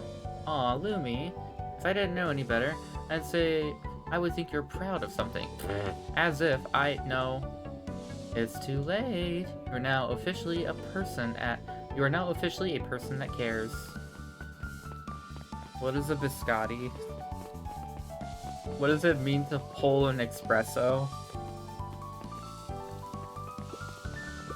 Who's this dog in a suit? Back for seconds, if it's not too much trouble. For the longest time, I didn't understand the appeal of ice cream. It serves no purpose, other than to be briefly enjoyed and then it's gone. But it's pretty tasty while it lasts. I'm inclined to agree. Hey Luca, can you tell Roxy I'll be free in an hour? Sure thing. My dad's making me stock the shelves for the summer. He said it builds character. I think he meant to say it builds calluses. Builds character. Yeah, builds something, alright. Luca, can I interest you in a delicious apple? He playfully waggled an apple. No thanks. Just saying hello. Well, hello then. Mind telling your mom we need the new creative jam? Already? It's funny, I used to hide this stuff in the back, terrified someone would find out about our secret messages. Now everyone wants to get their hands on Eleanor Van Horn's famous spy jam.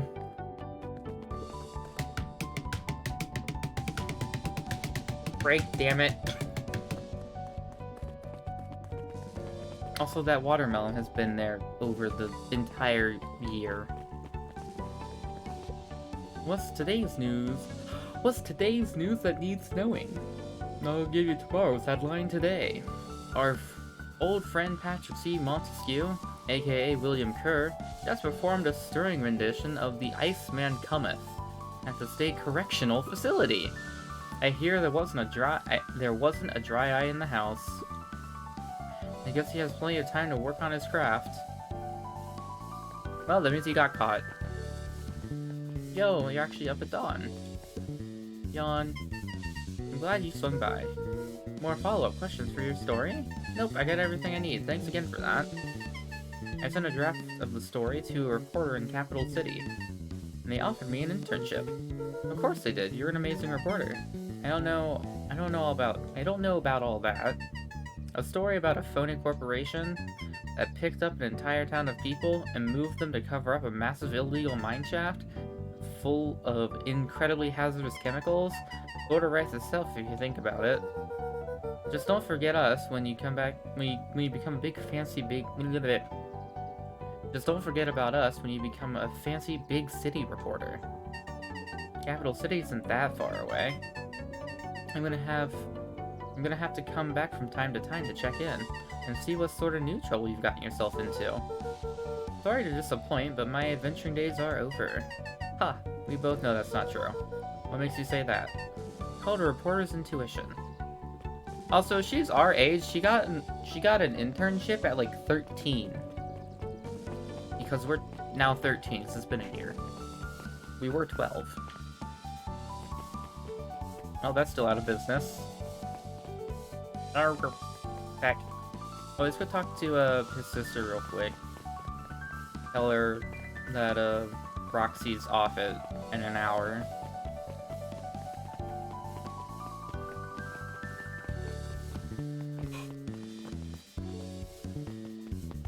And she's gone. Welcome to Bacon Pines.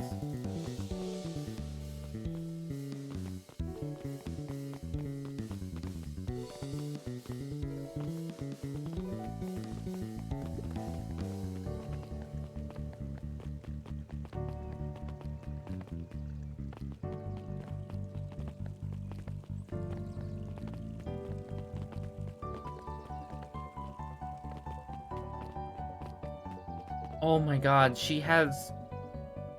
Wait, no, that makes sense. No, wait, no, she has 2 more kids. What the fuck? Wait, did they... Oh my god. They already fit the fucking phone booth into a thingy-bobber. Yo, what's up, Jace?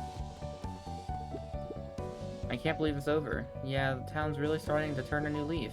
The town, I was talking about Atomic Hank. Hank Atomic. I just finished the last issue. How was it? Great as always. Hank finally returned to Earth. But I just feel weird now. Weird can be cool. Just means you're ready for something new. Any suggestions? You could have asked Miss Hatch about what she's reading. She seems to really enjoy it. Huh, maybe I'll do that. Over the school year, Kato and Bert had become close friends. But did you know that when they covered up the source, they found a new species of fungus? Yep, and they're already studying it in new labs. Did you know that Beacon Pines is now the smallest town in the country? Yep, close to the population before Perennial Harvest moved in. It typically went on like this for quite some time. Did you know? Did you know? Did you know? Meanwhile, Piper's studying. Luca peeked over Piper's shoulder, laid stealthily inside a large volume of mathematics, was the first issue of Hank Atomic. Piper, are you reading Hank Atomic? Do you mind not telling anyone? I kinda got a reputation to uphold. Oh, it's nothing to be ashamed of. It says every kid in town reads Hank Atomic. Honestly, I'm excited for you. I'm glad what I'd give to start over fresh. To experience it for the first time again. Again for the first time. I guess that's the downside of finishing something nice. At least now I can enjoy it again. I can enjoy it through you. Promise to tell me about it as you go? Sure thing. It does make me wonder if this entire time she hasn't been studying.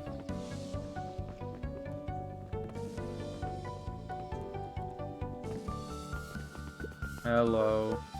Hey, Mr. Nuncreed. I'm gonna go see my dad in a bit. Do you want to come with? Even after everything I did, you'd Mr. still... Nuncreed shook his head. You really are your father's son, aren't you?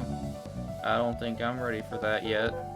Well, you're always invited. I bet he'd love to hear from you.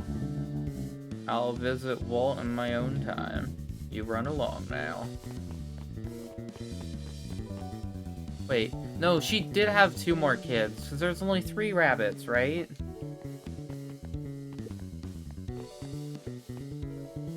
With Perennial Harvest gone, the transportation tubes were left unused. Come on, come on. No one is too big, no one is too small. For Geoff's wild ride. Maybe not completely unused. Just 1 piece of candy for the ride of your life. Who's next? Me. Oh hey, you haven't moved at all. Guess what? Yesterday I saw Dynastis Titius. And that's good. It's great. I haven't spotted one of those in years. At this rate, Beacon Pines is going to become a bug capital of the country. Keep out.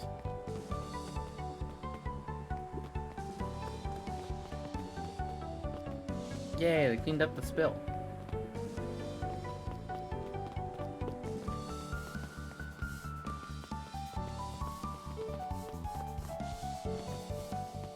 Hey, there's Beck. The Valentine Mansion, both figuratively. Well, that hasn't changed since the beginning. I have news I think you'll enjoy. This morning I unpacked my last box. You're officially moved in. It's just a box. Let's not blow this out of proportion. That sounds like an awful lot like putting down roots. I guess I decided this place is root-worthy. You're gonna be stuck with me for the foreseeable future. I do have to warn you, most years aren't going to be as interesting as this one. I think I'll manage. Ready? Before we go, there's a bit of a surprise. There's a tree. Down to Beck's house. My mom's prepared this tree especially for you. They didn't have to do that. It wasn't just them. It was the whole town that pitched in. We all owe you one. It should be... it should do okay in the cold of Old Beacon Pines. And thrive as things warm up. That's perfect. When you're ready, take Geoff's wild ride to Bacon Pines. Old Bacon Pines.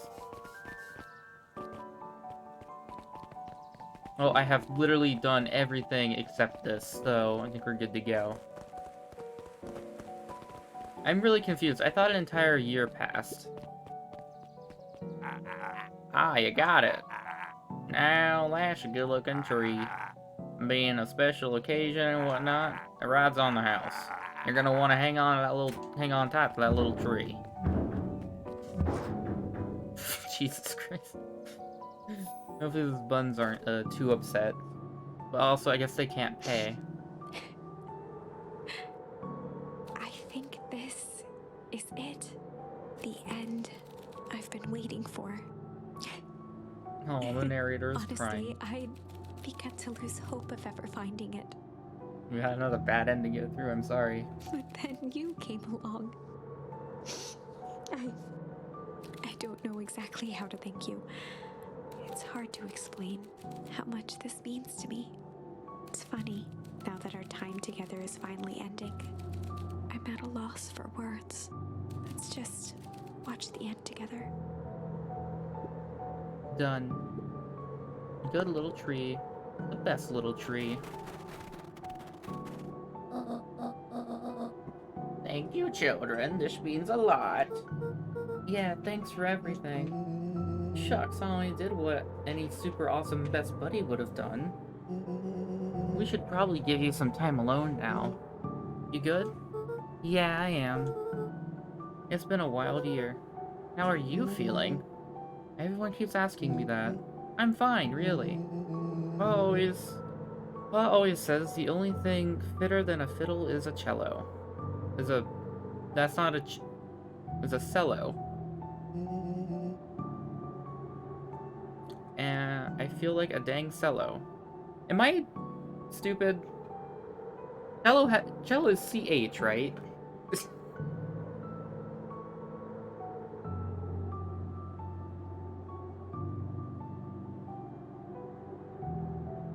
What? Okay, maybe I am just dumb then. I always thought it was CH.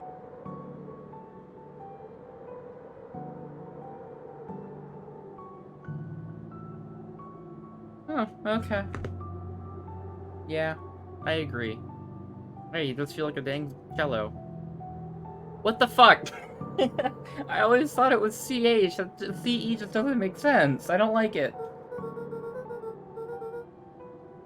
Well, if you ever stop feeling like a cello, I'm here for you. Unless I'm saying it wrong. I guess that could be the problem. I know, you don't even have to say it. You two make an awesome pair. Excuse me? We're a trio now. Yep. Thanks. There's just one thing missing. Now you're part of the group, missing. Let me tell you a little story about a man named Atomic Hank. Oh god. It won't be long. We'll be waiting for you back at the phone booth. I found the perfect way to start our summer. It's invisible. You've got some good friends. I'm so proud of you. Your father would be so proud. I know. Mom, can I ask you a question? You ever dream about that? Not a night goes by that I don't. Okay. So at least I haven't been saying it wrong my whole life. I've just been spelling it wrong my whole life. Not that I think I've ever spelled the word, needed to like write the word down or anything, but are you afraid that you're going to forget him? Forget what he looked like, forget his voice? No, because so much of him lives on in you. He loved that old tree, but no, he would have loved this one more. Because his two favorite people planted it. I'll give you two a moment.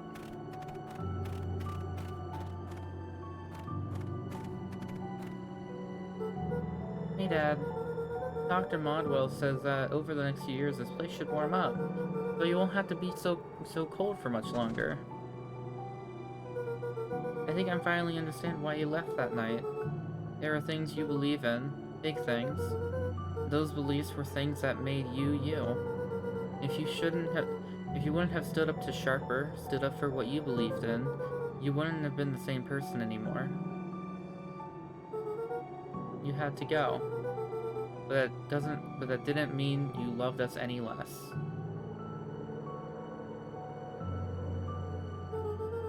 I might not visit you as much as I used to. I know you understand.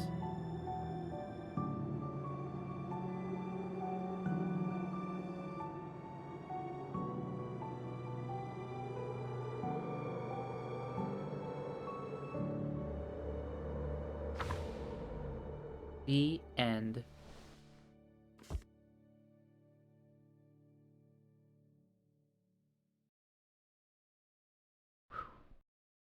Close the book. That was cute. There's still one more ending, though. Matt Meyer. That was honestly a fun game. I just wish you had more access to branching paths at once. Because otherwise, it really just kind of felt super linear.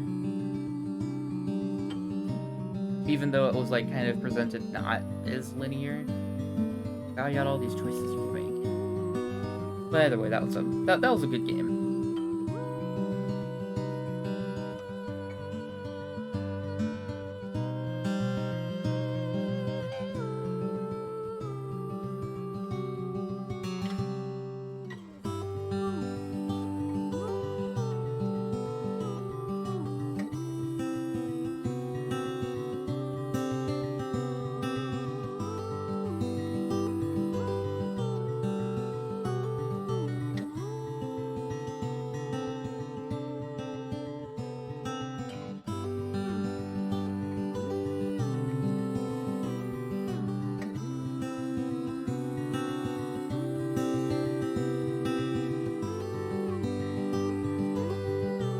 Best Dudes Productions.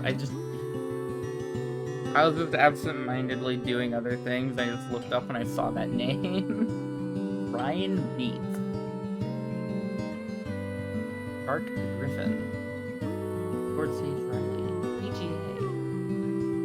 Jun. Oh, that's a lot of people. Azura Jade Kitsune. A woo! Got a lot of people back this game. Those are still MCs. Zool. Dude. There's a lot of people behind this game. Damn. Well, I don't think they were let down.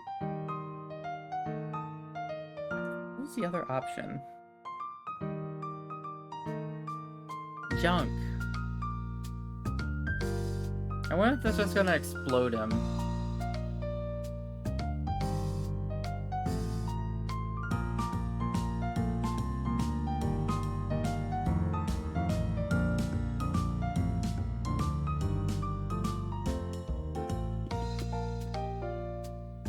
He had to go blow up in Valentine, yeah. It was pretty fun. I mean, I think there's like one more explosion type ending, because there's still the junk option. I really want to know what the junk is going to do. And now the next question is...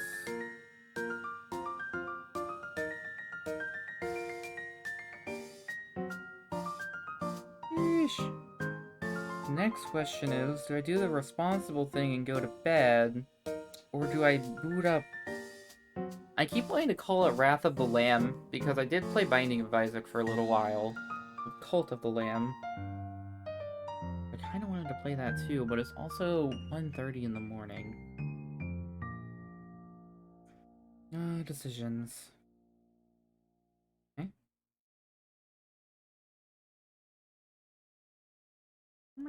Hello, traveler.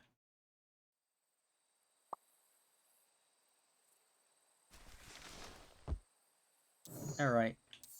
Malith. Let's see.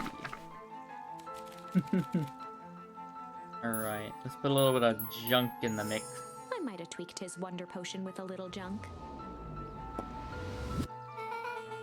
Wait to see the look on his face when he realized he drank his own cigar, Ash.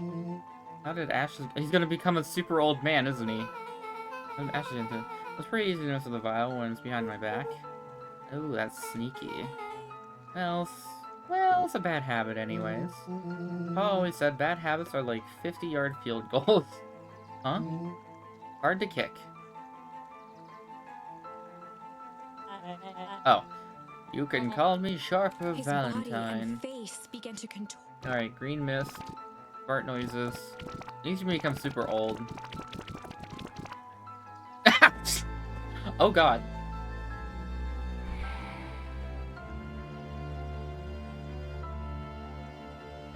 Somehow that was worse than the explosion of confetti.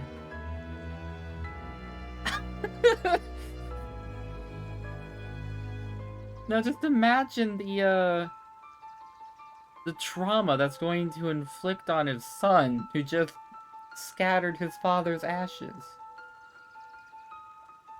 Mr. Stark meme here.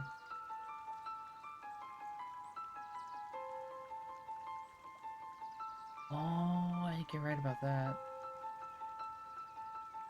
Well, that's one way to kick a bad habit. As the last of what was once Sharper Valentine wafted into the air, the crowd began to disperse, still numb from what they had just observed. Sharper Valentine was gone for good. His end would be a new beginning for Beacon Pines. A new chance to let go of the things they had lost and grab hold of a new future. The end. Well, I'd be lying if I said that wasn't a bit gratifying. If that feels to you like a good note to end on, I won't stand in your way. Alright, I think that's actually everything.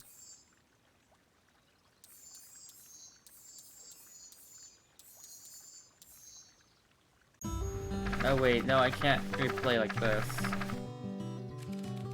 Oh wait, you can go ponder under yonder. We were just gonna go ponder for the day. What does that even mean? Go ponder for the day. Oh really? What are you boys going to ponder on such a lovely day exactly? This was Luca's chance to sell his alibi. You know, big stuff, small stuff, medium, mostly medium pondering. Make sure you don't overburden yourself with the preponderance of pondering. Huh? Oh, forget it. Off with you now. Thinking stuff. Oh, and Luca. You and Rolo stay out of trouble. I know. Get into trouble. Hopefully it'll let me go back up. It probably is. That seems pretty fitting. Achoo.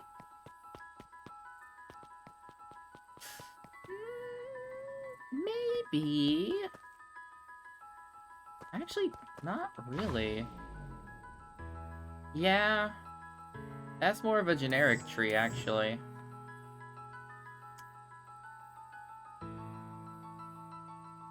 Unless it's not supposed to be like hunched over or something.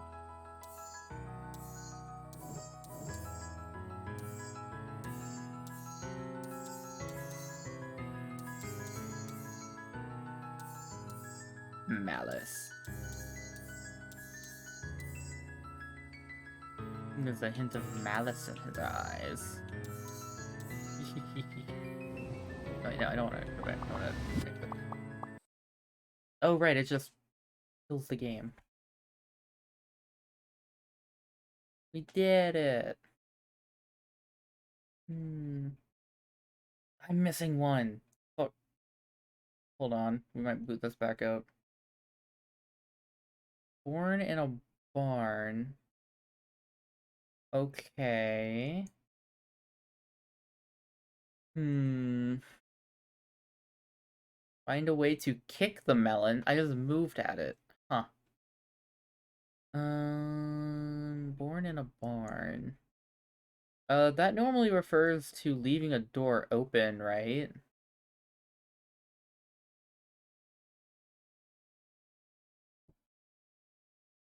Oh, I think I know what I can do. It might involve turning the water on. Were you born in a barn? Yeah, that's what people say when we just, like, leave doors open, right? And that's if you're born in a barn, because apparently that equates to leaving doors open. Hiding spot games. Alright, let's go, ponder over yonder. Let's go hide for the day. We were just gonna go hide for the day. We're just gonna go hide for the day. Hide. Traditionally, when one is trying to hide something, they avoid literally using the word hide. Yeah, I guess Rolo met some other kids, we could beat them at hide and seek. Aren't you a little old for that? It's not like there's much else to do around here. I'll make sure when you boys are done playing your little game in time for. Make sure you boys are done playing your little game in time for supper. That ends well. Nice. Get going. All right. What are things that I can open in here? And look, don't get into trouble. Yeah. Okay. Let's see. Open you.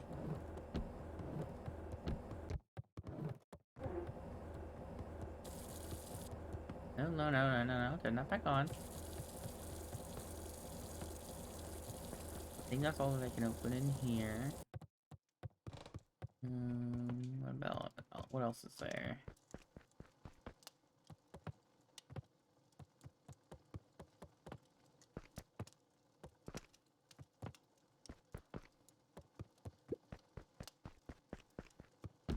Oh, no, you can leave that open.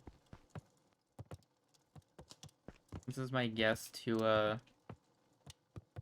doing the, born in a barn.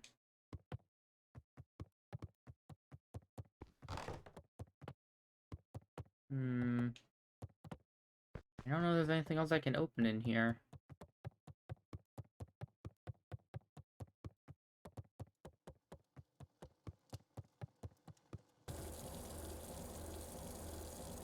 Can I open the stove? Nope. I can open the cabinets. I think that's everything I can open, realistically.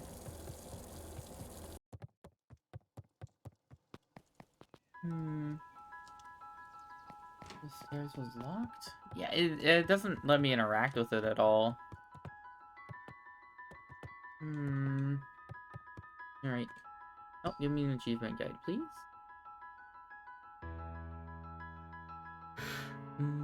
100% achievement guide. I bet there's like one object that I'm missing. Solution, this is the answer. And one. Huh? What does it say for, kick the melon?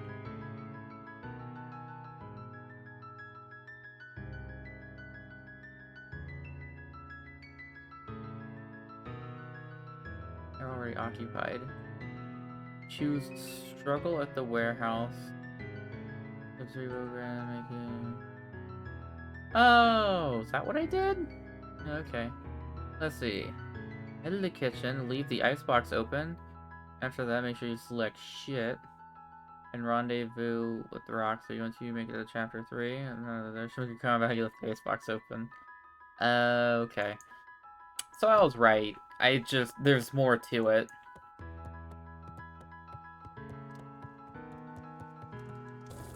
And it's just the icebox. Okay, well, let's mash through some dialogue real quick. Oh, yo, he's small. We're 100%ing this. And we ain't talking to nobody. Chapter 2. Welcome to Beacon Pine. Beta For Rolo. many, it wasn't over the until in the 6th. In the 6 years since.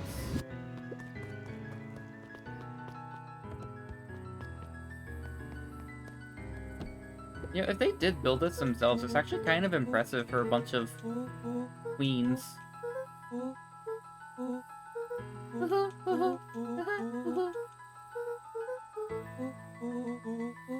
Yeah, these characters are really cute. Also, Rolo has very powerful eyebrows.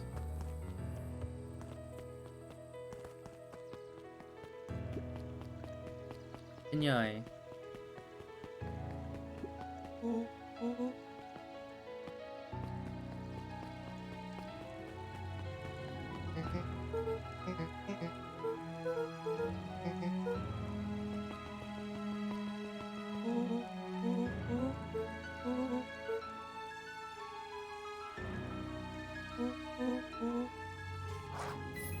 Oh, we got into trouble.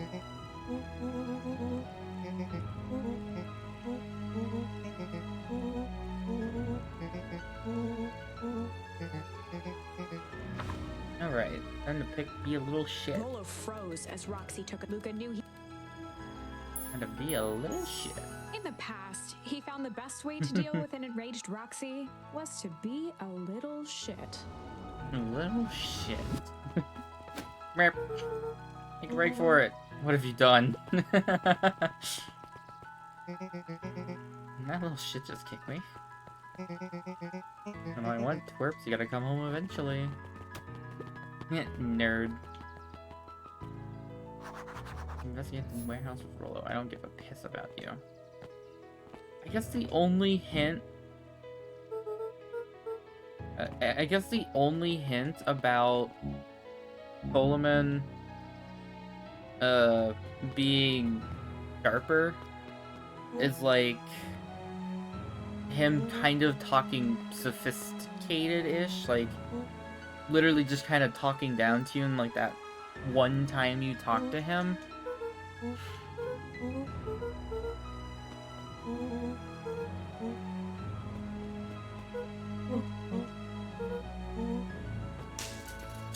Correct.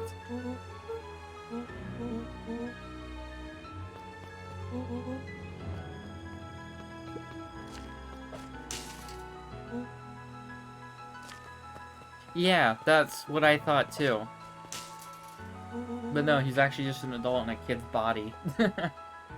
Like, I thought he was literally just snobby because he was just raised to be snobby.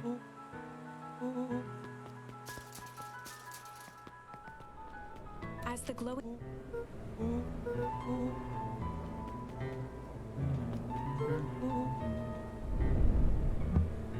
Rumble, rumble. There's actually a lot more to this than I remembered. Splish splash, he was playing in the puddle.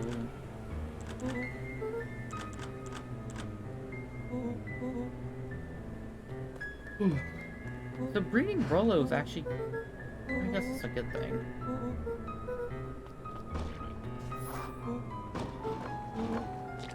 Like to be a lady tonight.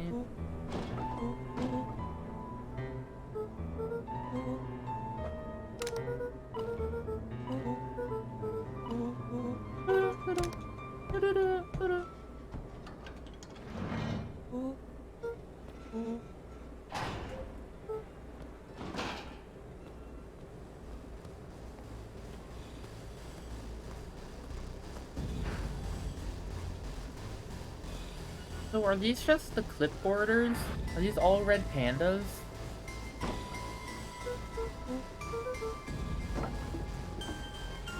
body bag. Did they just, like, experiment on him with green goo until he died? Is that what happened? The boy sat. Rolo. He snapped off it. Rolo helped.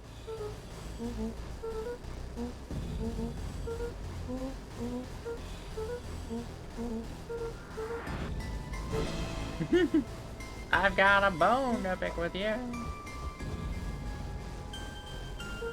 Why did it twitch?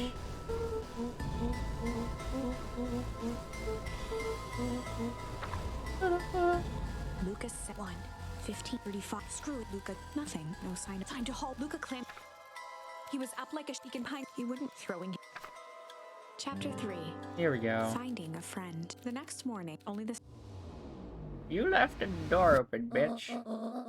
I was trying with the jam last night. Sneak it blurred into town. Okay. He's rolling to get up to you. Say, oh, nothing interesting. Phone rings. Hello? Are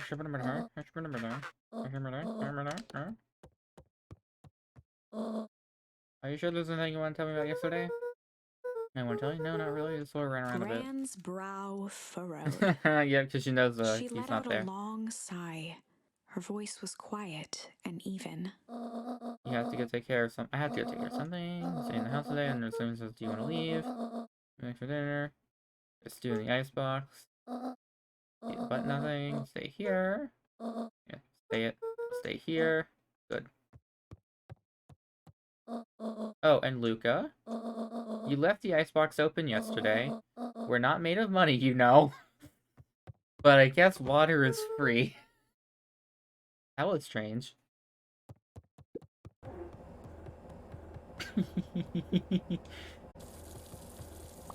Alright, achievement get.